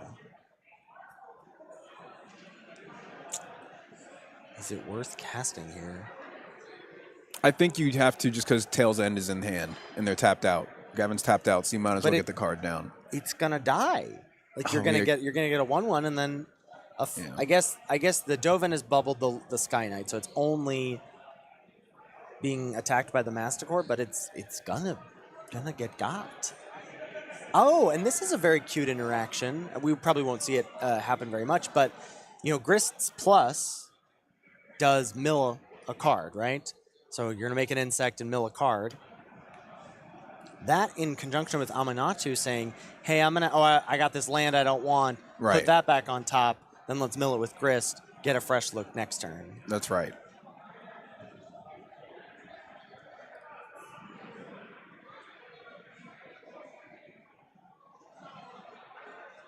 What are some of the more dangerous planeswalkers in Gwen's deck? We're seeing 3 on the battlefield right now, but none of them are really There's quite a few. The biggest of the bunch is Garruk Apex Predator at the top of the curve. There is Anissa, Steward of the Elements. I'm seeing a Ral, Storm Conduit. There's an Ob Nixilis. There's a Dovin Bond. And then the rest are 3 mana. You're right. A lot of the planeswalkers that Gwen has, they're cheap. He really leaned in, as we said, with the mana base, leaned into Interplanar Beacon, also leaning into the fact that he's starting with that in play, so any 3 mana walker can come down on turn 2. So really leaning into that, as we see 6 3 mana walkers in the deck, but 3 mana walkers are not the most impactful. I'm starting to think that what happened was Gwen immediately went into drafting all the black cards, all those planeswalker removals, while everyone else was scooping up all the good planeswalkers. And then Gwen got stuck with. But the sort of, I don't know, again, to say trump card here in Gwen's deck is at the very top of the curve is In Garruk's Wake, which is a Plague Wind, not only for creatures, but for planeswalkers. Destroy all creatures you don't control and all planeswalkers you don't control for 9 mana. So the longer the game goes on, the more Gwen has the option to draw that. That's right. Also, Yawgmoth's Vile Offering. Gwen is able to take a planeswalker from Gavin's graveyard. So far, nothing's in there because notably the Jace and Karn are exiled. Right. But at some point, we're going to get a planeswalker in the graveyard that Gwen can take. All right. Amanatu getting pinged down by the Masticore. And here's a spot, right? Gavin's tapped out of the 3 mana for Indestructible. So we might see a window open for Gwen to take care of it. Gavin gonna attack Chump block Grist. with the zombie. We're gonna chump block with the insect, yep. No more Amanatu Grist shenanigans, as that's in the graveyard. Dovin on the Sky Knight, as we have been doing.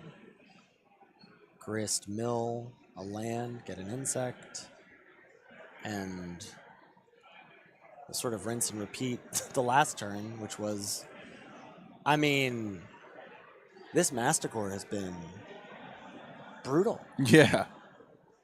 That there is only one in the cube is a huge boon to whoever picks it up. Well, and this is a game where we saw Gavin. Gavin took his time for a number of picks.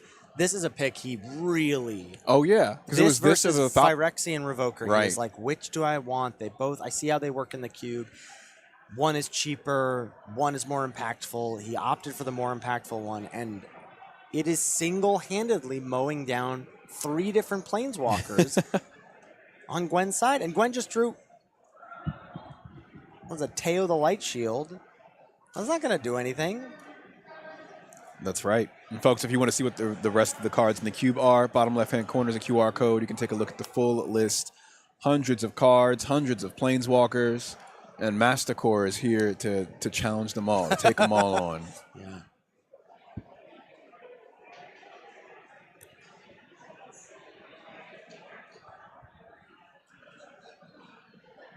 A lone swamp in hand for Gwen, as Gavin elects to animate the mobilized district, to mobilize the district, as it were. And we'll send Face. Gwen's life total not yet pressured, as Gavin has been focusing on the board at hand. And tap to ping and finish off the Teo.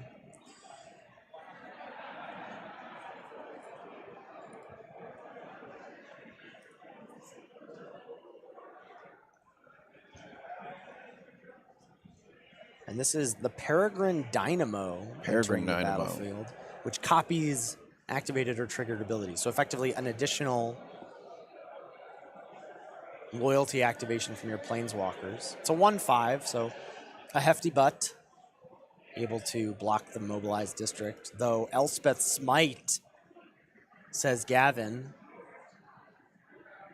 to take care of it in combat and exile it, all the while cracking in with the Masticore and the Sky Knight.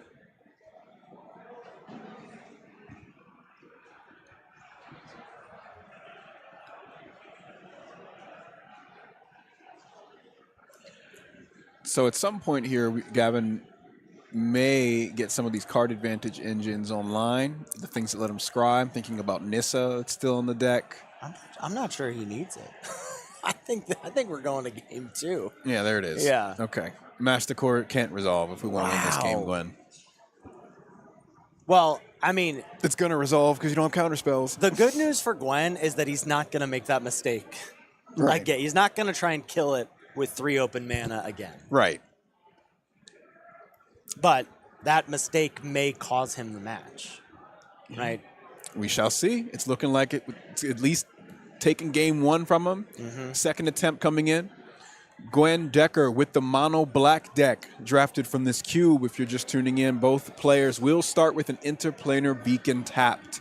This allows them to play planeswalkers with 2 different mana color pips in their mana cost. Speaking of, Nissa Steward of the Elements coming down on 2. Get us a little scry on that 0.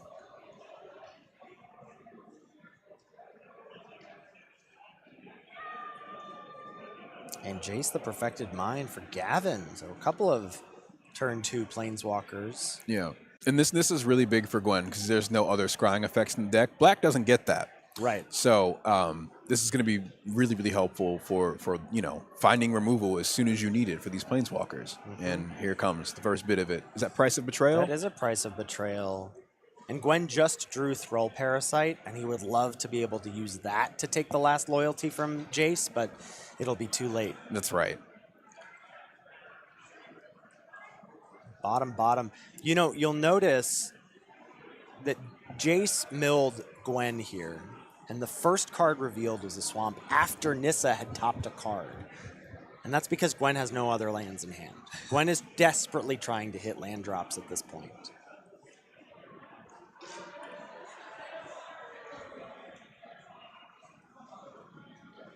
Jace upticking to 2. Selecting that Throw Parasite to have a -3, -0, -3 to its power, we should say. And now Gavin, looks like he's tapping 4 for... Oh, Luca. Big Luca's in play. Luca's able to create a beast. Luca is also able to, based on the power of a creature, deal damage to all creatures and planeswalkers on the battlefield.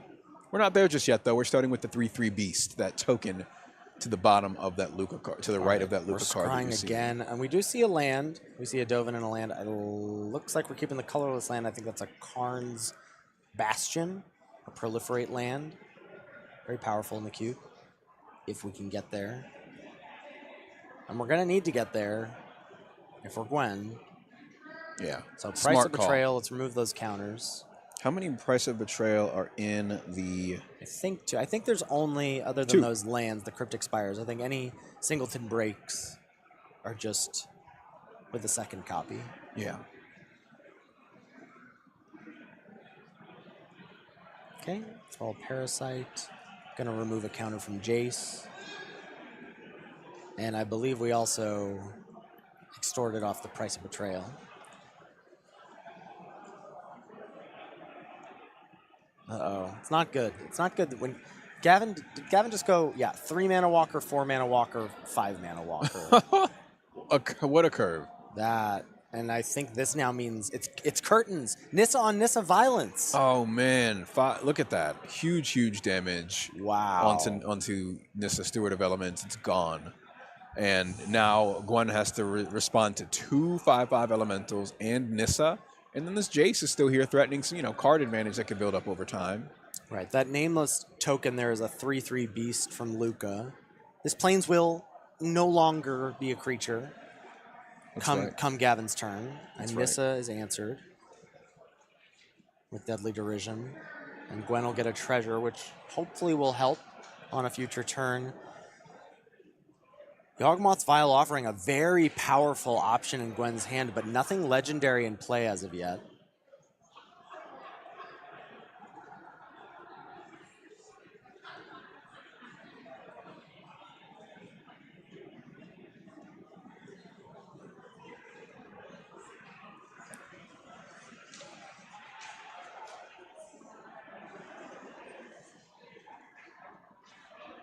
So looking at 5 mana on the side of Gavin as we uptick Jace. Gavin has Oath of Teferi in the deck for 5. Gavin has, what else for 5? I mean, even just for 4, Buried in the Garden. You could use that on the Thrall Parasite if you want. There's no enchantment removal in Gwen's deck. Mm-hmm. So if either of those come down, that could be a pretty big swing for Gavin.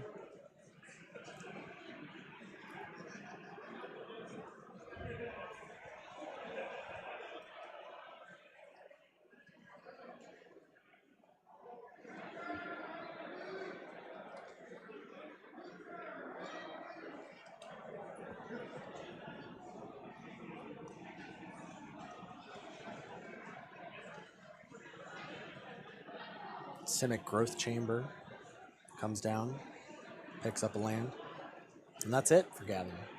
I saw Tail's End in his hand, so that may be what he's banking on here. Sack the treasure, and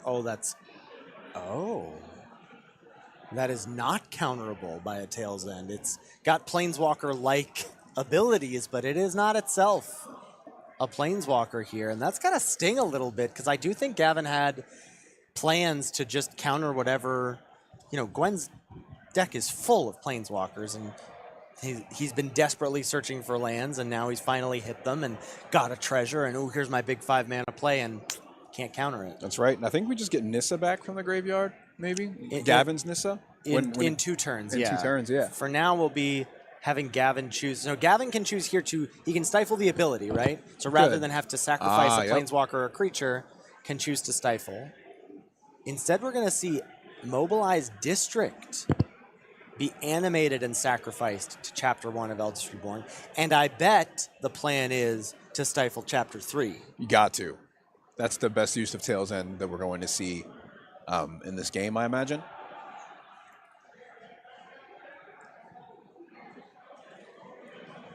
What's in Gavin's hand? What are we going to discard? Quite a few cards here. Maybe, is there a land in there that maybe we want to discard? Yeah, he just picked up one from the Growth Chamber. I'm sure Gavin's fine. We see an In Bolus's Clutches.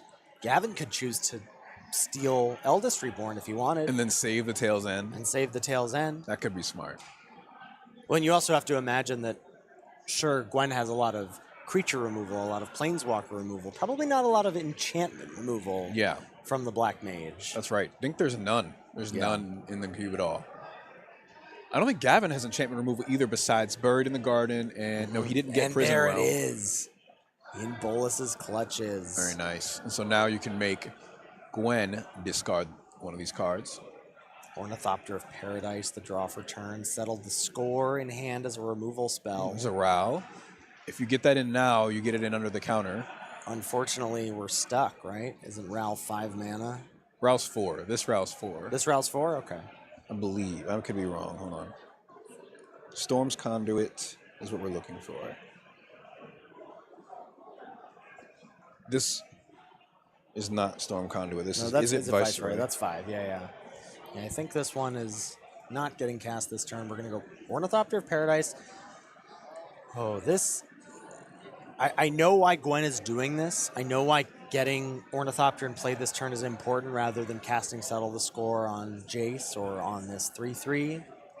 And it pains me to see it, but in Garrick's Wake being the discard there, as Eldest Reborn ticks up to Chapter 2, we're nowhere near 9 mana. This is actually quite interesting. Thrall Parasite. You could have removed the counters from your Eldest Reborn. That's a combo that Gwen has in his deck. Like, he can just keep edicting the opponent for 2 life. He can keep making them discard. And Gavin said nope. He can keep reanimating things. Yep. Very powerful. That's... he won't be doing that this game. No. But I wonder if he had the opportunity to do that in any of his previous 2 matches. A lot of very cool combos coming out of Gwen's deck.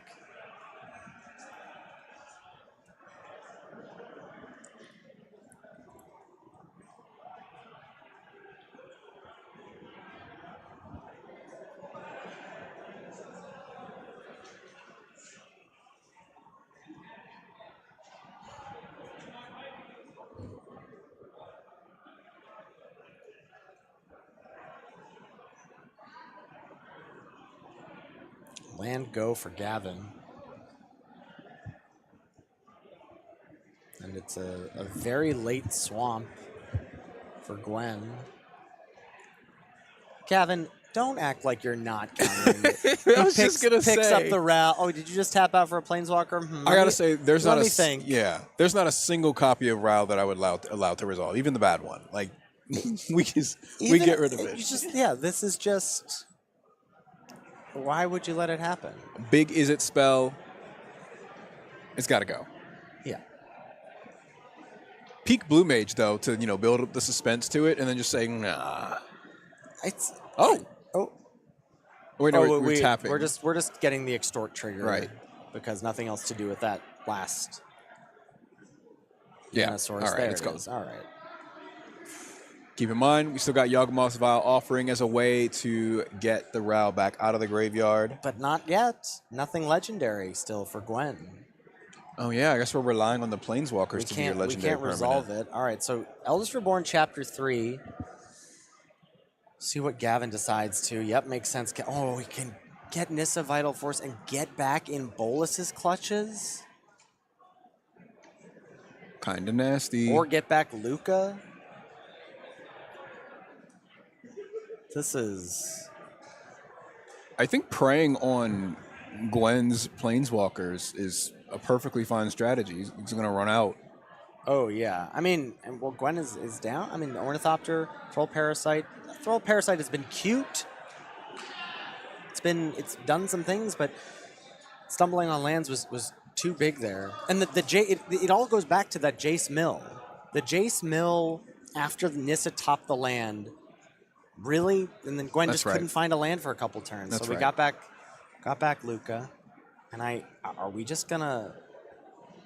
Do you dare just downtick 4 and pick off the Ornithopter and the Parasite? Or do you just say, I don't need to do that, I can just make another 3/3?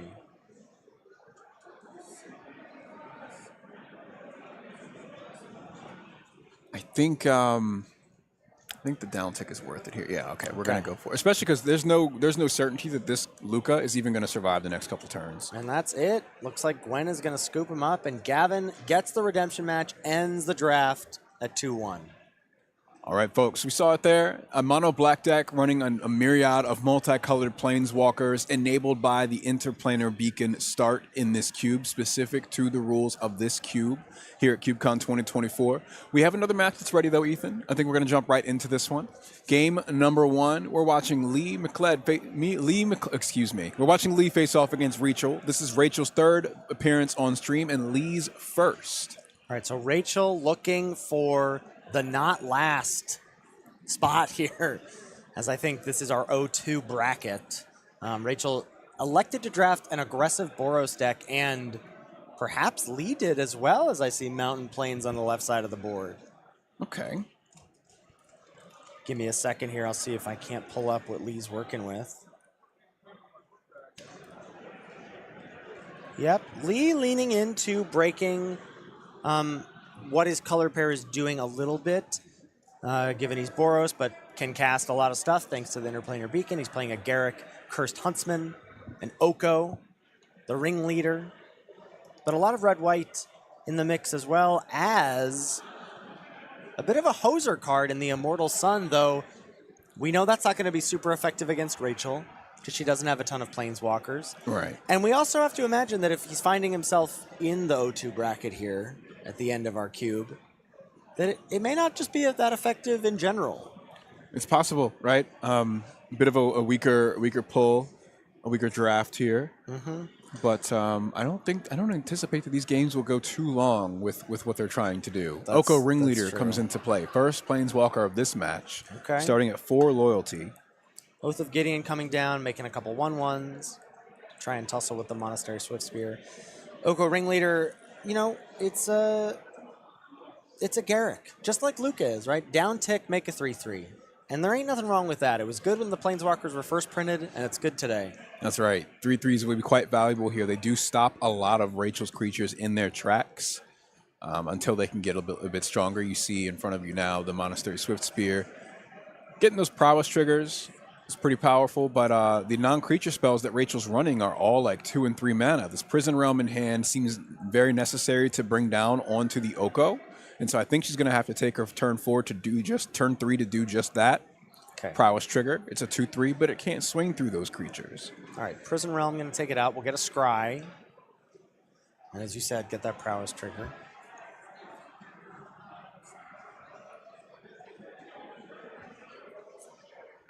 Are we seeing any enchantment removal in Lee's deck? Let's see. Rising Populace.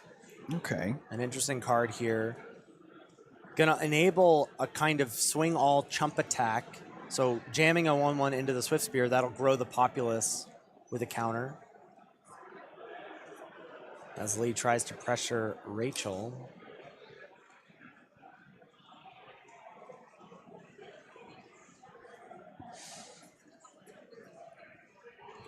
Couple of Sorens in hand, though they have been not shy and they have come in pairs. When we've seen Rachel on camera today.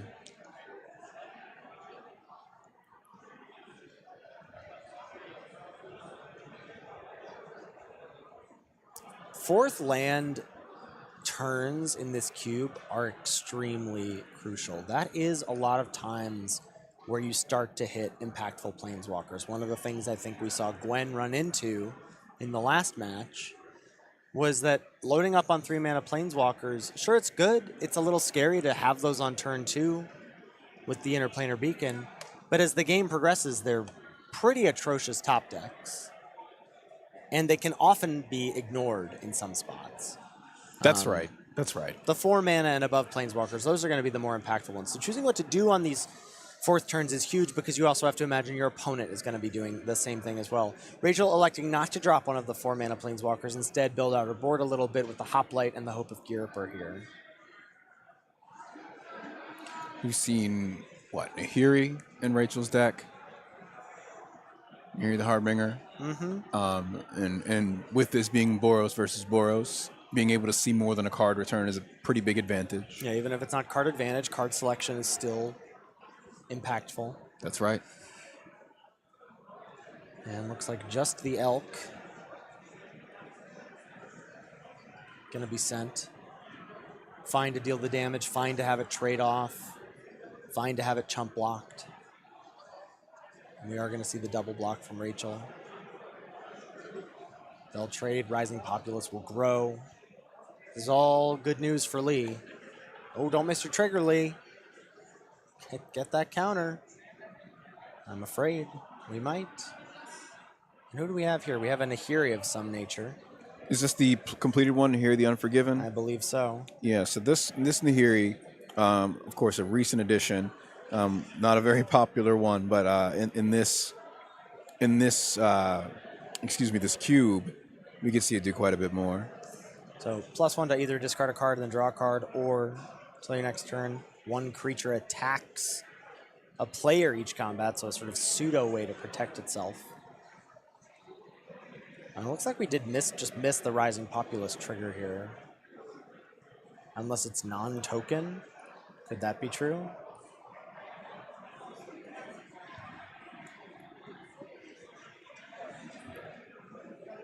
Let's see. Rising Populace is whenever another creature or planeswalker you control dies, put a +1/+1 counter on Rising Populace. So we just missed it. Yeah, seems that way.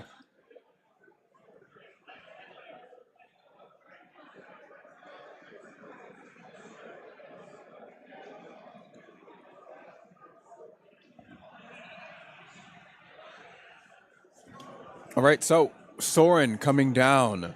Rachel Vengeful Jones. Bloodlord. Keep in mind the static ability, the passive on this Sorin. Creatures and planeswalkers have lifelink. We haven't really seen that come into play just yet for Rachel anytime that she's played this card. But being able to do damage to other permanents is quite powerful. Just directly targeting things. We're just going to take one off of the Nahiri. The Hope of Jirpa is able to get in the air. I think we're going... Where are we going with it? I don't know. We go at the Planeswalker? If that's what we're... Wonder if it seems like she might be thinking. Yeah, she's sacrificing it after doing damage to him. Okay. Oh, okay. and in response, Lee fires off the first cut short we've seen on the Sorin to take it down. I think she still gets the sacrifice off. That's a part of the cost. Mm-hmm. So did she do that is the question. Oh, I think so. I think that's still in effect for this turn. But Sorin's taken out here.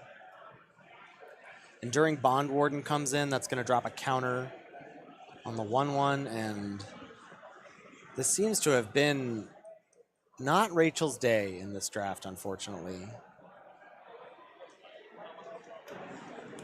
No, and picking things up here, we just got some more token generation on the side of Lee. Again, the cut short taking down Sorin last turn. That did not target the Hope of Jirpa, it targeted Sorin. And Rachel now has to rebuild the board state, which is quite challenging, drawing a card a turn, taking damage along the way. She's top decked a Forbidding Spirit, which can lock down a creature for a turn unless they pay 2. So it looks like she's going to do that, perhaps on the Rising Populace. But no shortage of lands for Lee, and we'll see what he ends up doing. I believe that's a Light Up the Night in Lee's hand with a High Loyalty Walker. That is extremely powerful. It sure is. You can just go to the dome with the first one. Uh-huh. Then next turn, send it off again. But first up... Oh, now it's, yeah, I mean, once that the Light Up Night's just going to end the game, right? You can take loyalty points off of both of these planeswalkers here and go for big damage for just spending 4. 1 red and 3 colorless. And that's a Gideon Jorah. Unclear how it's on 9 and not 8. I think that should be on 8. Is it Oath of Gideon? Oh, the Oath of Gideon in play, of course, of course. And yeah, that's going to do it. As Lee takes game number... Oh. Oh, no, we're... Looks like, what is There this, we go. the 5 mana Now, instant? We're just lighting up the night here. Yeah. Attacking with Gideon. It was a single combat. A single that came combat. through. Yeah, a card that has bought her time, but not really been able to do as those kinds of symmetrical effects. You really want to try and break the symmetry as best you can, and I'm not sure that Rachel's deck is poised to do that. Right. So that's game 1 out of the way. Light Up the Night. Lighting things up to finish things off with some fireworks. Getting into game 2 this time around. Speed magic, Rondez. Sure is.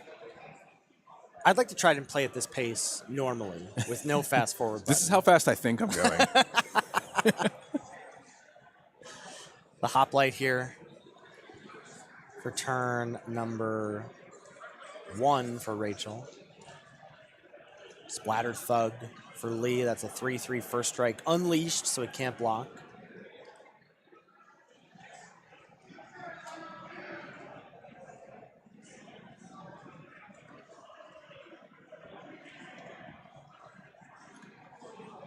Looking around the hall, I see a Luis Salvato. I see a Tom Martell. You all saw Sam Black and Caleb Durward last night on coverage. I know our friend Fire Shoes is also in the building somewhere. Yes. Cacophony Scamp comes in for Rachel as, I mean, the day's gone from bad to worse as she's stuck on 2. Boros Guildgate, the only additional land for her, as Oko comes down for Lee and makes an elk. There we go. A mountain perhaps can breathe some life into the game for her. Mountain up the top. Got access to 3 mana. We're going for a removal spell on Oko. Yep, Is that ossification there? It's going to exile it.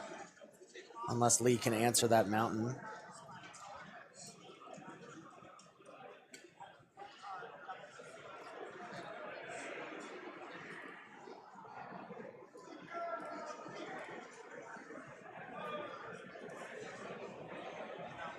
If you missed the end of last night's broadcast, Caleb Durward emerged victorious in the Cheese Stands Alone draft. We have an excellent photo of him and the cheese board that I think has to be used as the advertisement for next year's CubeCon. It's so funny too because he had to Prison Realm coming in to take down the Nahiri. Okay. He had to face off against Sam Black, who does not eat cheese. Yeah, about halfway through the round, right? Caleb said he remembered that Sam was a vegan. Yeah. And Sam said, I'm still not going to make it easy for you. Yeah, I love that. Yeah. And the lands came for Rachel as well as removal spells. She's now answered 2 Planeswalkers with the Ossification in the Prison Realm and Torch the Tower. Oh, but Lee, just the hits keep coming. Garrick, the Huntsman, dropping 2 wolves. Dropping 2 wolves. Are there 2 wolves inside you, Rondez? Absolutely. Rachel, how do we respond to double token generation each turn, Dreadheart Arcanist, and Monastery Swift Spear? In the graveyard, we have the Torch the Tower that can be pulled from the Dreadheart Arcanist, but you're attacking into creatures that are much stronger than you, into a Planeswalker that's just going to make more of them. Oh, no. There's the emblem. It's big, scary Garrick things. Garrick? What is it? Trample and +3/+3? Emblem, I do believe, yes, is a... Yeah, trample. Creatures you control for the rest of the game. So you just perma overrun, +3/+3 and trample. That's right. So I don't think these guys ever get in. No. And poor Rachel says, fist bump, love to see it. Time to hang it up. Unfortunately, better luck in my next cube draft, and Lee is going to get a victory here at the end of the World War of the Spark. That's right. I really enjoyed this cube. I think, I enjoyed doing the Changeling Cube yesterday as well, but it was a lot of fun to see, like, all of these. You know, Planeswalkers are sort of in limited, it's their choice. You get a few each set, whatever. Right. Oh, it's a mythic, maybe you'll see it. It's fun to see him just, like, battling it out match after match after match. That's right. That's right. I think the most exciting decks, the most exciting drafts of this cube for me personally came from Gavin. Yeah. And it also came from our friend with the mono black deck. Gwen. I think Gwen was very, very clever and pulled a lot of really interesting interactions. Even though some we didn't get to see on coverage, the Throw Parasite with the Eldest Reborn would have been something awesome to see him pull off. But either way, just really, really fantastic games all around. I think that cube brought a lot of exciting gameplay and really creative output from the players. So guys, that's going to be it for myself and Ethan for the day. Thank you all so much for joining us. We have another set of games coming up with a whole new cube in just the next few minutes. And that'll be more action coming to you for CubeCon 2024. Stay tuned. So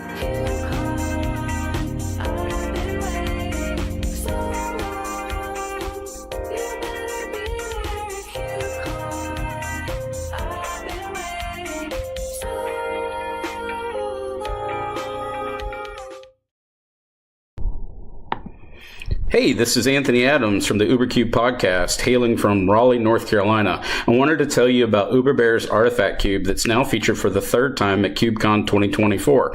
And without further ado, we're going to talk about the cube. So the idea of the cube is anti-artifact versus artifact as just kind of a general premise, where you're looking at this world where it's man versus machine, if you will. Let's move into our Azorius section, where you're going to find kind of a control tempo type of shell, where cards like Dance of the Mance or Steel Sabotage or Unctus will take you to victory. But then we move over to our Boros section, which is different than what most players are used to. It's not your aggro strategies per se, but it's going to be your modular or your equipment with like Stoneforged Mystic or Arcbound Shikari. And then we move over to our Dimir section, where you're going to see really cool cards like Baleful Strix or Tameshi or Armix that'll help carry you to victory. Very control-y type of section. Then we move over to our Rock or Golgari section, where you're going to find classic cards like Manglehorn that just hates on the entire cube to begin with, or you've got Birthing Pod for those that wants to go really technical. Then we have the section of Gruul that's kind of your artifact sacrifice section. We get to run cool cards like Kappa Tech Wrecker, etc., Brea's Apprentice. Then we have our Spells Matters, Artifacts Matters. Is it really loves artifacts? And you're going to see cool cards like Third Path Iconoclast or Rise and Shine. Then we move over to our Rakdos section, which is going to be my favorite section per se, because I love to do that, sack the artifacts for value with stuff like Onicot Anvil or Trash for Treasure, and then bring them back with Whip of Erebos. Then we move over to kind of our Disruption anti-artifact section. We're going to see cards in the Orzhov that's like Tide Hollow Sculler or Divest. Selesnya is also your anti kind of section, or even your control section, if you will, where cards like Cankerbloom or Nature's Chant will play a major role in the cube. Don't pass these cards.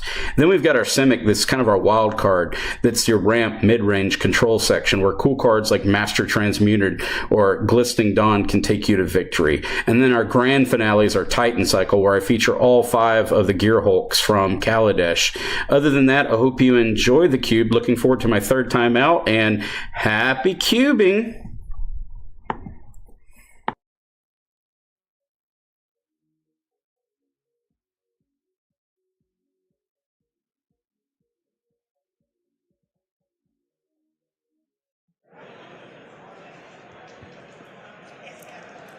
Hello everyone, welcome back to CubeCon coverage. My name's Hayu. I'm here with Ryan Oberturf, and we are bringing you coverage from day number 2, which is kind of like day number 1, Ryan. Because yesterday was like a prequel day. We had some fun stuff. We had some cheese-related cubing, and today we are back with the main event on Friday. Let's just remind everyone of where we are in the day and what the players have been up to, what they're expecting coming up over this weekend. So you can see that we are here on Friday. Yesterday there was the prequel draft where you could get some points towards your record, but it wasn't as weighted as heavily as today. And then today and tomorrow, all the players are going to be doing 4 drafts, so that's 4 cubes, Friday and Saturday. After the second cube on Saturday, there's a top 128 cut, under which there's sudden death rules. So, once you're in that third draft on Saturday, that's when we're starting to eliminate players kind of from the pods, Ryan. I cannot tell you how much I want to cover a match determined in sudden death on camera Saturday night.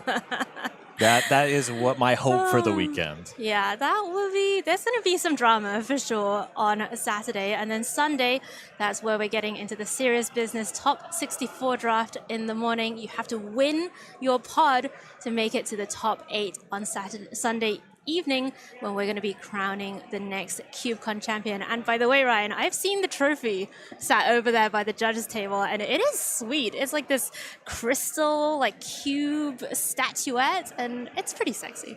I love that, yeah. And you mentioned that today is kind of higher stakes than yesterday. Nobody's winning any cheese today. That's true. We're in the main event, though. These matches matter, but they were individually a little bit heavier yesterday, I think. Yeah, I agree. Well, let's have a look at what our players have been drafting.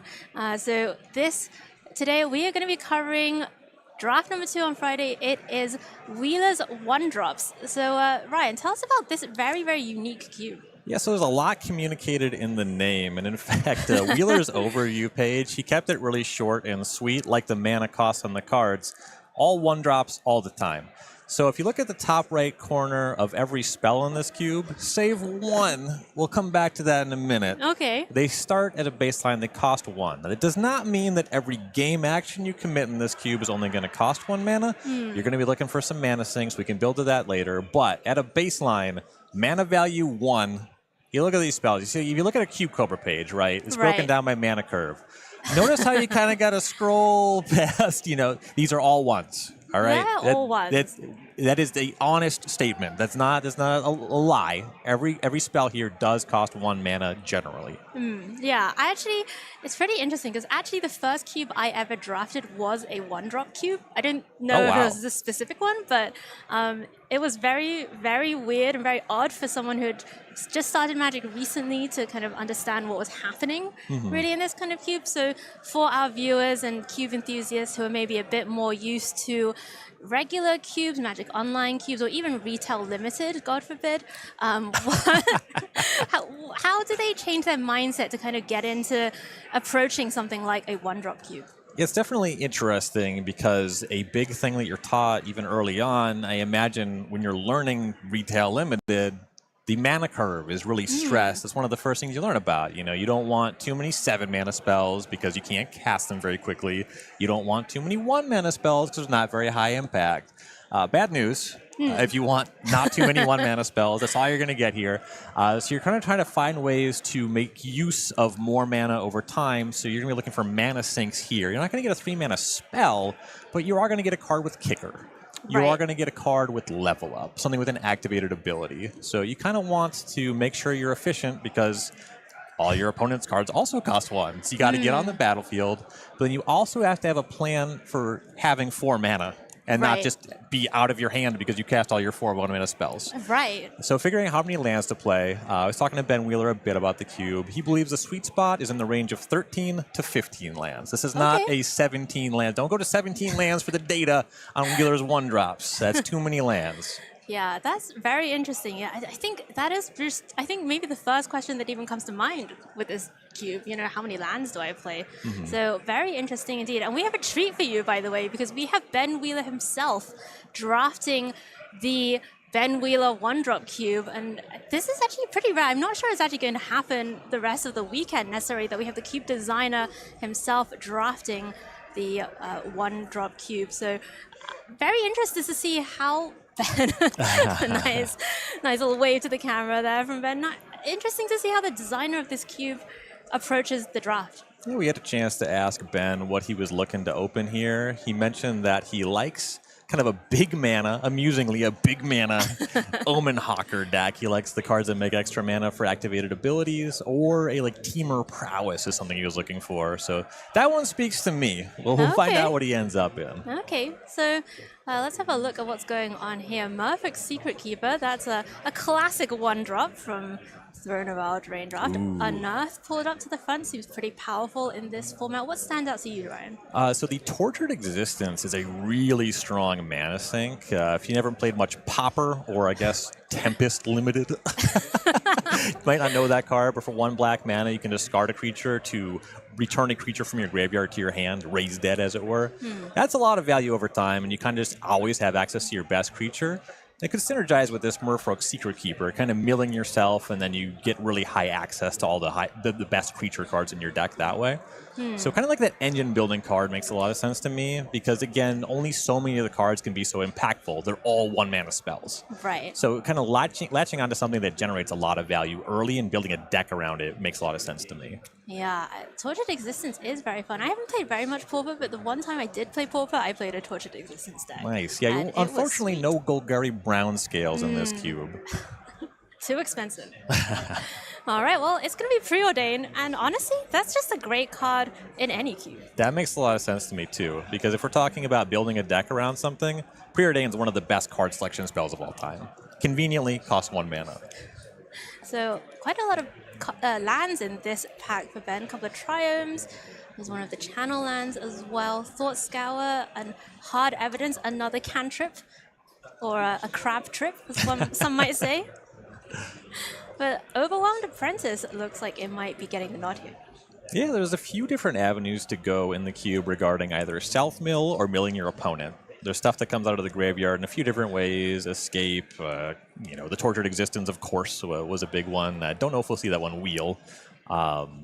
So the self-mill is good, and then the Merfolk Secret Keeper, sometimes it's me, sometimes it's you. Right. Speaking of sometimes me, sometimes you, Thought Scour, very much in that vein. And, if you're keeping yourself open to play like that Teamer Prowess deck he was interested in, it's a card that replaces itself.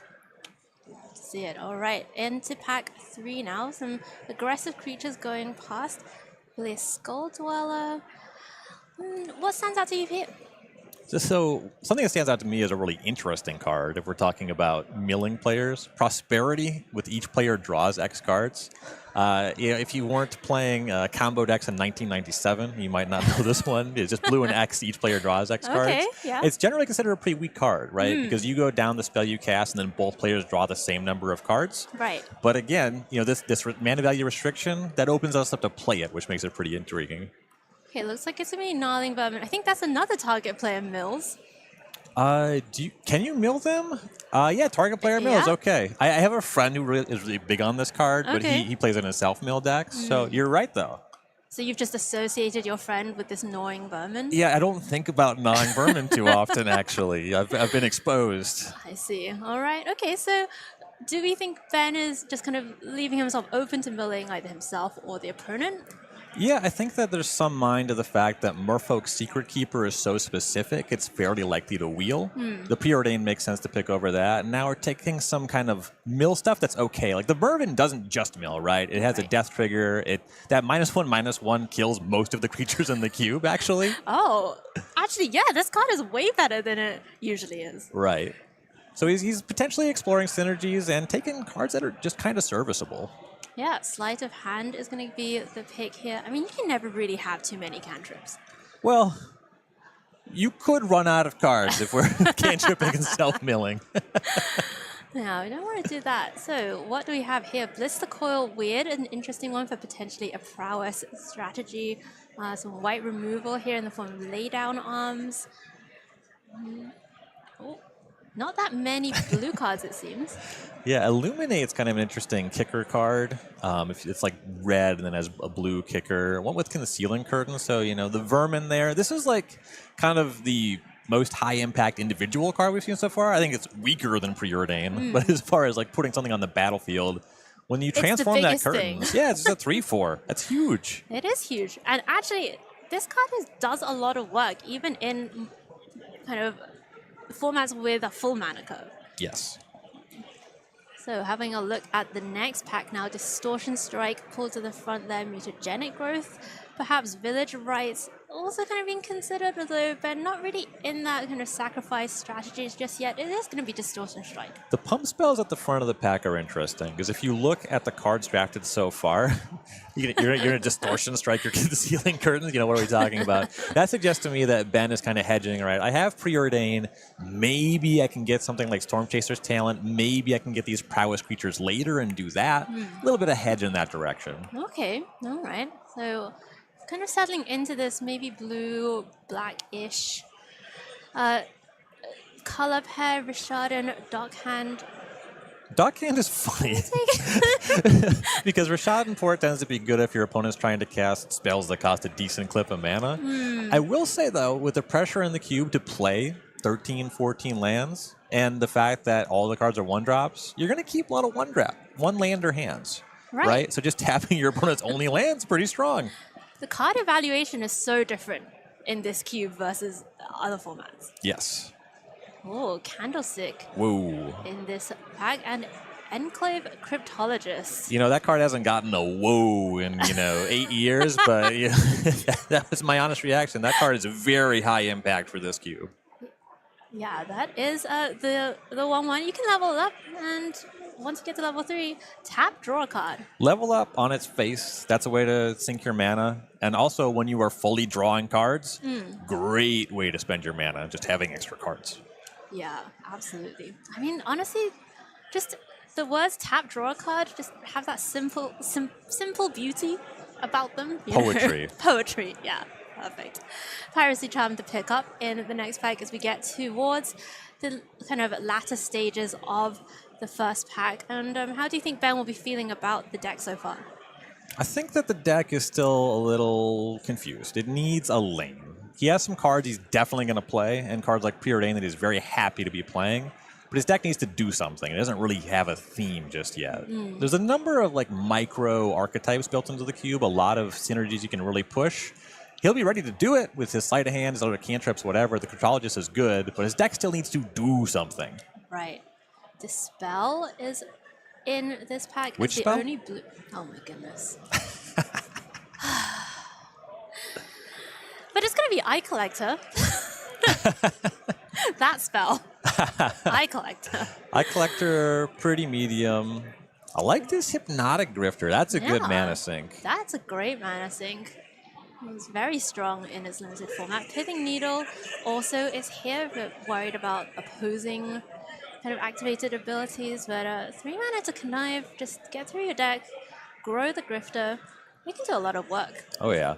And this card's not very impressive if you can just cast a 3-mana spell. Can't do that here. It gets a lot better when that's the case.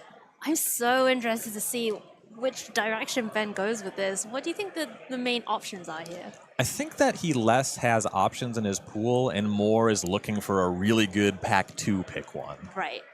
Okay, and we're going to see him just round out the last couple of pick Master of Ashes getting picked up there. And, oh, Darkside Chef on the wheel. That's just a solid playable card. You I know, love this guy. We are not really able to make tokens. You really like to be able to do that with your chef. It's like okay to just like play it, and if your opponent has a removal spell, you just sack the thing in response. I mean, also, the art just looks delicious. Very nice art. Yeah. Never say no to a bowl of noodles. Okay, so usually at this point, you know, you're looking through your picks, you're putting them in mana curve order. That's not happening. We could go for a rarity sort. I think he's looking a little bit, you know, is there any shot I'm playing this stud? I think not. I think that it takes a little too long to make the Grifter a nice thing to thud. You never know. If you ask me, is Thud, Hypnotic Grifter a genius or Grifter archetype? I think that's a Grifter archetype. Well, but you're just grifting yourself, though, surely. All right, pack 2, pick 1. Ben's going to be looking for some direction in this cube. We see Siren Storm Tamer pulled to the front, Scalding Tons, nice mana fixing. Ooh, Delta as well. Never seen this many fetch lands in my life. I mean, we did not see very many fetch lands last night in the Cheese Stands Alone cube that we covered, although we did see some great matches there. If you missed that, would highly recommend going back. And the finals in particular, some very intense, very high-level stuff. And Ben Wheeler here, just going to get Pellucid Delta. Makes a lot of sense to prioritize the fetch lands highly, especially when you're talking about playing 14 lands. Right. If you're going to play a second color, you need mana fixing. You can't play 7 islands, 7 swamps. Right. Get out of here with that. Well, yep. Got to get those prize ticks, you know? Go convert them into some swag at the prize wall later. Yeah, I like handing that out after pack 1. That's like your achievement for drafting the first pack of the draft. That's how you know you're locked in. Oh, there's Omen Hawker. All right, that's one of the cards he literally named. Right. He said, I would like to play an Omen Hawker deck. So, Omen Hawker is one of these cards which always gets me very excited, right? It's like a 1 mana, and it makes 2 mana. It's the blue Soul Ring. It's the blue Soul Ring, right? At least that's how it feels it should be. And you know, that's good with cards he's already drafted. That's going to level up your Enclave Cryptologist just on its own. That's going to be 2/3 of a Grifter activation. Nice. It's looking less grifty by the minute. Right. Looking pretty genius. I don't know about pretty genius. Well, It's moving in that direction. let's get the genius meter, the genius bar. The genius bar. I think someone else has the rights to that, you know? Oh, right. Zephyr Boots, potentially the pickup here. Floodhound, also a possibility. You know, considering that all these mana sinks draw cards, you're fine if you draw multiples, right? And just getting enough stuff where you can get your turn going. Like the Floodhound, you could say it's not as good as Cryptologist, and you can say which is better between it and the Grifter, but I like having all of them and just pushing that Omen Hawker. This one might be a Snifter. It might be. It might be. Yeah, Omen Hawker is so sweet. I always wanted to make Omen Hawker work, and never managed to make Omen Hawker work. At least not in Retail Limited. Yeah, I have to admit, I'm going to set the line at 2.5 cubes. Do you think Omen and Hawker is in more or fewer than 2.5 cubes in the room? Oh, in the room? In the room. We have a lot of cubes here featured at Yeah, CubeCon. that's a lot of cubes. And it is one of those cards that it asks questions. I'll put it another way. I think this is the best cube in the room for Omen Hawker. Okay, I'm not going to argue with that. Tragic Slip to pick up here. Nice bit of interaction for Ben. That's a nice pickup, and I believe he passed Phyrexian Reclamation, which is a big endorsement. That's a huge value engine. I would say it's a bit actually stronger than Tortured Existence, just because you always get to raise dead. I mean, at the cost of 2 life or whatever, so always is strong. But it's like a draw 5, you know? Right. So just getting some interaction here, Wheeler valuing, okay, like my opponent's going to be doing something. I should probably care about that. And again, -1/-1. Like you don't really even need to morbid this card that often. Kills a lot of 1-drops. It does kill a lot of 1-drops. And occasionally it's going to do much more than that. Well, not in this cube. It'll kill a 1-drop. So there's more removal here in the form of Gruulda's Assassin. There's also Changeling Outcast potential there. And I like some this equipment. Chronometon. The choice between Gul'dan's Assassin and Chronometon is interesting because the Assassin, once you get that level, it's like Vasar the Dreadful, right? Like it's a really high impact card. I like picking the Chronometon because you know you're going to play it. This could be a mono blue deck, right? Like we have Polluted Delta. We don't have a blue-black land to find. It's going to find an island or a swamp. Right.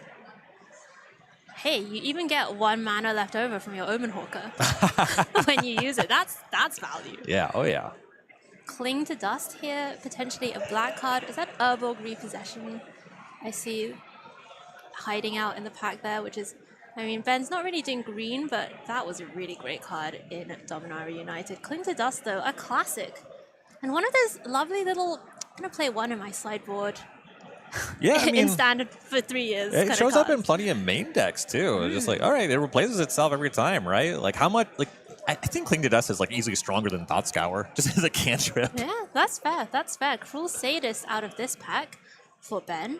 This one's not great with Omen Hawker, but it's pretty good on its own, and it's not bad with Omen Hawker. You can do some stuff. Yeah, with what you Omen really Hawker. need is some turns, less than you need the mana. But this is similar in texture to the Chronometon, which I've already endorsed. Right. Feels a little silly to have Chronometon Sadist and not Gruuldan's Assassin, but yeah, that pack wasn't the choice, Right. And then really kind of zoning in on the blue and black cards here. Bubble Snare, another bit of removal. Potentially it does have the kicker where, you can tap the creature as well as keep it tapped, but otherwise it's just a 1 mana blue kind of lockdown piece. The blue Swords to Plowshares. Some might say. Some might say. Gutter Bones also being considered. I like the snare pick there. Like the bones might be castable, but this is not an aggro deck. Right. So, I did say the blue Swords to Plowshares in the new set, Unable to Scream, is pretty sweet. Like it removes creatures' abilities as well. It's just yeah, it's maybe more Swords to Plowshares even than the bubble snare. And this is Indeed. probably something Wheeler wasn't expecting, was Scalding Tarn coming back around.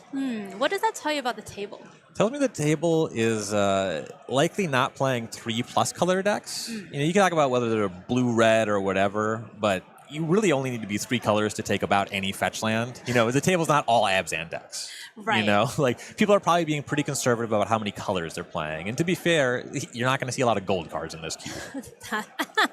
That's true. I mean, there's some hybrid filter hybrid mana hiding out. This is kind of a heartbreaking pick here. Thundering Falls and Fear Fire Foes coming back around. Fear Fire Foes, it's pretty close to a Plague Wind in this environment, but you need a red land to cast it. Right. So it makes sense to take the Falls there, but you are passing a premium red card for the opportunity. Right. But you'll play the Falls in like even a mono blue deck. So Yeah, that's pretty interesting as well. Just playing these kind of off-color, slightly interesting lands that do things. Lightning Axe the pick. Are you ever splashing that?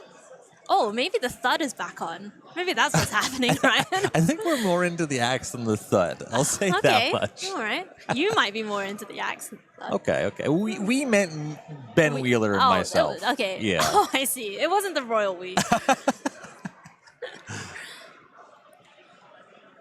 We are just waiting for the next pick. So, has Ben acquired more direction? Yeah, I think that Omen Hawker was a huge pickup, and it's clearly influenced a lot of the picks since then, as well as subsidized some cards he picked up before then. What is coming back? Insatiable Avarice. This one of the spree cards? Gotta say, spree cards as 1-drops don't pass the sniff test for me. You literally cannot only spend 1 mana on this spell. I don't know. I like the legal definition. I'm like, yeah, okay. It says it's got 1 in the upper. You specifically said if you look at the upper right corner. That's true. Oh, You yeah. can tutor for it with Dizzy Spell. Okay, great. Exactly. All right, this is disrespectful. What is that The Thraben Thraben Inspector is still like, doing in hello? that pack? One of the best 1-drops of all time. Now, if I'm Strength Wheeler, of I'm like, I'm low-key looking out for blue-white lands because I have that Inspector. Well, he took a blue-white land. He took an irrigated farmland. There we go. And you'd probably play that cycling land anyway, right? Even if you Yeah. were not white? Well, the tap land is basically a 1-drop, Okay. and then you cycle it if you don't need the land. Oh, so this is a cube with the lands are 1-drops as well. Yeah, that's actually something I really like about Wheeler's design. There's no shock lands. There's no ABU duels. The lands enter the battlefield tapped or are fetch lands, but the fetches only find basic or lands that enter the battlefield tapped. Okay. So your mana fixing lands are, in their own right, sort of 1-drops. I like that. I like that it discourages kind of just, 2-color aggro decks that just unpunished. I also think if you put in a lot of fetchable duels, but particularly ones that enter the battlefield untapped, you're not wheeling Scalding Tarn. The environment's very different. You're That not looking is at drafting this mostly or just totally mono blue deck. Right. We're just going to have a look at the picks here. We do see the lands getting shuffled to the back. There are triomes, I believe, in the list as well. Yep, triomes, and there are the cycling 2-color lands. Of course, only the allied side of that cycle exists. Yeah, maybe someone should call up WotC. Someone should. Someone should. Okay, pack 3, pick 1 now for Ben Wheeler. Having a look through the pack, Defile is a black card. Maybe wants you to be a little bit more in black than Ben. Dark Salvation is a WotC? really strong black card. Talk about a card that scales, make X zombies, and it's also a removal spell. My Mega's heart just Scroll skipped makes a beat sense. because Ravenous Squirrel is so sweet. Just one of my favorite cards, so sweet. Dark Salvation, though. Okay, so you like this card? It's fine for you. You but can spree? legally cast it for 1, and if you have a zombie, it's still a kill spell. Okay. All right. I'm very passionate about this. You are. It's just, honestly, Ryan, this is the first time we worked together, and it's very difficult to gauge the level of passion you'll have on any given subject. I'm often described as difficult. It's not about the difficult. It's about unpredictable. Shadow Spear was the pickup, though. You in can that equip pack. that by tapping Omen Hawker. You Oh, see, it's another part of our love it. theme deck. It's all coming together. Right. Also, just in general, a +1/+1 equipment where many of the creatures are 1/1s. You're literally twice as large as whatever else is going on. But you want to talk about equipments that are powerful. Viridian Longbow being pushed to the front of the pack. This card has a history of being really strong in Pauper constructed. Okay. And was really strong in Mirrored and Limited. This is a really strong card that I think is fairly obscure these days, but I think it's awesome in this cube and awesome in Wheeler's deck. Yeah, that is a great pickup. And you saw Wheeler really considering that blue-black duel, right? It was a fetchable duel. Would have gone really nicely with that polluted delta, but ultimately the longbow too strong. As we look at the next one, Corrupted Conviction is here. Ponder is a nice one, as well as slip out the back, a piece of protection. On the topic, too strong, Currency Converter being pushed to the front of the pack. So Ponder's nice because it's good to find the best card in your deck. For example, Wheeler's going to want to find that Omen Hawker early and often. But what if you just had another card that's one of the strongest cards in your deck? I love picking up the Converter there. It's also just great card selection. That's a great Omen Hawker card. Yeah. Yeah, that's sweet. See quite a lot of black cards here, but pretty specific ones. We saw Ruthless Sniper, See, Spyglass Siren, that's a great one drop. The Sniper is a combo with several of the cards in Wheeler's deck. Chief among them, that Currency Converter that he just picked up. You can start That's just true. throwing around -1/-1 counters, which I will continue to stress kills most of the creatures in the environment. Plays it a little safe and takes the Spyglass Siren. It's strong. Yeah, okay. Come on, give it some respect. The map uses your Omen Hawker mana. That's true. Yeah. We now have some more 1-mana activated abilities so we can Great. split the Hawker more often. Yeah, that would be... Come on, don't you want to see that? I want to see...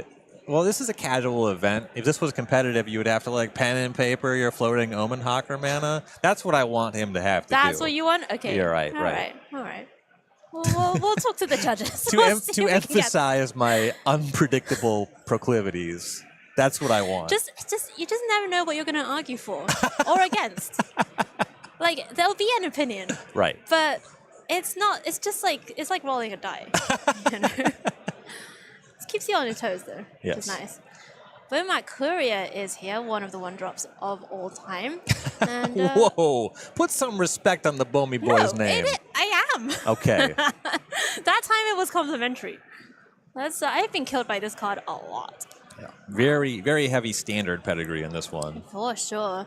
Yeah, we were talking yesterday about cards that have been most concentrated in standard PC top 8 decks or whatever the stat was. And Beaumont Courier's got to be up there as well. Ghost Lantern pulled up to the front. And one of the pieces of equipment from, I think, a Commander set. I thought you were going to say one of the pieces of equipment of all time. Goodness. Unlike you, Ryan, I don't just recycle my jokes straight away. So you're going to wait a pack or two on that one. Yeah. Ghost Lantern's wait nice till little game raised two. dead, and also that +1/+1 counter. You know, getting +1/+1, giving -1/-1. I'll continue to beat this drum. You're like Both are obsessed great. with them. Just a little bit of extra power and toughness. I mean, that's what you want. I'm not greedy. I just need a little. Just a little. Pacification Array, that's a one drop. I mean, I keep saying it, but honestly, it's just great seeing all these cards that, you know, they fill an interesting role in normal limited formats, and then they're all here. Yes. I think that the Curious Obsession will be really appealing to a lot of decks that look similar to Wheeler's. He's making so many picks that really push the power of Omen Hawker Right. and Spectral Sailor, if that's what we're doing. I Yeah. think he's holding out a little bit of hope that he also gets the Enigma Jewel, which would be the other. You know, he's not going to get literal Soul Ring, which I will say is in the cube, but I don't think we're going to see that one this late. But like getting the Enigma Jewel at the last possible spot is, I think, a really real possibility that is heading towards. Right. Spectral Sailor is incredible. I mean, it's already a great card, and then with the Omen Hawker as well in this cube, drawing the cards, you're always going to be able to play what you draw. Very nice. Answering the question, what do you do with the Spectral Sailor? It is not too early in the morning, but too early in the afternoon for that, as we look at Otawara Soaring City being considered here, along with Weaponize the Monsters maybe off that red splash, and Scary Terry being sent round the table. I'd like to propose a house rule for this cube. I don't think you should be able to channel Otawara unless you control 3 legendary creatures or planeswalkers, because that is not a one-drop. Just... Okay. Moog is his favorite, the pickup here. A nice flexible card. Yeah, decent, mostly removal spell. Mostly removal spell. You could stick it on your Hypnotic Grifter. Yeah, get that grifter going. Turn up those beatdowns. Nice card to loot away when you get your Cryptologist. You don't mind discarding this one for value. Yeah, that Currency Converter, what a pickup that was for Ben. Oh, yeah. So how does he win games? Slowly. This is a deck that's going to generate value over time. The Viridian Longbow is a pretty nice piece of the puzzle, just kind of cutting down your opponent's creatures. The Currency Converter, making a bunch of 2/2s, going to both slow your opponent down and eventually be able to attack. Right. I don't know how many lands Wheeler's going to play. I would ballpark 14. Yeah. it's not enough mana to really move the longbow around and close that way. Sorry, I just got very excited because Undercity Sewers came around. That's a great late pickup. Yeah, that you definitely want that in your deck. Both just wants a mana fixing land and just already has a fetch for it. I mean, I'm going to say this a lot of times, but I think the Surveil lands are maybe my favorite cycle. They're incredibly good designs. Just really lovely. One really of the elegant. biggest innovations for Cube Draft in the last 5 years. For sure. You know, a couple years ago, almost every Magic Online Spotlight cube just had like double shock lands, double fetch lands. Right. You don't need to do that stuff anymore. Yeah. Just there's another great cycle that you should put in your cube. Yeah, they're just really, really flexible, really lovely. Scornblade Berserker, again, one of those like tricksy little cards that could do a lot of work and have seen this card do a lot of work. I would describe it as a neater. It's It's a neat card. It Not a is neat. heater. Not a heater. It's a neater. Oh, I see, okay. What temperature is a Nita? Room. Room. It's got to be above room. Well, not for long. Vampire Lacerator coming around. Not sure whether that one's going to be making it. There's another card that used to get some woes. Not anymore. And it's not getting one from me today. I don't think that's making the deck. Woe count 0. We should get a little woeometer. Is that how you would call it? Yeah. Yeah. Okay. Maybe just Wometer. Ryan Overturf's Wometer. And I'm British, so I'll spell it with the R-E. I'm joking. We actually spell things that measure things ER at the end. Nice bit of language for you as we get up to the end of the pack. And, usually there's not a lot coming around, but Both of these cards are yeah, good. these are playable cards for Ben. So they kind of do similar things in Wheeler's deck. We're talking about Vampiric Rites versus Shore Up, where he's not generating a bunch of creatures to say. I suppose the currency converter actually is going to give us some tokens. The thing about that is they're not value tokens. They're actually twice as large as most of the creatures in the cube. So I don't think we're sacrificing them for value necessarily. Okay. But you're using Shore Up either to save, for example, your Omen Hawker from removal spell, or the Rites will sack it to value. If you get 2 activations off the Rites, it's a lot better than the Shore Up. If you protect something that's particularly high value, like your Enclave Cryptologist, you maybe wish you had the Shore Up instead. Okay, interesting. So, we watched Ben's draft. Obviously, Ben Wheeler is the designer of the Wheeler's one-drop cube in the name. So what are your thoughts after that? We can actually bring up Ben's deck. So this was his build. We don't have the land count specifically, but we could reverse engineer it. We could. But you already expressed your aversion to counting yesterday, so I'm not going to put that on you. Counting is not math. It's part of math. It's one of the mathematics of all time. Oh my goodness. What do you think? I think that this deck is pretty comfortably a 7 or an 8 out of 10. I think that if he got the Enigma Jewel, there's so much stuff here that's a good mana sink for that Omen Hawker, and it's a really nice synergy. And also, all of the mana sinks are just strong cards. Like that longbow, you get that on a creature, you activate it once. You're just killing stuff. You got pretty close to a Visara the Dreadful for this environment, right? Right. So you got some strong stuff going on. It would be way more consistent to also have the Enigma Jewel, so you had more ways to really power up these abilities.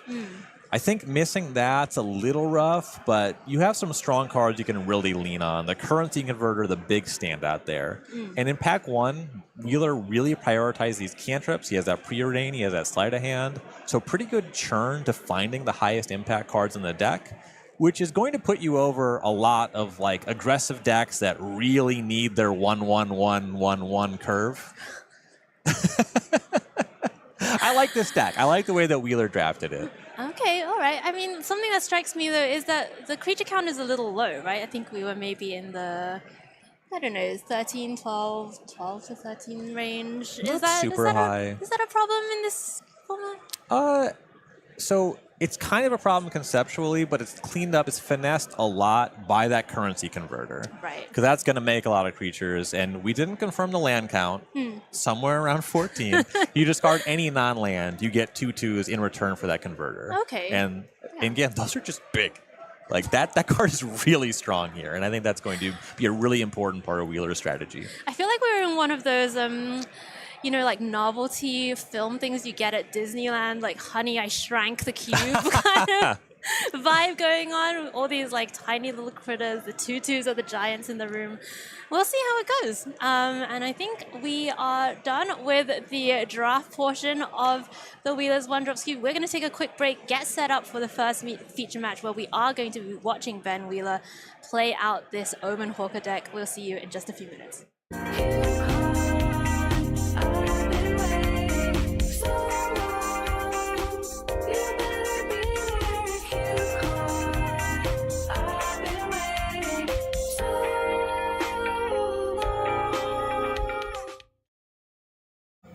Hello, my name is Bones and I'm from Tulsa, Oklahoma. One of my cubes in this year's CubeCon is World War of the Spark.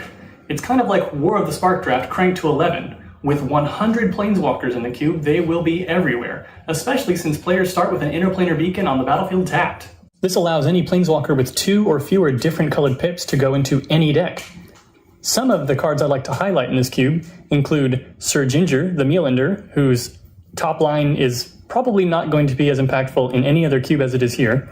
Pestilent Haze, which allows you to deal with a board of planeswalkers that's grown out of control. And Burning Tree Shaman, which reminds us that we're on Ravnica, and in Gruul style, punishes anyone who gets too clever. The decks players build in this cube are going to revolve largely around what planeswalkers they manage to find. For example, you can draft an artifacts deck with some help from Saheeli, Daretti, and Tezzeret, and there are many artifacts in this cube which can go in any deck and are extremely impactful even without the support. There's also an enchantments theme, thanks to the presence of planeswalkers like Calyx and Estrid. The historic batch is extremely powerful here, with cards like artifacts, sagas, and of course, planeswalkers, which are all legendary, appearing all over the place. There's also a lands matter archetype with planeswalkers like these. Don't try to blow up the opponent's interplanar beacon, though, there's no way to do that. Some of the minor themes include non-creature spells matter, or in this case, instant and sorcery specifically, thanks to Ral and Rowan. Creature tokens, which there will be a lot of running around, and Flicker, or Blink. There are multiple ways to reset your Planeswalker's loyalty counters so that you can minus them all over again. There are even some pretty narrow archetypes that I strive to support. Thanks to cards like Tyvar Kell and Freyalise, I make sure that there are enough elves that a deck of that specific creature type can be viable. And as a final note, while I do try to include as many unique or off-the-wall Planeswalker designs that Wizards has made as possible, they must all be within the Magic canon. This is War of the Spark, after all, even if some time travel is involved.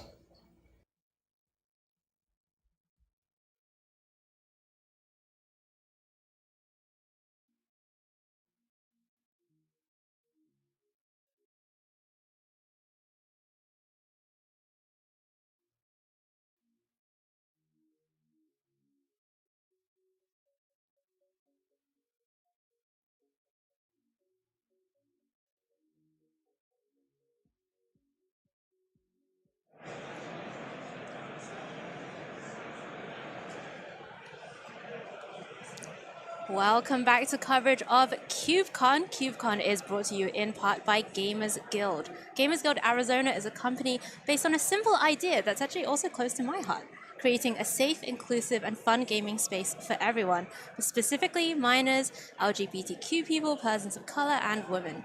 Their vision is to see a Gamers Guild in every city in North America, all united in their love of safe and fun gaming for all. So thank you so much to Gamers Guild for helping make CubeCon happen.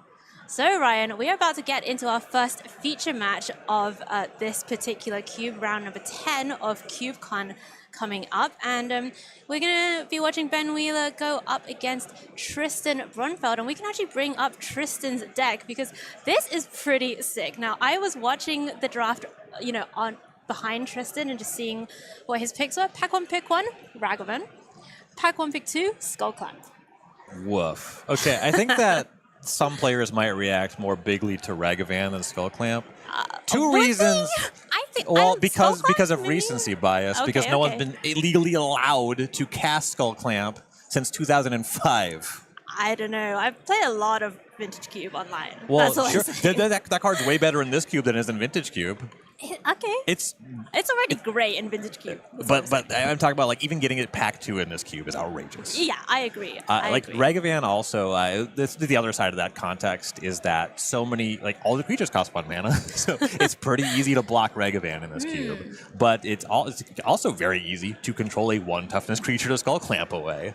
That Skull Clamp goes crazy in this cube. Yeah, and it's so beautiful as well, that foil one that Ben has. From the Vault Exiled, a reference to the fact that the card is tremendously banned and you are not allowed to play it.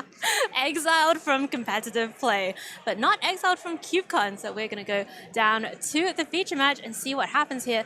Ben up against Tristan Brunfeld, and we're going to see Tristan on the play with a tap land.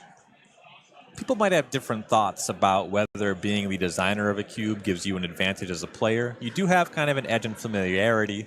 You know, Wheeler's maybe the only player at the table that really valued this Omen Hawker very highly, and it has a nice Omen Hawker deck. But also, you're a little bit more likely to get a little wacky with it when you play your own cube.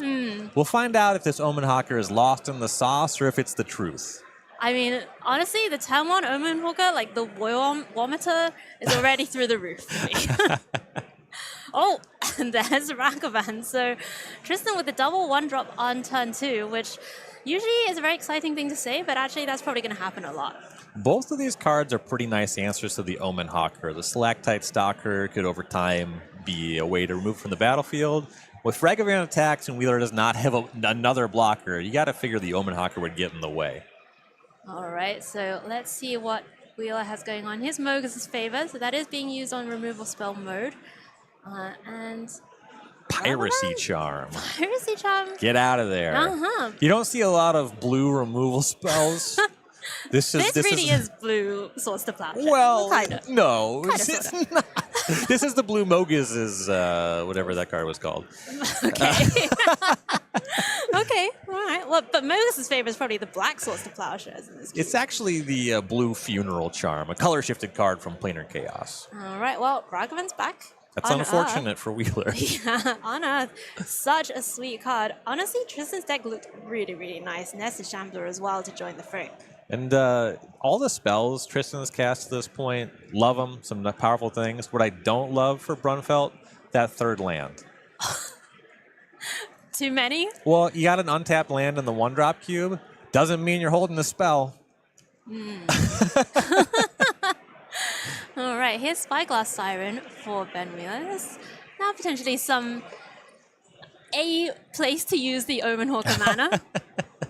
That map is, half of the Omen Hawker's output. Woman Hawker, as he's known to his friends. His friends being Ryan. Yes. And Ben. that would be a fun play group, to be fair. Omen Hawker, Ryan, and Ben.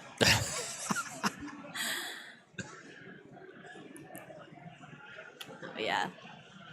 Make sure we get the token on the battlefield before we sacrifice it immediately. Yeah, way to represent the... Oh, wow. Represent the game state and represent the best card in Wheeler's deck. Yeah, that one. We like to see that one. That Dutiful Attendant, what's that card called? Oh, is that the Dutiful Attendant? A bit of a retail limited card there. That might not be the card's name. I think I'm way out. I think that's a Cons card. Some kind of restless skeleton. It's probably like it comes back from the graveyard tapped. Oh yeah, I know what the card thing. does. I'm just really trying to pull the name. Oh, but yeah, it's a 1/1 for 3 mana. It comes back from your graveyard. Okay. Let's just it blocks Ragavan is what it does. Okay. All right. It blocks Ragavan. So here comes the attacks. The obvious blocks get made. And Villager Rites? Is that on Nested Shambler? Yep, Villager Rites after blocks to sack the Shambler. Get a 1/1, draw 2 cards. Okay. Cheeky attack, I like it. All right, so get the 1/1, draw the 2 cards. Damage is yet to be resolved. Oh, Persistent Specimen. There we go. Okay, I was never going to get that name. Okay, and that block on the Ragavan is really heavily advantaged Wheeler, I gotta say. But also, kind of what I was saying, things don't get better for Ragavan. Everything trades with it. Yeah, pretty interesting card in this cube. Like we were talking about earlier, the evaluations really do change a lot. 4 cards compared to other cubes, other formats. You can definitely talk about Magic, or try to talk about Magic, in terms of individual power level in a vacuum, but context is king, and cubes are very small formats that give you pretty heavy context, and there's a lot of 1/1 creatures. Ragavan is pretty bad in that context. Would you call it the CubeCon text? I would. Okay, here's Underworld Cookbook for Tristan. No Asmora in this cube. Yeah, it gives Wheeler the ick, because it doesn't have a mana value of 1. You can cast it for 1. Right. I mean, this is like those, those charts that are like, really hard for me to explain right now. Well, you're like, this is formally a thing, or aesthetically a 1-drop, or Yes. yeah, The alignment chart. Alignment chart, yeah. Shadow Spear is being put on the Spyglass Siren. It is massive for this cube. It's a 3/3. It's getting in. It has lifelink. Tristan down to 16, and I think Brumfeld not really managed to get kind of an engine going here. No, and that's something that's really powerful about Wheeler's deck, is the fact that he has all these cards that give him kind of a churn, ways to loot, ways to generate value otherwise. We saw on turn 3, Brunfeld made a 3rd land drop, and I said that was bad. That's too many lands. If you're not churning, like, the cookbook is fine. You can start turning extra cards into food, Right. but food is worse than cards. Okay, well, it's just this Spyglass Siren coming in, and that is going to be met with a removal spell. Vendetta. Vendetta, yeah. That's honestly Vendetta. Mostly the art is really disturbing, I think. It's intense. They went hard on art back in the day. Yeah, this is what you were talking about. Looting through the deck with the cookbook. Saya the Shinobi. A little interesting to see this one make the deck for Wheeler. It's just a +1/+1 equipment. You can free attach it when you make a creature. That's like not very good in his controlling deck, but extra toughness, just good in this cube. Yeah, I mean, you're going to hear Ryan say that over and over again. Over and over and over. Yeah. Here comes the team. They don't call me Ryan over turf for nothing. Right, so here's a we're gonna see- combo. What's going on here? Oh, that. This specimen. Yeah, the specimen comes back and just picks up the Psy for free. All right. Yeah, that's the combo. The Psy makes way more sense now. I already liked it well enough. Okay. All right, let's see what's happening here. Tap the Omen Hawker for mana. Equip the Shadow Spear. Specimen's got 1 equipment in each hand. Love that. Dual wielding. The dual wielding. This And is in that way, some like 80s video game vibes going on here for Wheeler. In that way, the Shadow Spear kind of justifies the Psy. Just getting an equipment, just more, right? Now you have a 3/3 lifelinker instead of a 2/2 lifelinker. Right. That's the currency converter. And that currency converter dramatically changes the texture of the game. It already was looking kind of advantage Wheeler on the battlefield, but when we're talking about that 3rd land being a pretty bad draw for Brunfeld, well, the more turns we get, Brunfeld's going to draw more of those. Yeah. Can turn them into foods, whatever. Wheeler's cards are turning into different cards, and also 2/2s or treasure tokens. Would you describe this as strictly better? You're not supposed to, but I would. Well, I mean, the Omen Hawker is just putting this card over the top, really. More of a good thing. It's like when people say, oh, this card is win more. Like, why wouldn't you want to win more? What a weird description. Oh, bit of Floodhound is being pitched. A little flooded on mana sinks at the time. Was there a currency converter? Did Ben just choose to put it in the green? Oh, no, there we go. Casual rules enforcement this weekend. We'll allow it. All right. But you do have to exile that when you actually discard the card. Yeah, I don't think anything really happened. Right. So the specimen is coming in. Tristan has a bunch of 1/1s. They're all jumping in front. This is the second time that skeleton has just gotten into favorable combat for Wheeler. It just comes back from the graveyard for 3. Yeah, I mean, Tristan's gonna put 3 creatures in front of it, and it just gets to come back. Like, can Tristan's deck beat this one specimen? Yeah, set aside all this other stuff that's really good for Wheeler. Yeah. That dual-wielding specimen's really going to town. I was not expecting Persistent Specimen to be the MVP of any game. Ever. Here we are. So, yeah, okay. This makes sense. It looked like there was no response there, but Brunfeld was holding on the Dark Blast. That was like the trick in that combat. Wasn't really juicy on dealing with the specimen. You can understand why. But cleaning up the Omen Hucker there, that is some inroads for Brunfeld. Okay. Yeah, I mean, that's like a double double land destruction. The problem is, this clears an attack for Shambling Attendant, or not Attendant. What's that card called? Shambling Ghast? Is Shambling Ghast? One Is mana, that the 1/1 homie? Yeah, Shambling Ghast. Yeah, the one that gives -1/-1. That makes an attack against an opponent on 25. That's about to untap with the engine that makes a 2/2 every other turn. Okay, but now we have Skull Clamp going. Skull Clamp's good. That's got to change things a lot. Brunfeld would love to have that skeleton, like something that could recur himself. Right. But you start drawing some 1/1s, turning them away with the clamp, you can really claw back into the game that way. Okay, so Faithless Looting happened, Mountains going to the bin. We're also seeing a Plagued Rusalka, I believe that is, That is. going into the bin. Guild Pact All-Star. Feature of the hand-in-hand block constructed deck. Hand-in-hand block. That sounds adorable. That's It's kind just of like a cute date. name. Just like a first date message. Everyone deserves love. That's just true. Even Plagued Rusalka. Even Plague Rusalka. Wonder what Brunfeld kept. Find out. Yeah, on its own, the Rusalka is kind of just 2 cards. That's getting clamped. So there's a lot of cards I'd probably keep over that. And a lot of cards that are the exact same value, right? Right. There's a fetch land. What? What does Brunfeld have in hand? He kept it after the Faithless Looting, right? Right. And particularly playing this land with the flashback looting on deck as well. Right. Must have some kind of multi-kicker or some kind of mana sink up his sleeve. You also have the ability to sack the cookbook for 4 to return a card from your graveyard to your hand. Okay. Well, yeah, maybe Ragaman Part 3?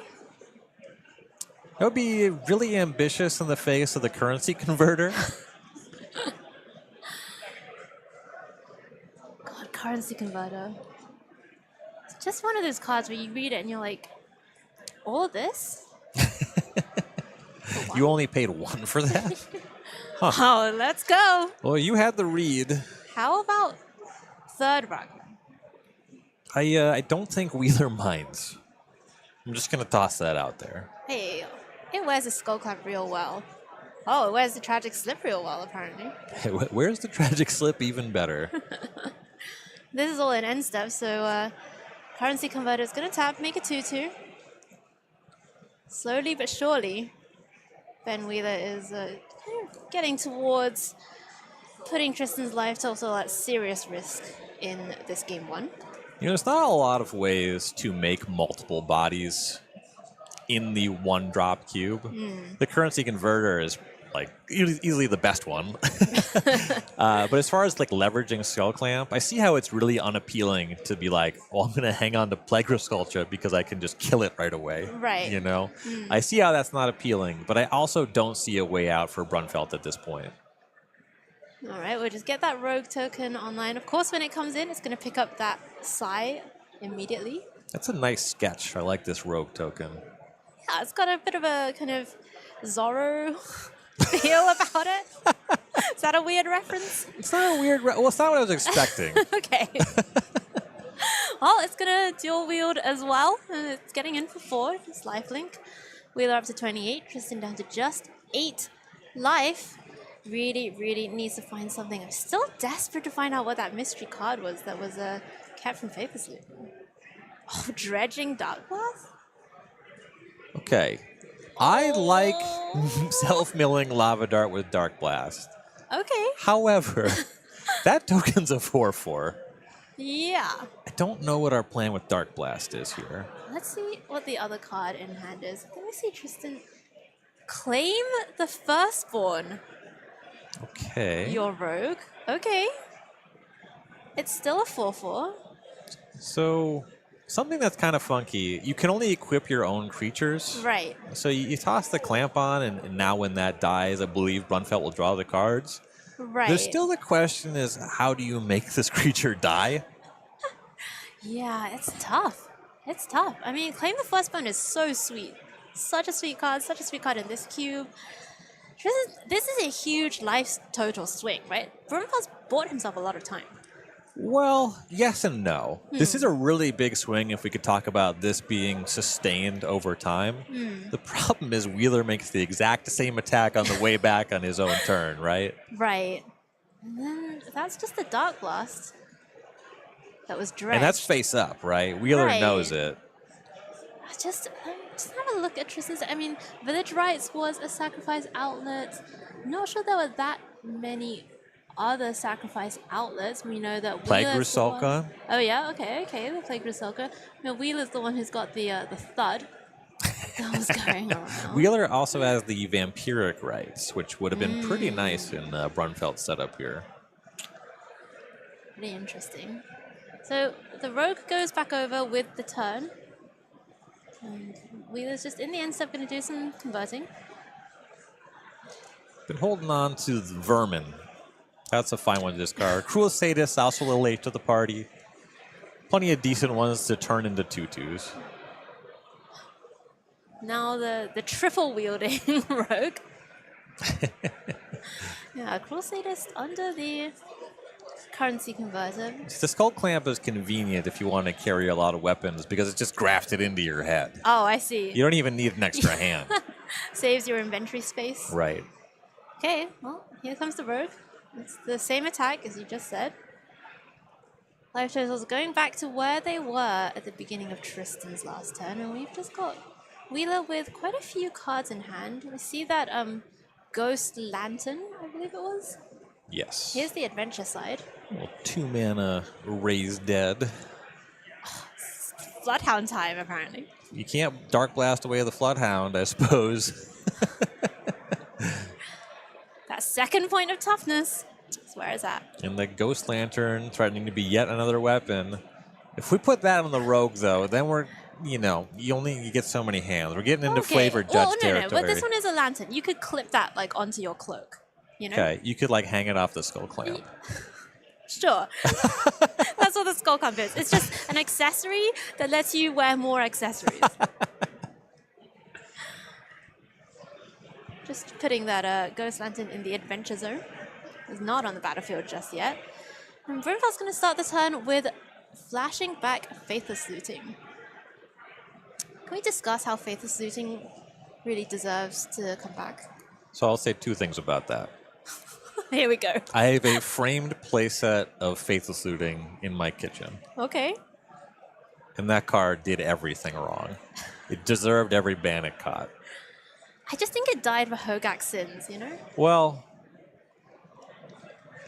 it died for Golgari Grave Troll's repeated sins as well. Yeah, but we don't need those. That's true. Those are gone. That one's not coming back again. He's come back many times in his career. There's enough nonsense in Modern right now that you could just put Faithless Looting, and the argument is less, it's fine, and more, who cares? Who cares? Honestly, I just think, okay, I mean, I don't want to, upset people, but just... I do.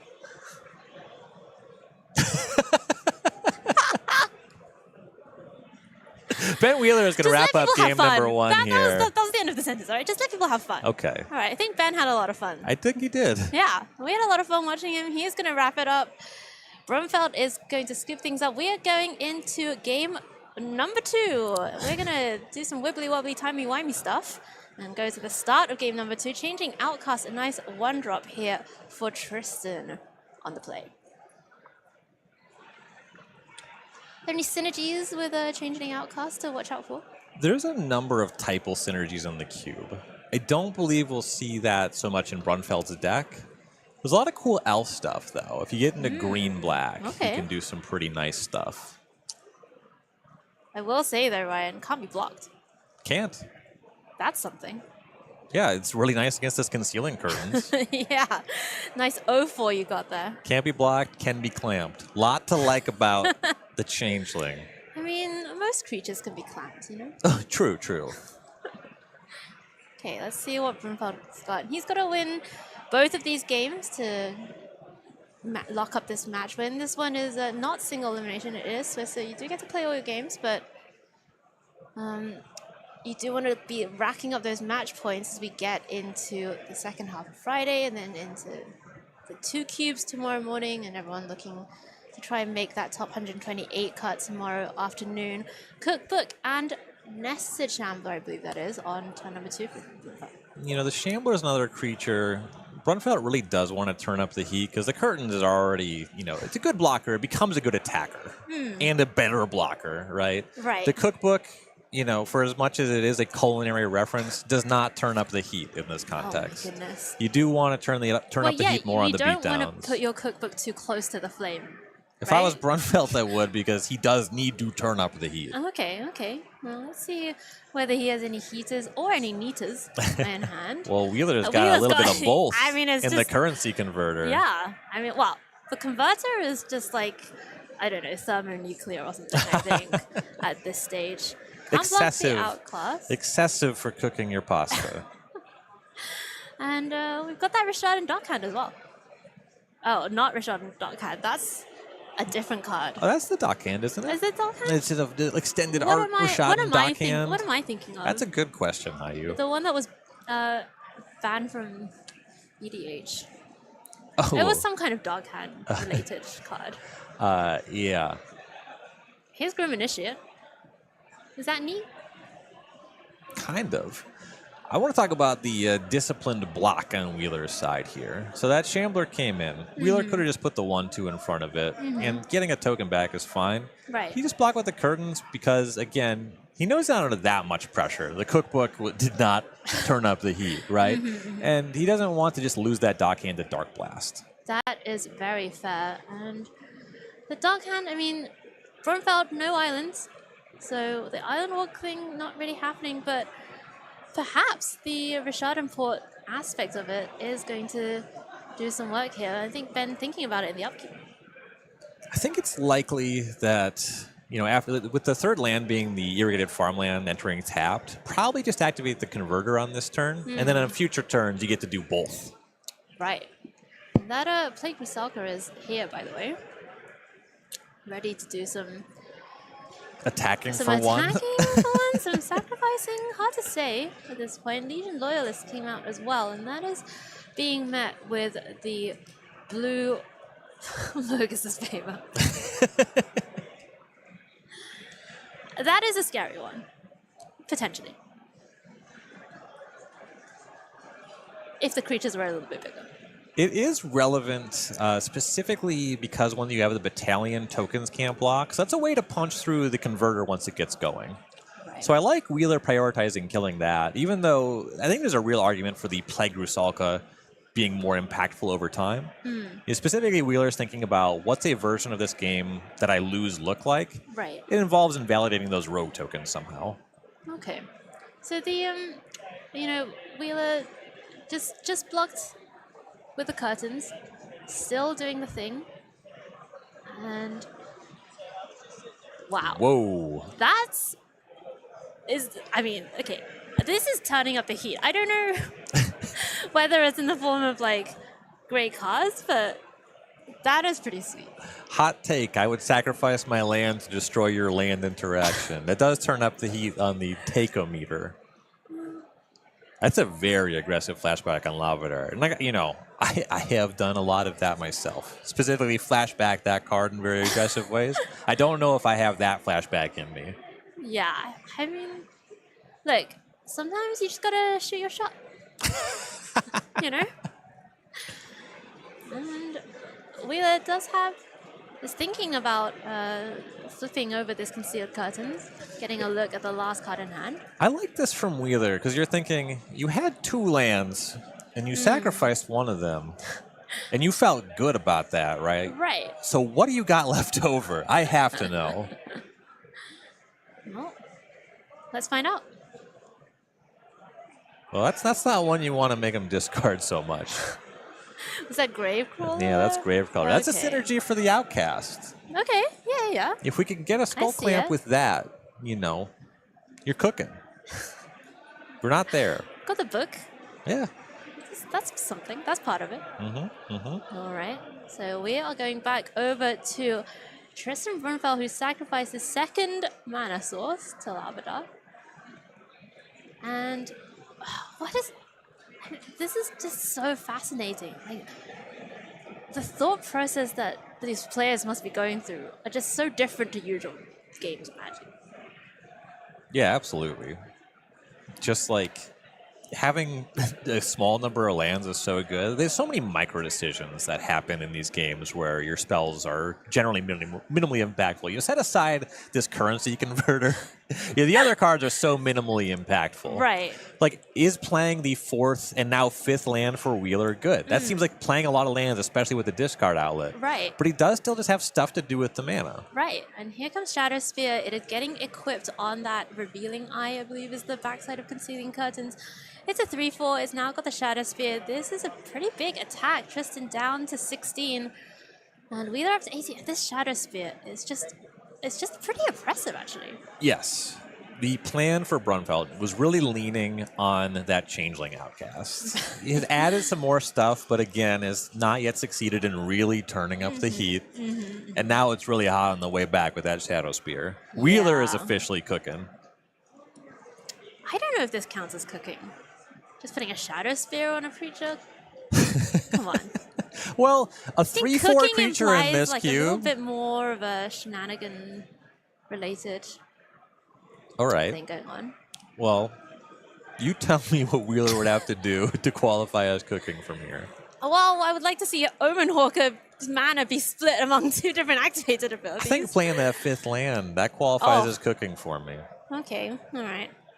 Just, again, really difficult to judge Ryan's thresholds on anything. Converter is getting activated. Mogus' favor, I think, getting put under it. Wheeler did just trade that specimen for Nested Shambler. Of course, the squirrel was made in the wake of the Shambler dying. It makes a lot of sense on Wheeler's side there, too. The Nested Shambler is particularly scary if you can grow its power and toughness. I'm pretty interested in taking any trade with that card when I expect it to be a 1/1 when it dies. Right. I'm going to see a bit of cantripping here from Ben with the Preordain. May as well make the Rogue token. And then, what do we have going on here? I think the favor is escaping. Ah, gotcha. Put that in the graveyard. Escape it. Escape costs only 2, so you could do that over and over again, pretty much. And now the Plague Berserker is getting hit with the removal.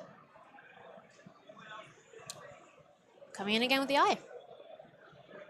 And these 8-point life swings are so difficult to come over when the only thing you can draw is a 1-mana spell. Right. I mean, we talk about how the size of creatures so much. This 3/4 would be really dominating the battlefield even without that Shadow Spear. And this Concealing Curtains, this was a card that Wheeler adapted pretty early. Mostly had blue cards at this point and thought, if I'm going to go into a second color, this is one of the larger card creatures in the cube. This one's worth it. Right. Yeah, I mean, and it is doing work for him. He is pushing. We're getting a pretty similar game in a way to game number 1. Here is that Faithless looting again for Tristan Brunfeld, down to just 12 life. Really needs to find something here. An answer to the Revealing Eye would be a start. Oh, that cut down is hitting the bin. That would have been nice on turn 2. A bit late to the party at this point. Yeah, that is not doing anything about the Eye now. And here is Crypt Breaker. So combo assembled. Yeah, Crypt Breaker is a nice pickup. You have the Gravecrawler and the Outcast. That makes 3 zombies. Can immediately draw a card. We are pretty heavily under the pressure of this eye, though. We certainly are. And Wheeler's getting through his deck. Sleight of hand now. Doing a little bit more card selection. These cantrips, I mean, you know, you don't really think about... I mean, cantrips are great. Obviously, everyone loves cantrips. But in this kind of deck specifically, where you really just need to get through these extra lands that you don't need, they seem really impactful. Mm-hmm. Is there a way out for Tristan? I think it has to start by finding an answer for the eye. But even then, I mean, that Shadow Spear is still just sticking around. The Shadow Spear remains a problem. The currency converter remains a problem. Right. The eye is both just larger than anything else and has menace. Right. So there's just more issues with that than anything else. I'm not saying it's suddenly easy or possible if you get the eye off the table, but it has to start there. That's step one. Gotcha. Well, let's see what Ben is going on. Who is it? The favor again? Probably answer that draw engine. Crypt Breaker down. Okay. I mean, expect to see Tristan do the draw. Does have to tap the... Oh, yeah, there were 4 zombies. Okay. Take You know, one. the Gravecrawler is the only one that can't block. But no, it's pretty minor what you do there. Right. And I'm honestly just having a look at the pool of Tristan to see whether there was any sideboard kind of answers to Shadow Sphere. I'm not really seeing anything at the moment. We're really in a commanding position, as you might expect, maybe from the cube's designer. Definitely leveraging that knowledge of the cube. You know, no one on Earth has drafted this cube more than Benjamin Wheeler. Right. So that's got to be an advantage for him. It's honestly quite a treat to see Ben, do the drafting and kind of playing and just seeing what he prioritizes, you know, what the thought process is. Very nice. Back over to Brunfeld. He's at 5 life. He needs a lot of help from the deck to get back into this one. I see maybe a little monkey pirate action in hand, but what is Ragavan even doing here? So Ragavan might be, well, there's a couple of cards in contention, but it's got to be like one of the 20 most expensive cards in the cube. Okay. And I think it's got to be in like the bottom 50 on power level. Wow. It is so easy to trade What a big with. call. Yeah, I mean, that's true. Well, it's going on the stack. Not sure if Ben had a response. Oh, no, here we go. Into combat with the dash. Change the outcast coming in as well. I'd consider a block on the Ragavan. Top tips. Ryan Overtuff's top tips. Ragavan goes down. Start 5, back over to Wheeler. Currency converter just keeps on going. Poor Chronometon. I might see it back at some point. We'll see a 2-2 rogue anyway. That's something. I mean, the Chronometon takes a while to get to that size. Anyway. Yeah, I don't expect this game will last long enough to make that larger than the rogue. Wow. Mogus' favor. Honestly, I'm just learning so much about the pick order of this cube from watching this one match. Wheeler's putting on a good show. You know, we can talk about how the converter is busted, kind of one of the extreme power cards, but the Mogus' favor, if this game was a little bit more, you know, more of the cards were in a narrower power band, if we ignore that converter, that favor would be doing work. And now with the other mode, putting it on the eye for the +2/-1, it has menace. Tristan cannot block it, and that is going to be it. Ben Wheeler, 2-0 takes down the first round of his own cube. Wheeler's 1-drops here in round 10 at CubeCon. Ryan, what a delight. A lot to like about Wheeler's deck. That Omen Hawker's sick, Currency Converter's busted, and I loved watching that Mogus' favor do work there. That was delightful. Yeah, that's the card that I think has gone up the most in my estimation just from watching that match. Just getting... The escape cost is so cheap. Yes. And it just answers everything. I really like it if you want to do like an enchantment thing in cubes. You know, your Enchantress stuff, especially if you want to push like the Aura Matters cards. And it's just really good as far as cube with a bunch of 1 toughness creatures. Love to see it. All right, we're going to go away for a quick break. When we come back, more action from round number 10 here at CubeCon. Do not go anywhere.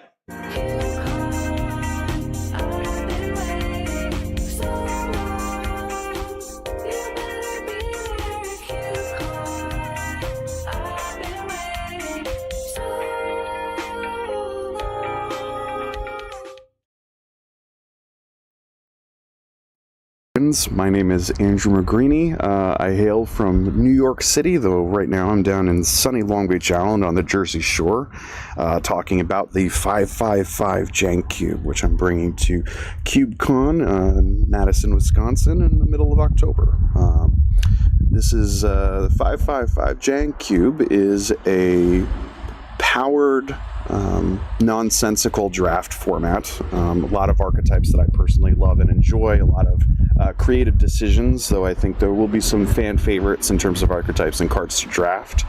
From a card standpoint, you'll be able to see things like Argothian Enchantress. You know, Enchantress is well supported.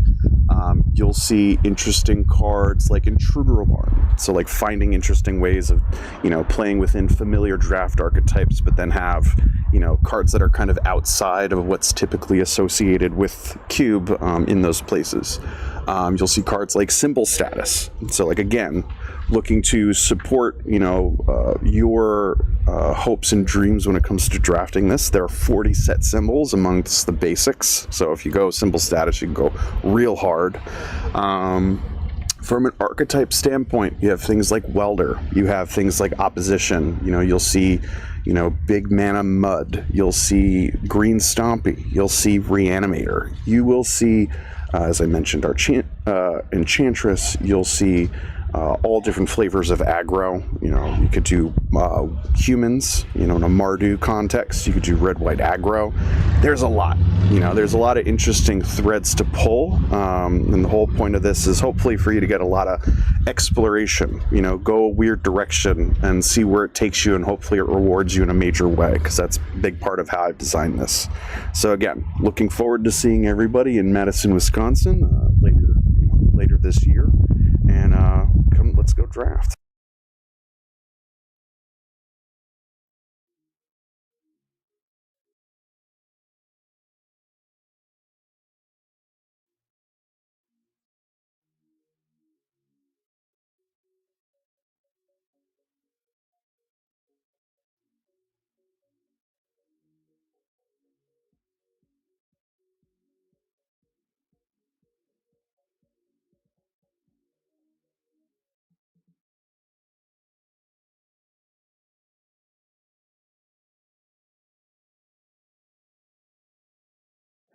Okay.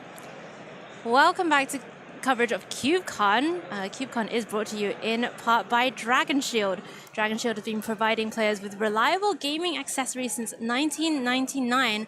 Really passionate about creating high-quality accessories that protect the games we love. And I do love I'm partial to a Dragon Shield, a set of Dragon Shield mats myself, Ryan.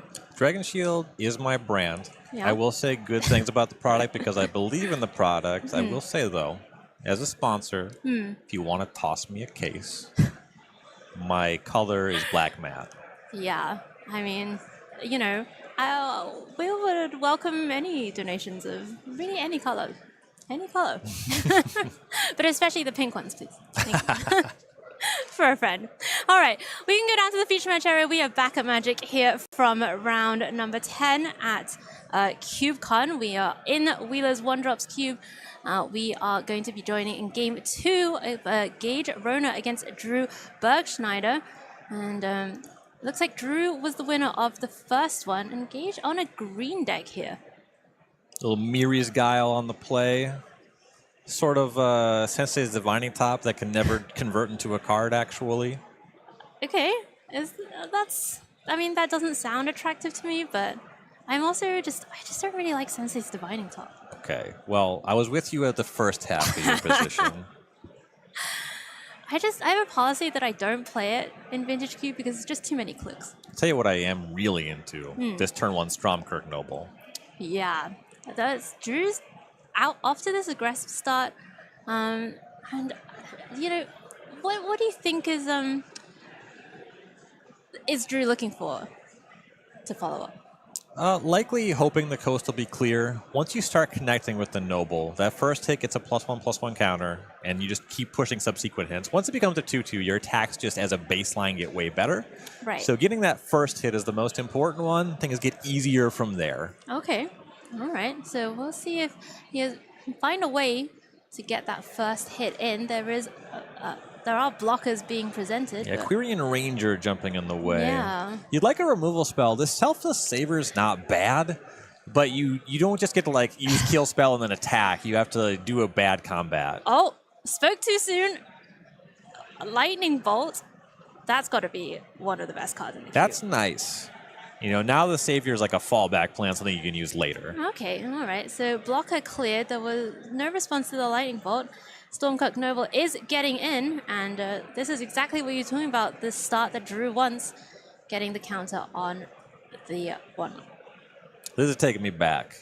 Yeah? Two things happening. Player controls Mirror's Guile. Questionable if it has any significance on the game.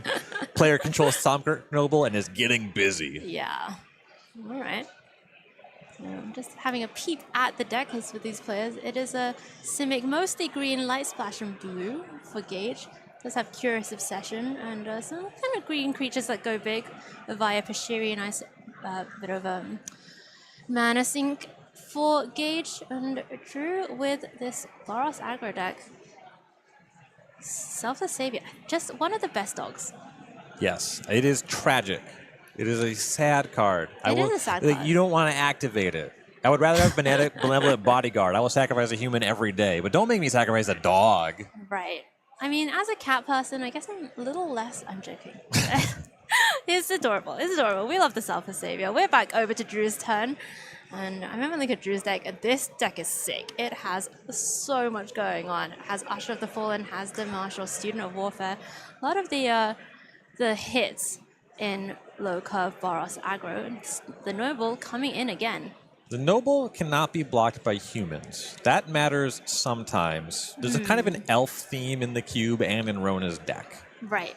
So the Noble is not unblockable, but it also has not yet been blocked. That thing is getting busy. I believe life totals have been updated for the wrong player here as the game has progressed. Right. Well, see if we can get that fixed up. And Gage doing the Miri style thing. It is helpful, right? It seems helpful at least. The Guile? Yeah, the Guile. Yeah, kind of. I mean, in this kind of format, right, where you really don't want to... It helps mitigate flood a little bit. Gage just having to think about how to deploy what's in hand. Let's see, 3 mana here. Jiraga Warcaller, little multi-kicker elf lord. Okay. That's going to enter with a counter itself and give all your elves +1/+1 for every counter on it. Okay, so we've got the... And this... is that the wild? Being told we can't correct the life totals because this is a playback. All right, well, we'll just have to keep track. We'll be mindful of it. I've been told that I've been too disparaging of the broadcast, and I am... Well, Ryan, you are the broadcast. Or at least you're part of it. So yes. At most, it's a self-disparage. This is a 2/2 coming in. Pumped from the Jiraga Warcaller. Oh, Harm's Way is a classic. A Magic 2011. Prevent 2 damage, and then you get to deal that damage somewhere else. So Ouch. I will not take damage, and I'll kill your lord. That is such a brutal turnaround. And I am so happy to see somebody casting Harm's Way and blowing their opponent out. This is the most animated I've seen Ryan in the booth all weekend so far. All right, it's nostalgic. I loved that card 12 years ago, and somebody got smushed. Both of those things really do it for me. Yeah. None of this currency converter nonsense. That was somebody getting smushed, but it took way longer. The slow-mo smush. Yeah. Yeah, it's definitely much more of the fast, go hard smush plan, I guess, for Drew here. Thinking about this Alseid of Life's Bounty, I think, in hand. Oh, it's actually going to be Novice Inspector. Novice Inspector, the new Thraben Inspector. A strictly different version of the card. Not the exact same creature types. All right. Dog staying back. See, I would also always attack with the dog, so I'm not going to block with the dog. Right. I don't ever want the dog to die. It's like a little mini game for you. Right. Just You have to cast the dog and preserve the dog. preserve the dog. Someone should make a cube about that. Yes. That's my new thing this That's my weekend. project Whenever for next year's CubeCon, the Preserve the Dog Cube. Preserve the dog cube. Both players control a selfless savior, and if yours dies, you lose the game. I love it. I love it. Yeah, the live totals have now been switched over. Thank you to our wonderful production team. Shout out to Rashad Miller. Yeah, The best to ever do it. best to ever do it. It being correcting the life totals in this oh match. my God, Ryan. Just learn when to stop your sentences. You know I can't. I know you can't. I'm learning that. Every minute. We got a little Hydra action. You got a big Hydra action. We got a big Hydra action. I think this one's actually Termagant Swarm, I'm going to say. Little Warhammer 40k biz. Oh, right out of Warhammer 40k. I have to say, I'm not as familiar with Nobody this one. is. Every card has 7 paragraphs of text. So this has a Ravenous ability. Okay. So it enters with X +1/+1 counters. It has X in its casting cost. If that X were 5 or more, you draw a card. That's just in the reminder text of that ability. Okay. And this one does That's some other good. stuff too. They all do some other stuff. I don't remember what this one does otherwise. But it's a 5/5, I'll tell you that much. It is the biggest thing on the battlefield right now. It It actually might be a 4/4. One of them starts as 0. It's not clear to me. You got It that is, on your computer here? I can maybe figure pull it it out. out. I might have the cube cover page. I'll figure it out. We got to do right by the swarm. Termagant.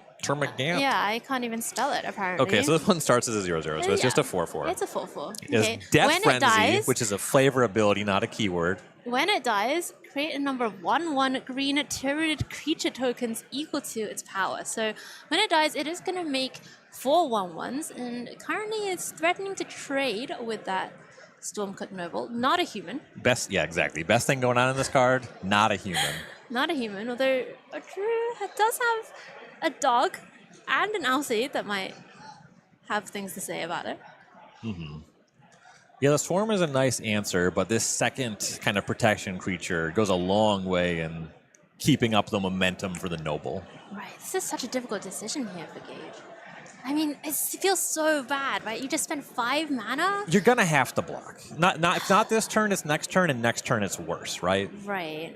But you can't just take 4 and then 5. Like, if you don't have a plan rolled up next turn, you gotta Yeah, block but- now. You're gonna take take 4 next turn at least anyway, right? It's not getting better. It's gonna take it. All right. It might get better. That's gotta mean he's got a bounce spell or something on deck, or Right, something kind of going on. I mean, his ancestral vision. we see a rogue elephant has been floated by this Miri's Guile. That one, not so great. Is that just an elephant that's gonna run away? It's like broken free from its cage at the zoo, and it's just being followed by helicopters down the highway. Sure, yeah, we'll say that. Great. Yeah, the flavor in Weatherlight was weird. This is one of the landscapes, I think, from the New Modern Horizons set. Yep, little fetch to shuffle away that elephant and the other land that was floating at the top of the deck. Big fan of the landscapes. Yeah, they're nice. Okay. Very, very sweet design. I prefer to be able to cycle them. Do we have a third color in this deck? I mean, the fetch was nice because the top of the deck was so bad. I do not believe so. Yeah, and you wouldn't like play the third color on the splash to cycle it, so that makes sense. Yeah, if you drew that as one of your first 2 basics, come on. It'd be upsetting. Alright, I mean, stuff is happening. Virtual Rangers. Classic elf card. I feel like we need to get Dana in here to give her judgments on the elves that are going on here. Weigh in whether she might have morphed that one. Oh, that's a way to cycle. The the Virtual Ranger. The Ranger. Oh, wow. There we go. Yeah, the fetching, I think, still better if you're cycling into rogue element. But that's a really good point. Okay, so Gage is getting in with those creatures, and looks like Drew's going to take the damage. I mean, this doesn't seem like a race that Gage is winning.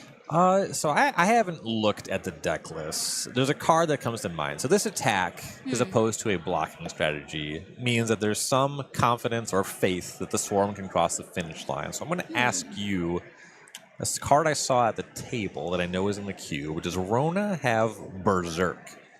Berserk. I'm going to have a look. I don't believe so. Well, that's unfortunate for him. Yes, Tyvar Stand. That can get you out of nowhere. Okay, that's a nice pump spell.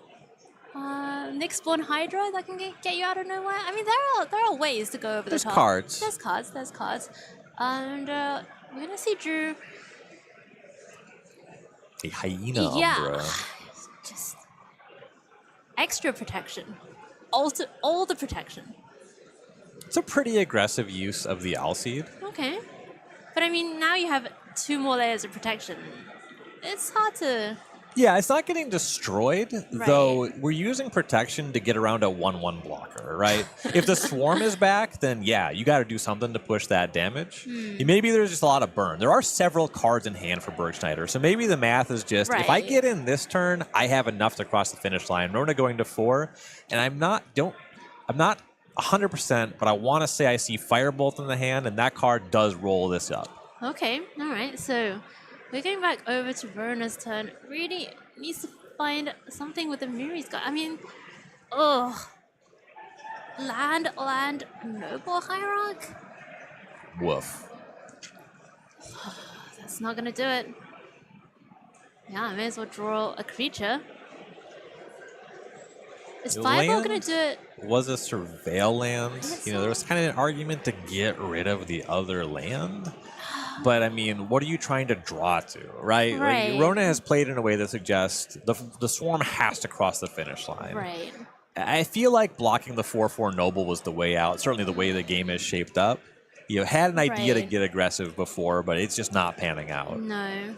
But I wonder if there's some kind of feeling that if he trades his swarm for a dog, and then just has a bunch of 1/1s. Like, it didn't look good. He has more go tall than go wide synergies, right? Right. Yeah, the idea is the 4/4, and it's still off. Then both sides are 4/4s next turn. You kind of like work through it. Right. But just work through it. Just go to therapy. Head to the grindstone.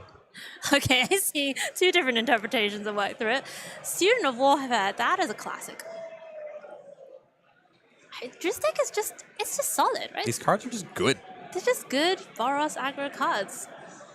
And it's nice that you can do this in this. It wasn't Firebolt, it was Reckless Charge. All right, that one doesn't just roll it up, but it is A, totally sick, and B, pretty strong. Okay, we're going to make a soldier. I think that's the heroic ability. Yes. Triggering the... Does Reckless Charge give trample? No, it gives haste. Gives haste. Okay. So where to split is kind of interesting. Yeah, just give something else haste makes sense. Right. You could go for your heroic thing and make another 1/1, but your 7/1's getting blocked. Okay. Well, here comes the heroic guy. That's a 4/1. These are both 4/1s, right? Coming in off the Reckless Charges. Yep. Yeah, so the student's a 4/1. Bunch the of 1 hero's power a 4/1. guys. And then this giant Stormcloak Noble with Hyena Umbra. I will say a pump spell versus a burn spell.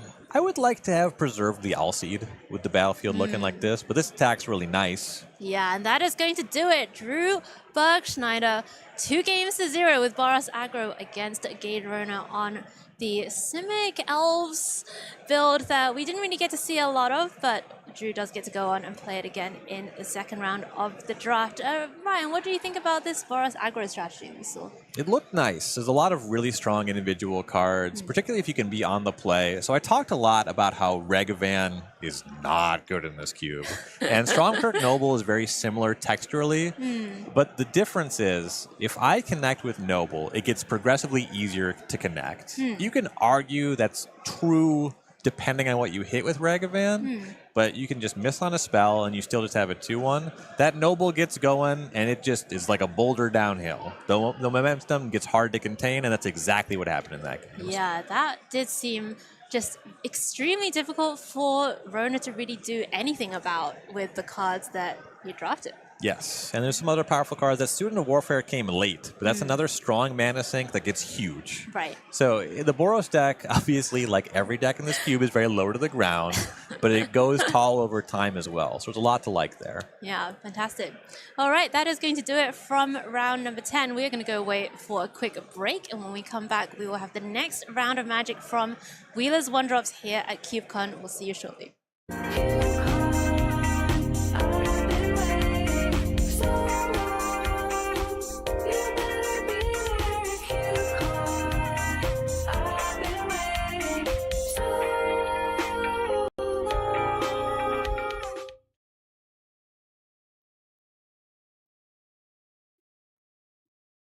Hello, my name is Bones and I'm from Tulsa, Oklahoma. One of my cubes in this year's CubeCon is the Amonkar Desert. This is a modern balanced take on a desert cube, which means that you must draft all of your lands. I took a lot of inspiration from the Amonkhet and Zendikar blocks, which is where the name comes from, and so the major themes include cycling, landfall, as well as deserts matter. 3 of my favorite cards in the cube are Unearth, which is super flexible and lets you get back cards that you've discarded or milled or have just died in normal combat, as well as being able to cycle it if something's happened to your graveyard if you don't have any good targets. Trade Routes, which is one of the coolest, most flexible enchantments in the cube. It lets you replay your landfall triggers or your lands into the battlefield abilities, and if you flood out, you just turn them into different cards.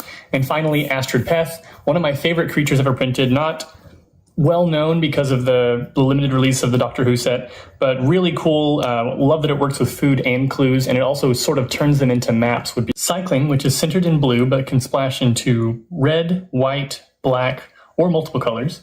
The best payoff for the deck is Gavi, of course, which was signed by Gavin at the first CubeCon. A classic blue-black mill strategy, one of the most efficient and lethal ways to end the game in the desert.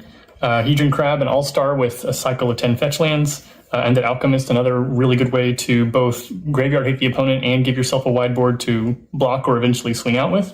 Lazav, a really cool way to get some value out of the cards that you're milling from the opponent's graveyard, and since most of the cards that mill do target the opponent, you're committing crimes. Or you can mill yourself with classic payoffs like make a creature every card in my graveyard, win the game if my graveyard is empty, or get a whole bunch of landfall triggers. Deserts, of course, featuring some of the new Thunder Junction Commander cards, as well as a new card from Modern Horizons Commander also. The Signpost, Azazon, is in Dominaria Commander, and then we have an original from Hour of Devastation, still one of the best threats in the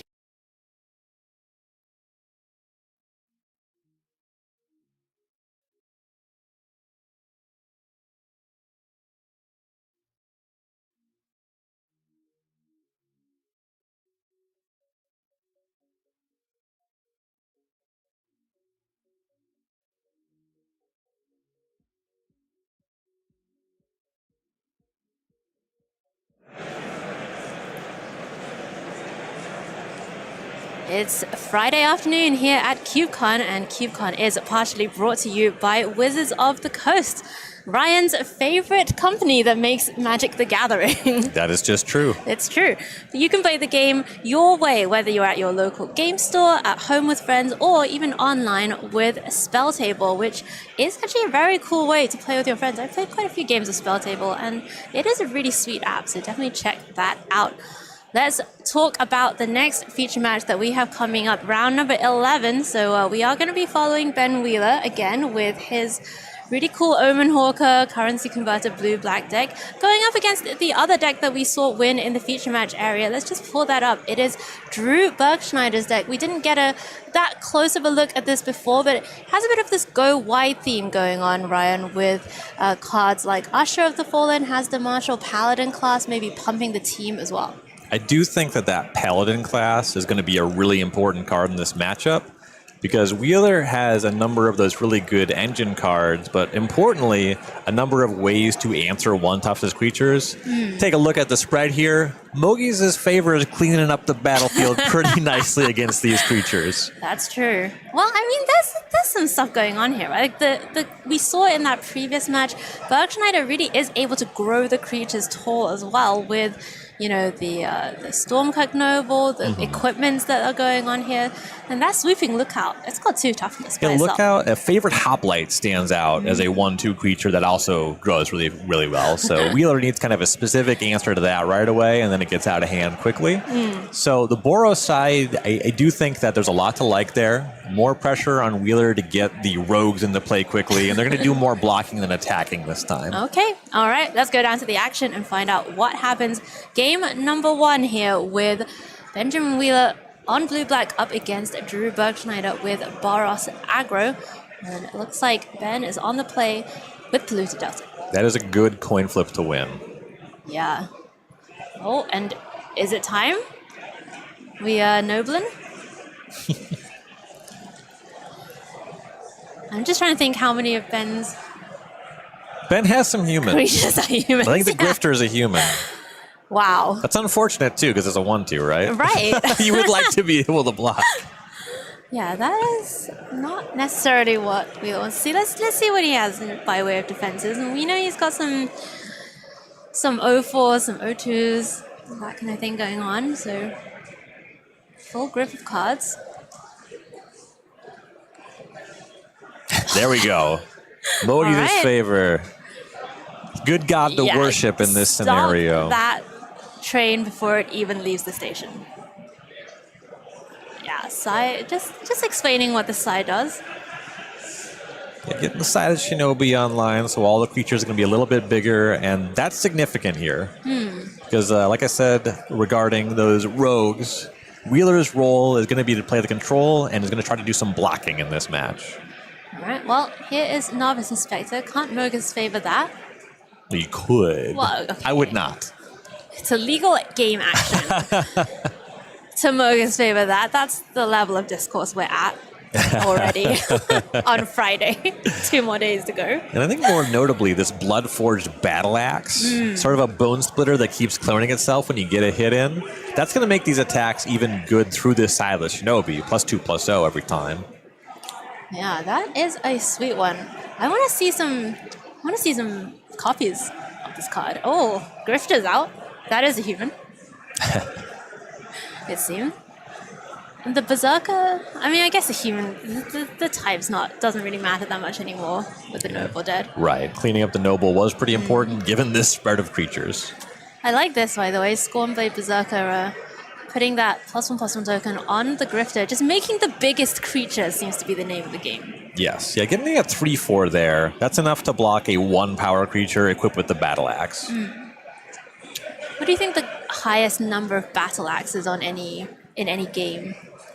Any game of this cube, any game ever. Ever. Somebody in Commander, I'm sure, found some way to go, like, not infinite, but mathematically determined significantly large. It's got to be a number way bigger than the opponent's life total. Yeah. Don't ask a question like that and expect a short answer. That's fair. That's fair. That's on me. Back over to Wheeler. It is time for the Grifter to get in. That's pretty big. It can even get bigger. Get its grift on. Get his Grift on. It's time. The Chronometon. Maybe this time. I've been waiting for this moment. That one gets really big as a blocker. And, it just keeps growing, right? Eventually Wheeler's already making a good attack, It's like a Stormcock Noble that doesn't need to get in. Yeah. You just get to do it. Just get to do the thing. Unless.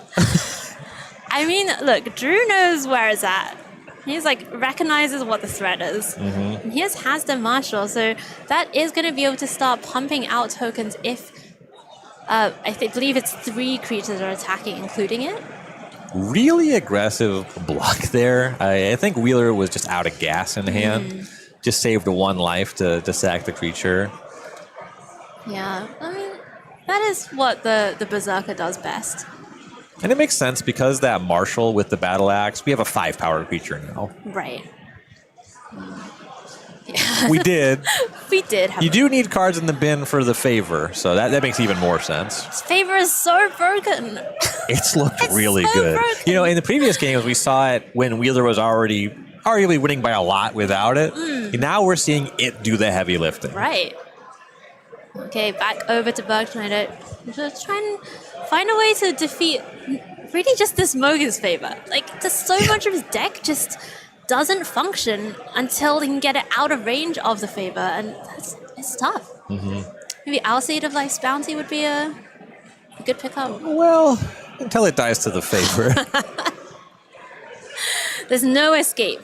Wow. Well, That's also a good reason to put the Berserker in the graveyard, right? yeah. The axe is getting equipped. Let's go. Let's see some copying. No copying. Oh, the harm's way. All right, now combat math getting really crunchy. All right, talk us through it, Ryan. I was hoping you would, but we have a 3/4 blocker blocking a 3/2 attacker. Harm's Way is going to prevent two damage and then deal it back the other way. So it's kind of like -2 on your power, +2 on mine. And now it gets even crunchier because Wheeler's going to give his creature +2, -1. -1. Does the -1 matter here? It's I think it was already dying, and that's just going to Okay. be irrelevant. It's not going to kill it ahead of time. Right. And now it gets back up to 2 power, so it would at least trade with the Inspector. Okay. There's more. Lunar Frenzy on the Inspector. Does that give first strike? Yeah, it's +X +0 think and so, first yeah. strike. All right, so now that 2 power is irrelevant. Okay. And that -1 toughness. That -1? So we're talking about how Maybe much that- toughness our creature has. Yeah, it's we gone. get eaten. Wow. I think we What were a combat determining step whether out. we were trampling because that would matter for the axe. Right. Right. I don't think it gives the first strike and trample, but it looked like it was exactly the right amount of toughness. So no copy of the Blood Axe, but was a very, very exciting combat step that ultimately ended up with Wheeler's Grifter in the graveyard. Oh, Bubble Snazzers. Let's just get rid of this right now. The blue Swords of Plowshares. I mean, Amogus' favor, cleaning up anything with 1 toughness. Dark Hand is wearing the Sai. Little unfortunate Wheeler playing the Otawara there as a 5th land, but kind of just had to get on the battlefield there. It made sense. You can't just take a hit from the Battle Axe. Right. It's just going to get out of control. Here is the favor on Alseid. As predicted. Gonna give protection to the Novice Inspector from blue. That bubble set falls off. I love a bit of... I just love that interaction with the protection. Good catch there by Bergschneider. Yeah. Sure. Okay, we're gonna switch it around. Put the axe on the... is that the spirit? Yeah, the Indebted Spirit. So that'll trade with the Dock Hand, and now Wheeler, once again, needs to get out from under this Novice Inspector. I have to say, the equipment in this cube has been really impressive. Absolutely. Yeah, when you're dealing with an environment with many of the creatures sizing the same or very similarly, equipment is a way to stop the games from boiling down to board stalls. Both an exciting thing to watch and play with, and an important and dynamic aspect of the environment. All right, Specimen's back. That's a big pickup, especially with the side of the Shinobi. Okay, and the Blood Axe doesn't give any toughness. So Bergschneider is just going to pass it back. And there is Path to Exile It's with about the the perfect Specimen. answer. Yeah, exile that. Oh, That lands of no consequence. Path to Exile much better on the all 1-drops cube than in most cube Right. environments. and now Bergschneider starting to run away with it. Battle Axe is getting copied. May as well stack it onto the Inspector as well with all that mana. That's a big tipping point. It becomes Right. much harder to block your way out now. Is it too little too late for the Converter? The Converter's nice. Soaking up a hit, it's a problem, but there's still only one creature. Until another body shows up, you can't just like equip battle axes to multiple things, so your 2/2 will be good. But the problem is, Wheeler here is discarding a land to the converter. That doesn't turn into a 2/2, it turns into a treasure. It does not turn into a 2/2. This Inspector is pretty big, pretty massive. Wheeler's down to 11. Battle Axe number 3. This is some fancy technology because it's number 3 and 4. Oh, 3 and 4. Okay, Each of the axes, I believe. Oh, Recruitment Officer. What a card for this cube. Wow. Just activate, get to go searching. Can get anything. Here's the dog. That's a layer of protection. Okay. All right. Bergshire's deck is so sweet. Bergshire's turned the corner in a big way here. Okay, well, here's Spectral Sailor though. And Wheeler did not want to trade that with the Inspector. Could have, right? Yeah, and I think that with things being kind of dire with the converter not making it 2/2, Wheeler sees that he probably needs to draw some extra cards, actually. Right. So here we go. Get rid of the Recruitment Officer. That one gets around the Selfless Savior. Indestructible, irrelevant against going to 0 toughness. Now what? Oh. The Wind tragic slip. The morbid. Yeah, that gets rid of the 2nd toughness and the theoretically 3rd through 13th toughness. What a swing. Nice Selfless Savior you have there, says Benjamin Wheeler. Just 2 minus X spells. Now the dog is wearing 3 battle axes. Wheeler said, yeah, this Concealing Curtains can just jump in front, do its duty. Mogus' favor takes care of the dog. And now Wheeler's getting busy. Things turn around really quickly for Wheeler there. And the big thing is that the axe just doesn't pump toughness. The All-Seed of Life bounty also would have been way better than the Savior there. Just kind of drew the wrong card.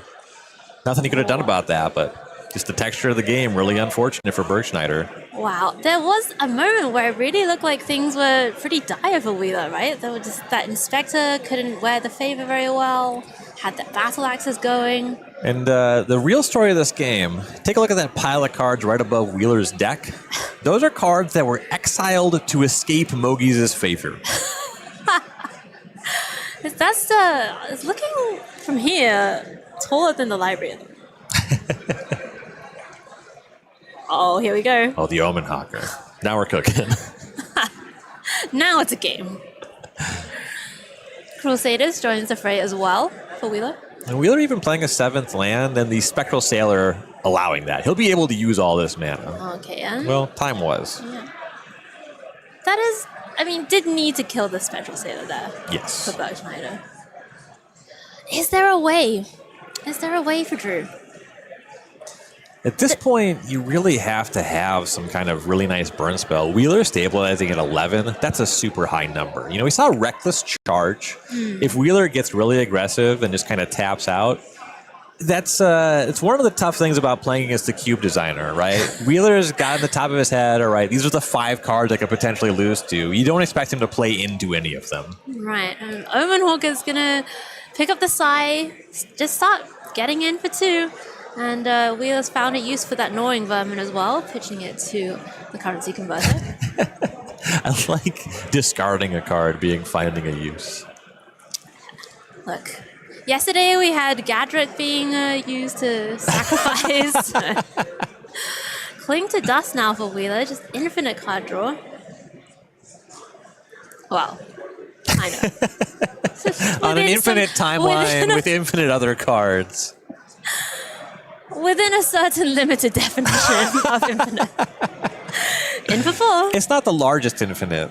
No. But they did find that all infinites are the same size, didn't they? Yeah. So there. So that. Take that. I knew something about math. Student of Warfare. Can that do something?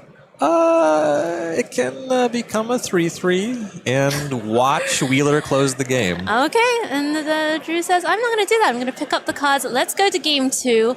And Bergschneider is going to be on the play this time with the Boros aggro deck. Let's see how the start goes. And you can definitely see the play mattering. Bergschneider came so close to fully turning the corner and closing the door there. Wheeler had enough time, and the converter came out fast here. That's going to be a problem. Come on, that's woe worthy. We need a Stromkirk Noble here.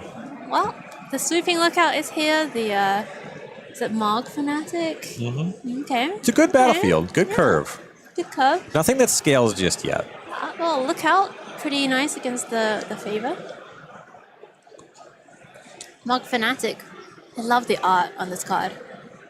Just the composition. Such a classic, iconic Magic card. Right. Just not quite as good as Fanatic Firebrand. Also not quite as good as it drew literally used to be. This card existed for a long time when you could stack damage and actually trade with a 2 toughness creature. But it's still just like pretty playable. Wheeler on the 1 lander? Oh. You know, that happens sometimes. Okay. It's Bloodhound. And, okay. Oh, ouch. Well, this axe might have been too much if Wheeler hit the land drop. Right, and it's definitely going on the Flying Vigilance. That is a 3-2. Copy of the axe, and this game is already starting to look like it's getting a little bit out of hand here in Bergschneider's favor. Wheeler needs to find a second land. He does find a second land, though. There's the swamp. It's pretty tough with a lot of his removal spells. You know, we've been talking about the Mogies' favor a lot. Only being able to handle 1 toughness creatures. And then the Selfish Savior tends to cover the ones that can handle larger creatures. Right. Finding a way to Morbid and Tragic Slip is kind of what he's looking to do from here. Right. There is that blue, the Pirate's Charm, or whatever it was called. Piracy Charm? Piracy Charm. You can kind of like combine the X spells or the toughness shrinking spells. And we saw Wheeler doing a bit of that in the previous one, but for now he's going down to 11 thanks to another attack from the Lookout for Bergschneider. Just doing some converting. This game is looking pretty dodgy here. It's tough. No real mass removal effects. No. Even as far as sweepers you could theoretically put into a 1 mana value cube, there's just not that many. And the one, Wheeler doesn't have it. You know, there's Killing Wave, but Bergschneider would pay a hefty amount of life to maintain the creatures here. Right. We are hawking.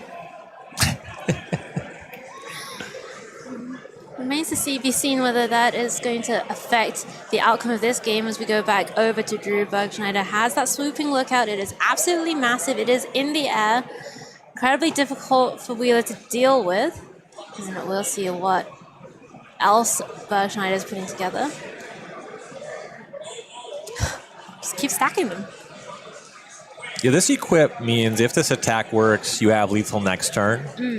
It's a little scary in the face of this 2 mana being up, but I like this line just because, you know, what happened last game was Bergschneider was in a similar position where it's like things were looking pretty good for him, but if you give Wheeler enough time, he has a lot of advantages that compound. I just want to appreciate our judges for drawing more copies of the Battle Axe. That's dedication. And this, honestly, part of the charm of events like this, that you have these community-focused events where everyone really wants to lean in to the fun side of Magic. You know, we're talking a lot about strategy and tight plays, and we're definitely seeing a lot of that, but Cube is that perfect format that just sits at the nexus of fun and competitive. Absolutely. Okay, Wheeler needs something here. Hawker's going to provide the mana this time for the currency converter. Oh, what's he looking for? I think I see that Piracy Charm. Maybe. Problem is, you need a second thing. Oh no, it was the Ghost Lantern. Yeah, that's not helpful right now. I think anytime you see 3 cards fully under the currency converter, it's a sign of weakness. You know, you want to get making tokens. Bubble Snare here is nice. And with the mana to kick it, because that creature had vigilance. Right, and Omen Hawker's mana ability really coming in handy there, enabling the currency converter as well. So no air, but does get in with the team here for Bergschneider. The combat trick is going to do it, and we are going to see a deciding game between these 2 decks. Wheeler on the play this time, and it's close, Ryan. It's It's been close. Both of these decks are strong. Start off with the Surveil land on 1. Saw Bergschneider resolve a mulligan. Good sign for Wheeler. Okay.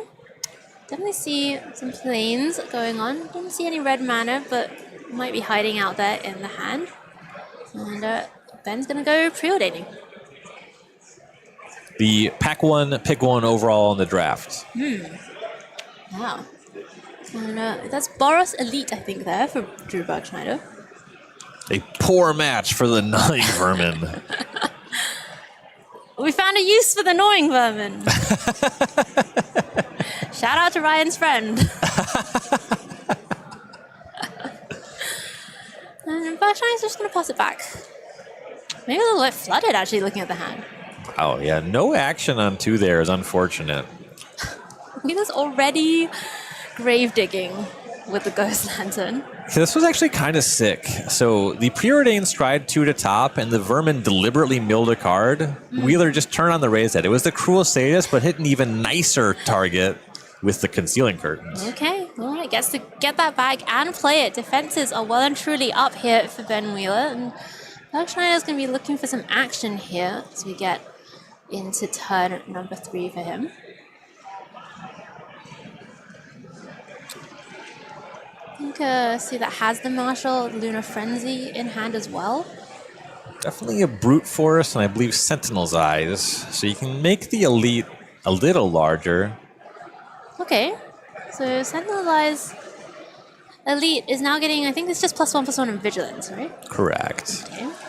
Curtains are still very much in the way. The Brute Force is so awkward, because all it does is allow you to not have your creature die to the Gnawing Vermin.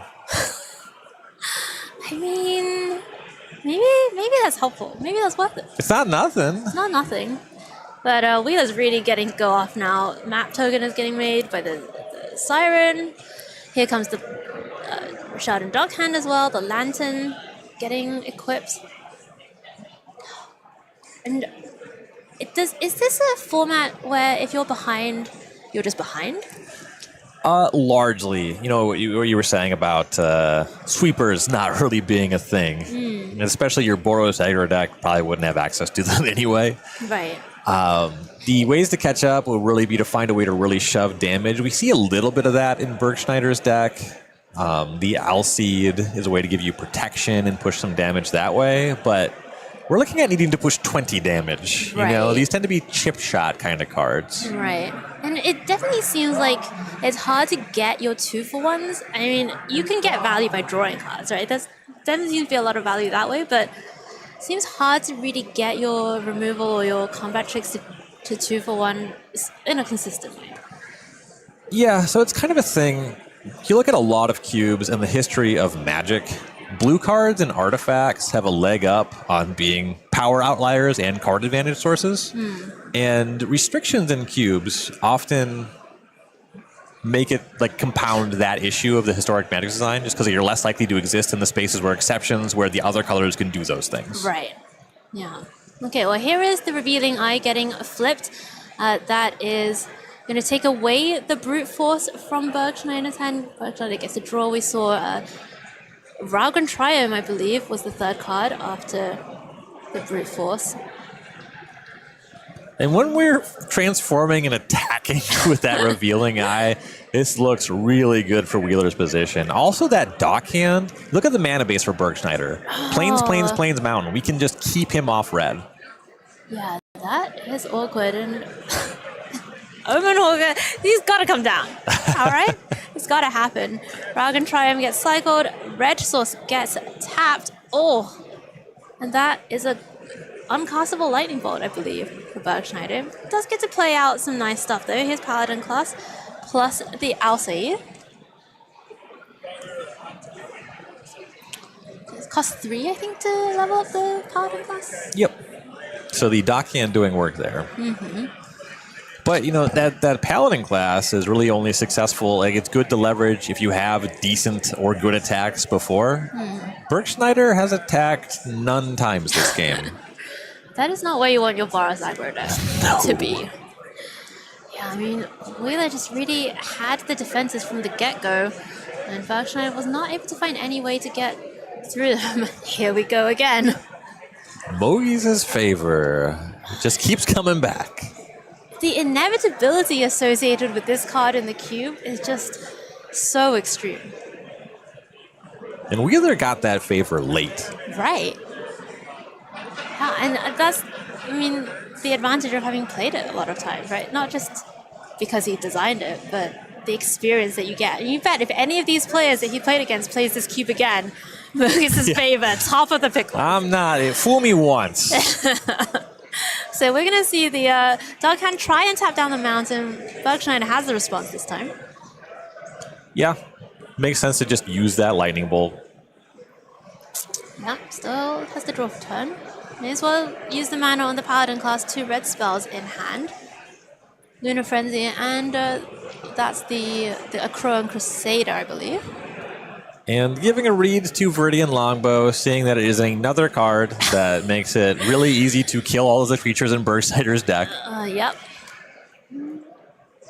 Bergschneider is at 13 still, but Wheeler, with the Revealing Eye, it is the biggest creature on the battlefield, has Menace.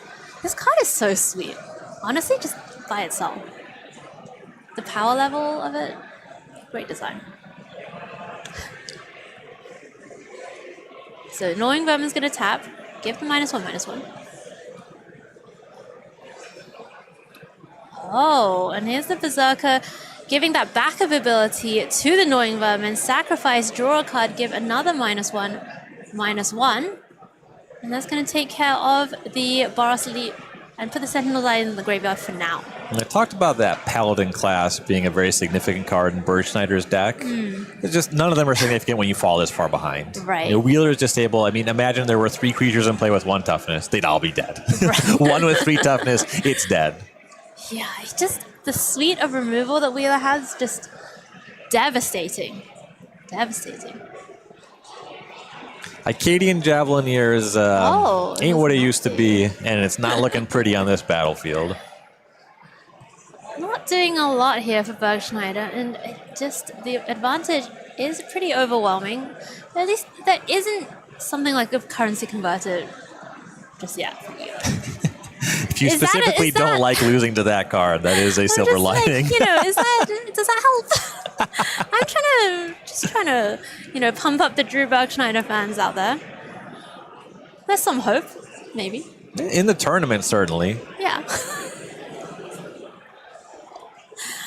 Down to 7, and it's not going to be very many attacks needed to wrap up this game number 3. The deciding game here in round number 11 between Ben Wheeler, the designer of the cube that we are watching, and going up against Drew Bergschneider, who did draft a really sweet Boros aggro deck. It's just lining up very poorly against Wheeler's removal suite. Something happening here. Wheeler's still at 20, has been prioritizing cleaning up the creatures. The longbow can also damage players. So now that Wheeler's got Bergschneider down to 7, it becomes really easy to cross the finish line. The Curtains is still pretty good at attacking, but the longbow means that he can kind of cross the finish line on his own time. Oh, look at this! Omenhawker tapping to cycle the farmer. That is so sweet. Busted. That's a woe moment for me. That's the kind of thing I love. I'm that person that every set preview comes out and I'm like, what cantrips did they give us, Okay, so we're going to see the map token get cracked here. Sleight of hand on top. Not interested in that one. Just binning sleight of hand. Don't need it. I think that's a Spectral Sailor in hand. I got enough going on. There's plenty of value to be had. Here it comes. Just throw them all. Shove the team in front of it. You tell me. Maths is for attackers.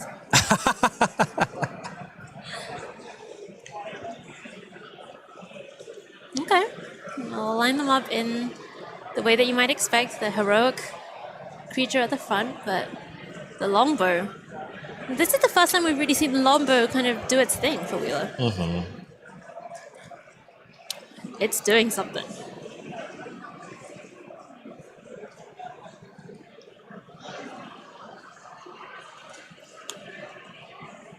Oh, and the Ghost Lantern puts the extra counter on as well. Oh, yeah. Okay. All right. Okay. It's so tricksy. this cube. And there was 1 point put on that last creature, so the longbow could now clean that up. Wow. I mean, I thought the Plague Wind was not in this. You said that there was no Plague Winds, and yet Wheeler has been casting Plague Wind every turn of every game. Yeah, just cost 1, and it's called Mocha's Favor.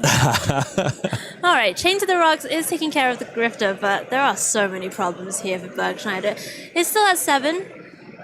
And Wheeler's creatures, they are providing a lot of value, but they are not killing Bergschneider quickly. Right now. Maybe later.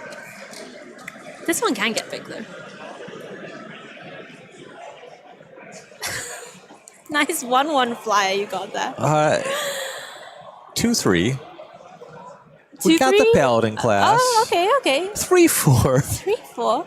No, I meant Bergschneider just saying to Wheeler, nice sure. Spectral Blocking Sailor. the Yeah, sure, here's okay. my... He got a removal. He's the control tech now, is what you're saying. Yeah. All right. We can tell who the beatdown is. It took me a little bit to take in the fiction you were spinning. Yeah. You really get immersed in the narrative here of the game, you know? That's what play-by-play is here for. Oh, Shadow Spear. That's a sweet one. Still doesn't let the Spectral Sailor attack past the lookout there. No, but we don't need anything for the longbow to just go upstairs. That's true. Did you have a game won by a longbow hanging down from 6 on your bingo card? Did not. At the top of the weekend, I did not. When I was watching Wheeler drafting, I did. Okay. Oh, wait. Look at this. Yeah. Well, you know what? I haven't Plague Winded enough times. Okay. The Piracy Oh, Charm. my goodness. The full... Okay. 2 goes with the longbow. 2 cards. Takes care of the flyer. Sailor is getting in. And here's the Inspector. Yeah, you thought that sailor was contained. The sailor cannot be contained. It's spectral. I mean, the Inspector is something. It's getting pumped. It's still pretty big. It's not doing anything about the sailor. Not doing anything about the sailor. Not doing nearly enough to clear this 20-point life total. Schneider's just not got him for anything, but... Ooh, and now we're on the beatdown plan with the favor. Okay, that's going to do it. There's the handshake. And Benjamin Wheeler is going to advance to 2-0 in the 1-drop cube. Wow. Just wow. I was kind of wondering if Wheeler would spend one more turn killing the creature just because. Just for fun? Yeah. Just try to get the perfect victory? I've been having a pretty good time with this. I'm going to let it simmer. Let it linger for a little bit longer. I wouldn't be surprised. Well, maybe he wants to go and have some lunch before the next round. Who knows? Yeah. All right, my friends, we are going to go away for a quick break, but it is not enough time for you to get lunch because we're going to be back in a few minutes for round number 12. See you soon.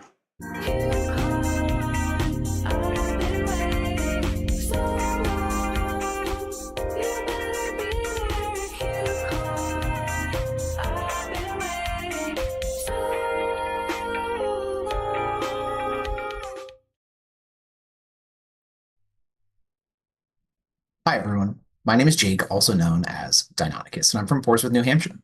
My Bodleian Cube is going to be featured in the upcoming CubeCon 2024 main event. Bodleian Cube showcases iconic and powerful cards with an emphasis on strategies that combine cards to be more than the sum of their parts. Power level is designed to allow these iconic cards to shine within and alongside archetypes which often suffocate in cubes designed to maximize individual card power. The strategies within the cube are set up to combine and cross-pollinate to encourage emergent deck building and present drafters with many possible directions throughout the draft, even once they've identified a lane. Each drafter begins with a Clockwork Librarian to enable them to speculate more effectively on the build-arounds within the cube. These function as written once the draft begins. The only difference is that each player has one in their pool to start. I also want to mention that Bodleian Cube is Baltimore Singleton, which means it breaks Singleton for fixing lands. In the case of this cube, fetch lands and shock lands. This break enables drafters to make decisions about how much life they're willing to trade off to get access to great mana. If you're drafting the cube for the first time and you want some advice, focus on cards like Yawgmoth Threatened Position or Philia Exuberant Shepherd. Their floor is great and the ceiling when you build around them is extremely high. They are better than the best cards in the cube on individual rate. If you're unsure how to rate Cogwork Librarian in the draft, think of it as equivalent to a fetch land for a deck that wants to stay open early. Use them to take anything you would take over a fetch land, and draft other copies as though they are fetch lands. I hope you enjoy the cube, and if you see me at CubeCon, please stop and say hi.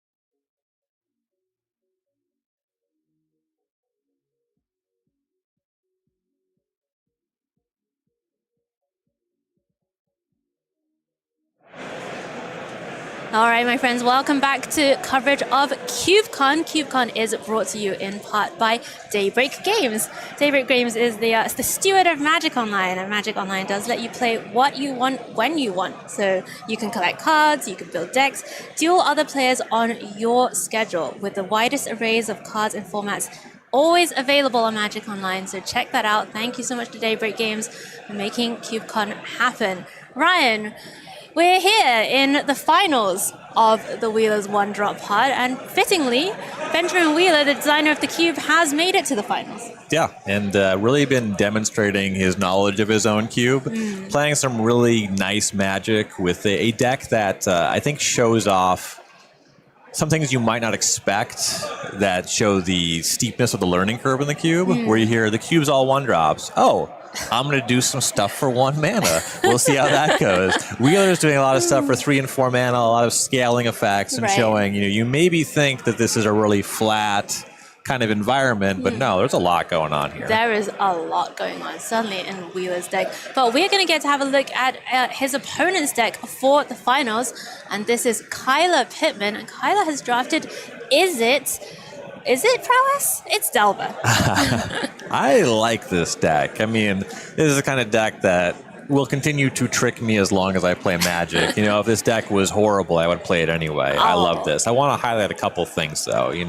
The Delver, it's kind of died a lot of the cards in Wheeler's deck, but the big one to watch here is that Molten Vortex. This is a really nice both mana sink and a way to leverage extra lands when you draw that. Just for 1 red mana, you discard a land to deal 2 damage, and that kills about all the stuff in Wheeler's deck. Okay. And sometimes that kills Wheeler. Okay, I mean, there's a lot to like here. I'm with you. I love Prowess decks. It's very difficult for me to resist these Delver type things. We see Terramander in there. We saw Blister Coil Whisk. There are a few of the threats, but just so many cantrips. A lot of aggressive burn spells as well. I'm excited to see what happens. Let's go down to the action here. Benjamin Wheeler against Kyler Pittman in the finals of Wheeler's One Drop Cube Round 12 at CubeCon, and lots of match points on offer here for the winner as we get into the last round here on Friday of CubeCon. Kyler Pittman on the play, no 1-drop though just yet. Wheeler's going to start off with the Chromaticon. We haven't seen this one on turn 1 just yet. Maybe we'll see it really outsize and run away with the game this time. Okay, so Kyler's going to play a Terramander, and this leaving up 1 blue mana, is that suspicious to you? I don't know about suspicious. I have spotted in the hand that he has an offer you can't refuse, which is a pretty cool card to show off in this environment. It's functionally in the gate, except you have to give your opponent 2 treasure tokens. Your upside only costs 1 mana. And it has kind of the punchline there is, what's your opponent's deck of all 1-drops going to do with 2 treasures? Right. So it's a neat card to include. We'll see if it catches anything, but notably, Wheeler has quite a bit of stuff to do with 2 treasures. Yeah, so Wheeler's deck has lots of ways to use up all of that spare mana. Pittman finds some red mana for himself, and I think he just kept a hand with Oni Island, so we'll be pretty relieved to get that second color online. Terramander is coming in. Gonna take a bit for that one to evolve. Right, but you know, these prowess decks, you can just go spell, spell, spell, spell, and all of a sudden. So much for the Chronometon. Searing Touch going to take that down. A little bit of a win for Wheeler, not able to buy back that Searing Touch. That would cost 5 mana. Okay, so maybe a bit later on, as we see Floodhound getting on the battlefield. And Wheeler, no black source just yet. No, spoke too soon. Always the way. He's going to have a look at the top of the deck with that Undercity Sewers, surveilling it into the bin. No! Wow! Noman Hawker! Come back. What does that tell you about Wheeler's hand? Oh, the mountain being tapped down there by the Dark Hand? You know, the mountain off the top to make this Magus of the Scroll. That's a really nice pickup. You know, losing the buyback on the Searing Touch, that's unfortunate, but how about a different repeating source of damage? Yeah, Magus of the Scroll. You can, I mean, I love these weird cards. I love these, like, random effects. It's pretty restrained, right? Like, you can make it happen, but we're going to see RB You Can't Refuse on Sleight of Hand for Kyler Pittman. That's a big win for Wheeler. Right. Even of the cantrips in Wheeler's deck, that is not one of the stronger ones. You would have probably seen it by now if he already had the currency converter, but this Viridian Longbow would have been a much better card to tag with the Offer You Can't Refuse. Ouch. Especially because there goes the Magus. Ouch! And that was the mana given by the treasures as well. Okay, back up. Okay. The rapid hybridization is going to take care of the Floodhound. So the Magus lives for now, and also that gets Pittman out of card in hand, so that Magus should be able to answer the dock hand. Okay. So this could be good for Pittman. His deck is sweet as well. Yes. Really, really nice. Talking to Wheeler a bit, Magus of the Scroll, of course, a reference to Cursed Scroll, a card that Wheeler recently cut from the cube on power level. The Magus dies to a lot of stuff that the Cursed Scroll doesn't, so it's a little bit more tame, but when you get it going, it is strong. It is very strong. We see that frog lizard being made by that rapid hybridization. And honestly, the trade-off, 3/3 is big. Yes. And you got to do something about that because that 3/3 is going to pick up the longbow. Right. No, we're going to see what Kyler has to say about it. Terramana count is not high. Not high enough. No, we're Let's not quite see. there. I think we're only one off. We got 3 + 4 lands. It'd be, a lot to use a turn on. Okay. Is that just straight up curiosity? That it is. Okay. Nice to see. I love the new versions, but the curiosity. Again, we've talked about it before. It's the beauty found in simplicity. There's kind of a lot going on with this attack. I'm going to try to unpack it a little bit. Okay. So the Terramander attacks with Curiosity. I believe Pittman wants to draw something to do about the longbow, I suppose. But once you draw that second card, there was one card in hand on that attack. Magus of the Scroll is going to cause you to name a card and randomly reveal a card from your hand. Once you have 2 cards with different names, you're no longer paying 3 to deal 2 damage. You're paying 3 mana to flip a coin to decide whether you can deal 2 damage. Well, I mean, the EV is 1 damage. So, it kind of makes sense to try to see that card, but if you don't get something better than the Magus, now your Magus is also worse. It is awkward. Kyler is in a bit of an awkward spot. Didn't quite get a good look at what that card he found was. Yeah, no dispels what he was holding, which is fine to leave up. Though you gotta figure Wheeler's gonna do some longbow stuff on this turn. Yeah, there we go. It is getting picked up by the frog lizard, and in my mind, that is the tongue is doing the drawing the bow. That is horrifying. I'm going to have nightmares about this tonight. Great. And, you got to take your victories where you can. I'm just going to start shooting at the Terramander. Get the 2/1.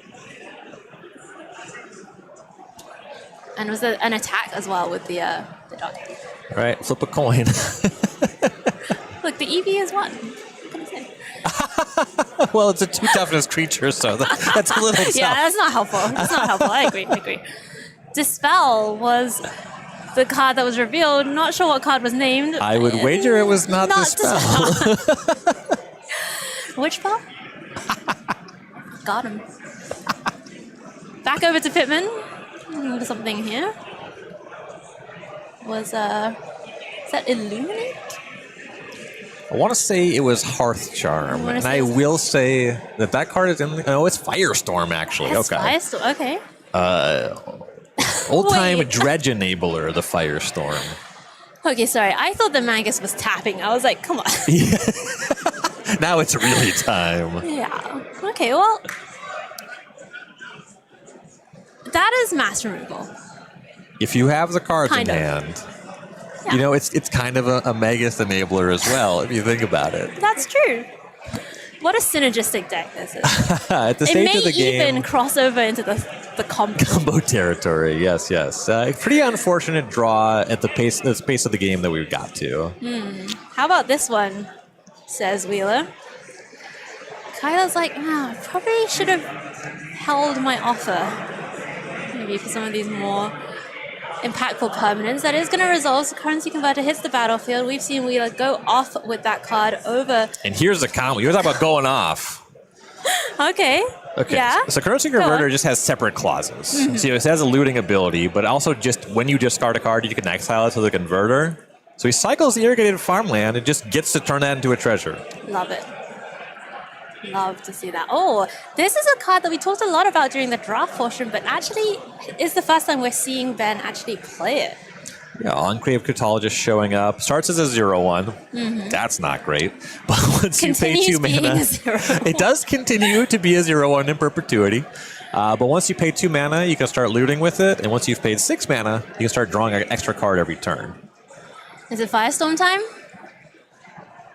I do want to clean up that Cryptologist. If you have 4 cards, you can just Mind Twist yourself to Plague Wind your opponent. Sounds like an offer I can't refuse. I have to say, like, you know, we make jokes about the new names of cards, the kind of punny names, but they do provide a lot of material for coverage.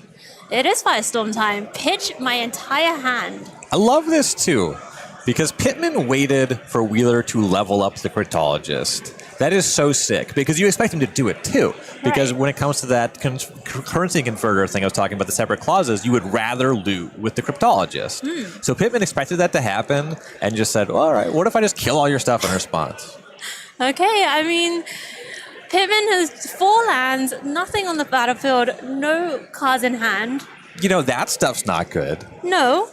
If you want to focus on the negatives. I am just describing the board state and the game state. Part of my job is to keep people informed about what's happening. Darkside Chef down for Wheeler. And Pittman's passing it back. You know, that's the thing about these prowessy decks. Not a lot of threats. No, you really need that volume of non-creature spells, typically instants and sorceries. The pickup was a reasonably strong card in the environment with Electrickery, but contextually really weak against Currency Converter, and not even killing this Dockside Chef. Come on, cube contextually. We've Yes. talked about this. Yes, cube contextually. Cube contextually. Game contextually. Less good. That's good. Currency converter is going to keep doing its thing. Is that the specimen? That is the specimen. Okay. More That's nice. discarding for value. Yeah, love to see it. Chef is just getting in, by the way. You know, this is a really well-oiled machine for Wheeler. He's maybe done this a few times before. Yeah. Okay, more lands for Pittman. I mean, these two are really fighting for those cantrips, it feels like, in the draft. Wheeler's gonna start off with the Darkside Chef. Pittman's down to 15. I mean, he's not dying quickly. No, it takes some time. Here's that sigh. Once those rogues show up, though, it goes pretty quick. Oh, and another land off the top for Pittman. It's just not what you want. No. Wonder. Wheeler's like, let me look through your deck. I know all the cards in this cube. So one of the higher impact cards in Pittman's deck is Devastating Summons. Okay. So 1 red mana sorcery. You can sacrifice X lands and create 2 XX creatures. Okay. So if you want to, in addition to we want to back up, mind twist yourself with that firestorm, we can in the future Armageddon ourselves to make some large creatures, and that's good on some battlefields. This currency converter is gonna be a little bit much for even that to overpower. Right. Oh, and Shadow Sphere as well. I think the hopes of racing the converter are just really diminishing now for Pittman. And we're going to see Wheeler getting in. Pittman's down to 10 life. The life gain is starting on Wheeler's side. We've seen this before already in the 2 matches that we watched. What can Kyler Pittman find? Basic Mountain. Not going to do it. No. Okay. Wow. It's only going to take 1 or 2 turns to close from here for Wheeler. Right. Although this turn there's no rogue forthcoming this turn at least. Some small slivers of comfort for Pittman as he goes down to 5. Just anything. Is it devastating summons? How about Island? How about game 2? It was devastating. Just not the summons. All right, so game number 2 here. Kyler Pittman on the play, getting down early on turn number 1. Yeah, there's that Molten Vortex. And, is this going to be a problem for Wheeler? So it kind of depends how many lands Pittman has and is willing to discard. And Wheeler also has some cards that really get out from under this. That Molten Vortex does nothing against Currency Converter. And Delver of Secrets is going to be met with the Piracy Charm, that Blue Swords to Plowshares it's been called in the booth. And Wheeler with the follow-up as well. Love to see that Cryptologist getting on the battlefield. Maybe this time we'll get to see it draw some cards. Cryptologist matches up pretty poorly against the Vortex. Yeah, and plenty of lands here for Pittman to pitch to the Vortex. So board is still somewhat clear. I think that's Wizard class drawn for Kyler Pittman. That's a nice one. Yeah. A 1-mana spell that can become a divination. Love divination. That makes sense to me. Yeah. Later on you can do some pumping. We're seeing some tension in Pittman's hand. You see he has the Firestorm and the Devastating Summons and the Vortex in play. All 3 of those cards are kind of competing for the same resources. Cards in hand and lands. And drawing all of them, none of them can leverage the other cards outside of the Firestorm. But with the Vortex already in play, it's less impactful in that way. Some of these cards are giving up value to some of the other cards. You're not converting all of them. Okay, all right. Some might call it a nombo. Divination time for Kyler Pittman. But divination is going to solve all the problems. Just you wait. It's good. It helps. We're now getting cards in hand to discard to that Firestorm. That'll enable us to discard that Devastating Summons, I assume. Wow, and Spectral Sailor on the end step for Wheeler. There's the 4th land as well. Could potentially start drawing cards, but is going to prioritize getting in for now. Pittman down to 17 after the attack. Sailor 4th land is really nice for Wheeler. Incentivizes him to just use that mana to draw a card now and not play into this Firestorm more. Okay, so there's a Blister Coil Weird. That is a threat that Pittman could deploy. A lot of options for him. A lot of options, some mana woes. Only red source is 1 basic mountain. Hand's pretty heavy on red cards. There's no land and nothing really as far as red mana to really push the Vortex even if you had them. Let's see what he decides to do here. He's probably going to lead off with the weird.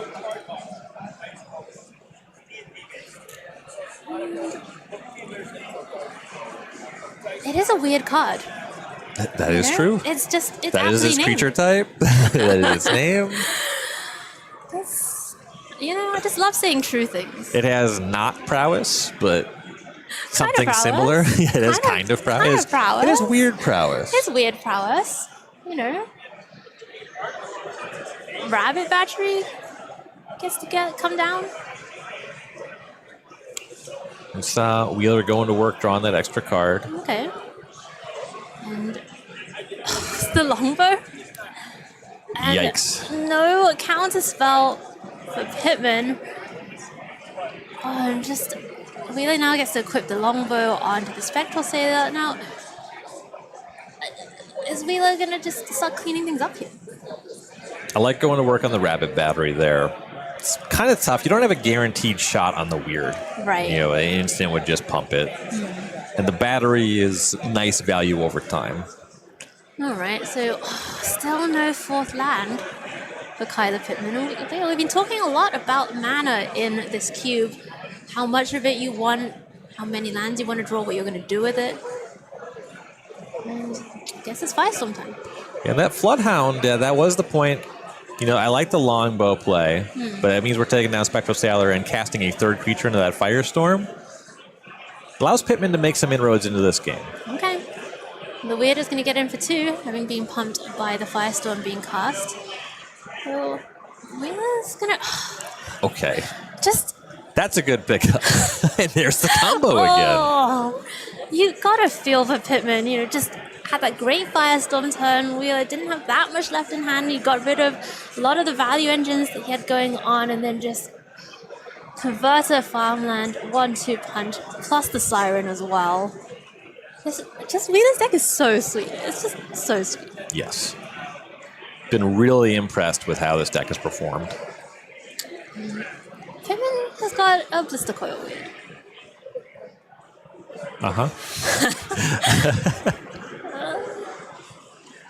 Wheeler's just continuing to game action.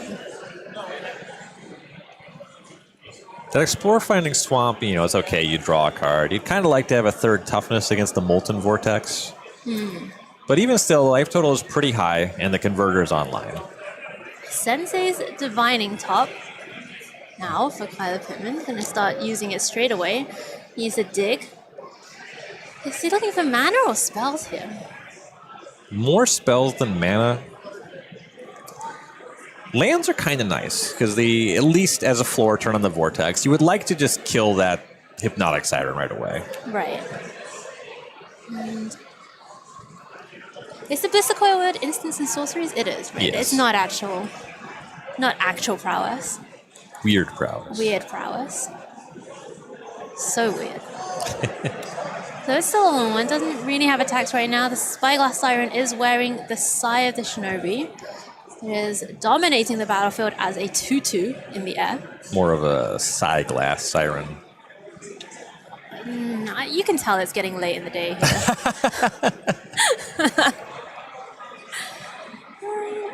Pittman with that last card. It was a red card. I couldn't quite see what exactly it was. Yeah, going back over to Wheeler's turn though, makes the treasure with the currency converter.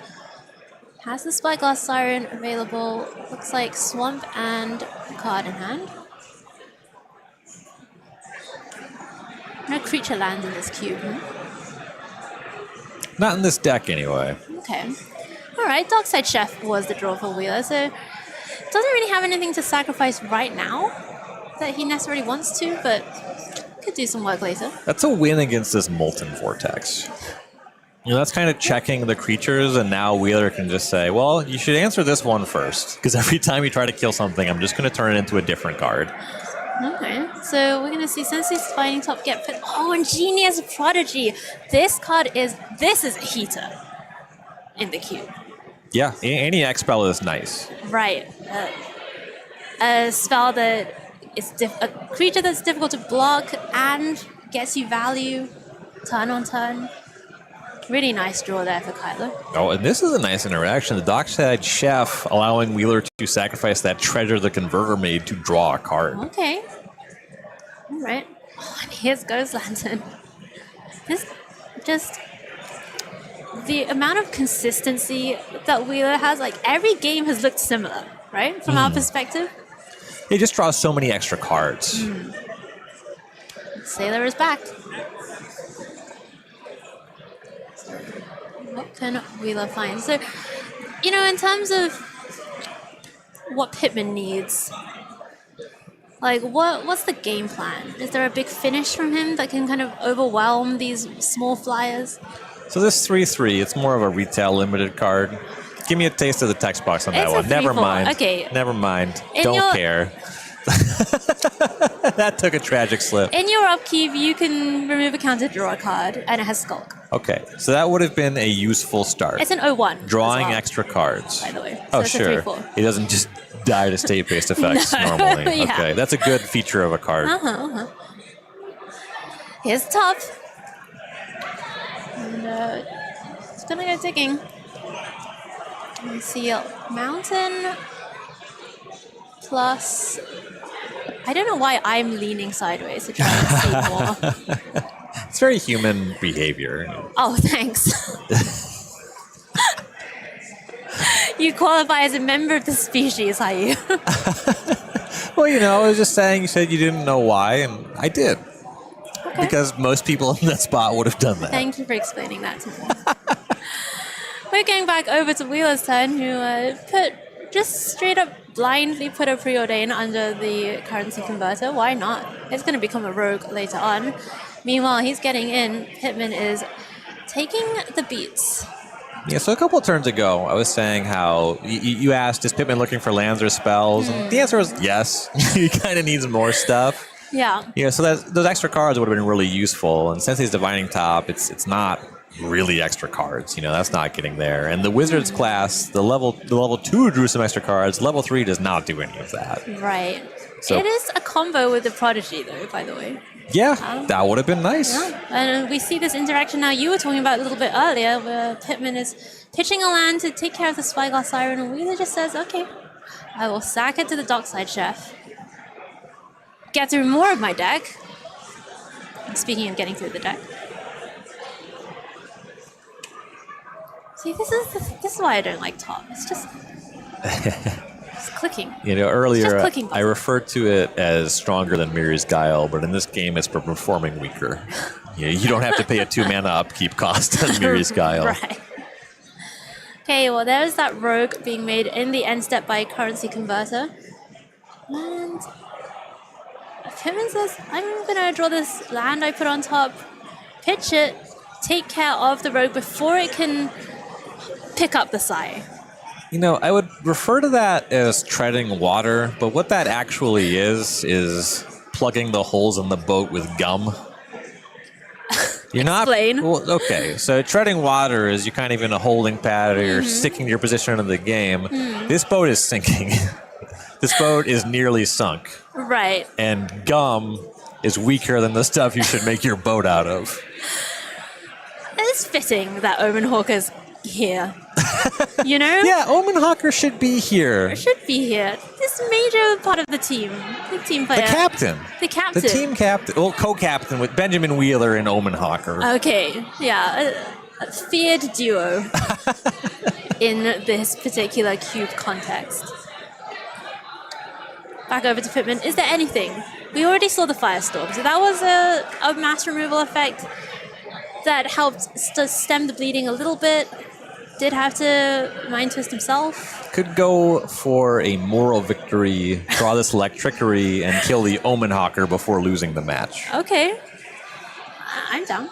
Wheeler would It's not gonna be be left to pilot the ship by himself Oh no. without his co-captain.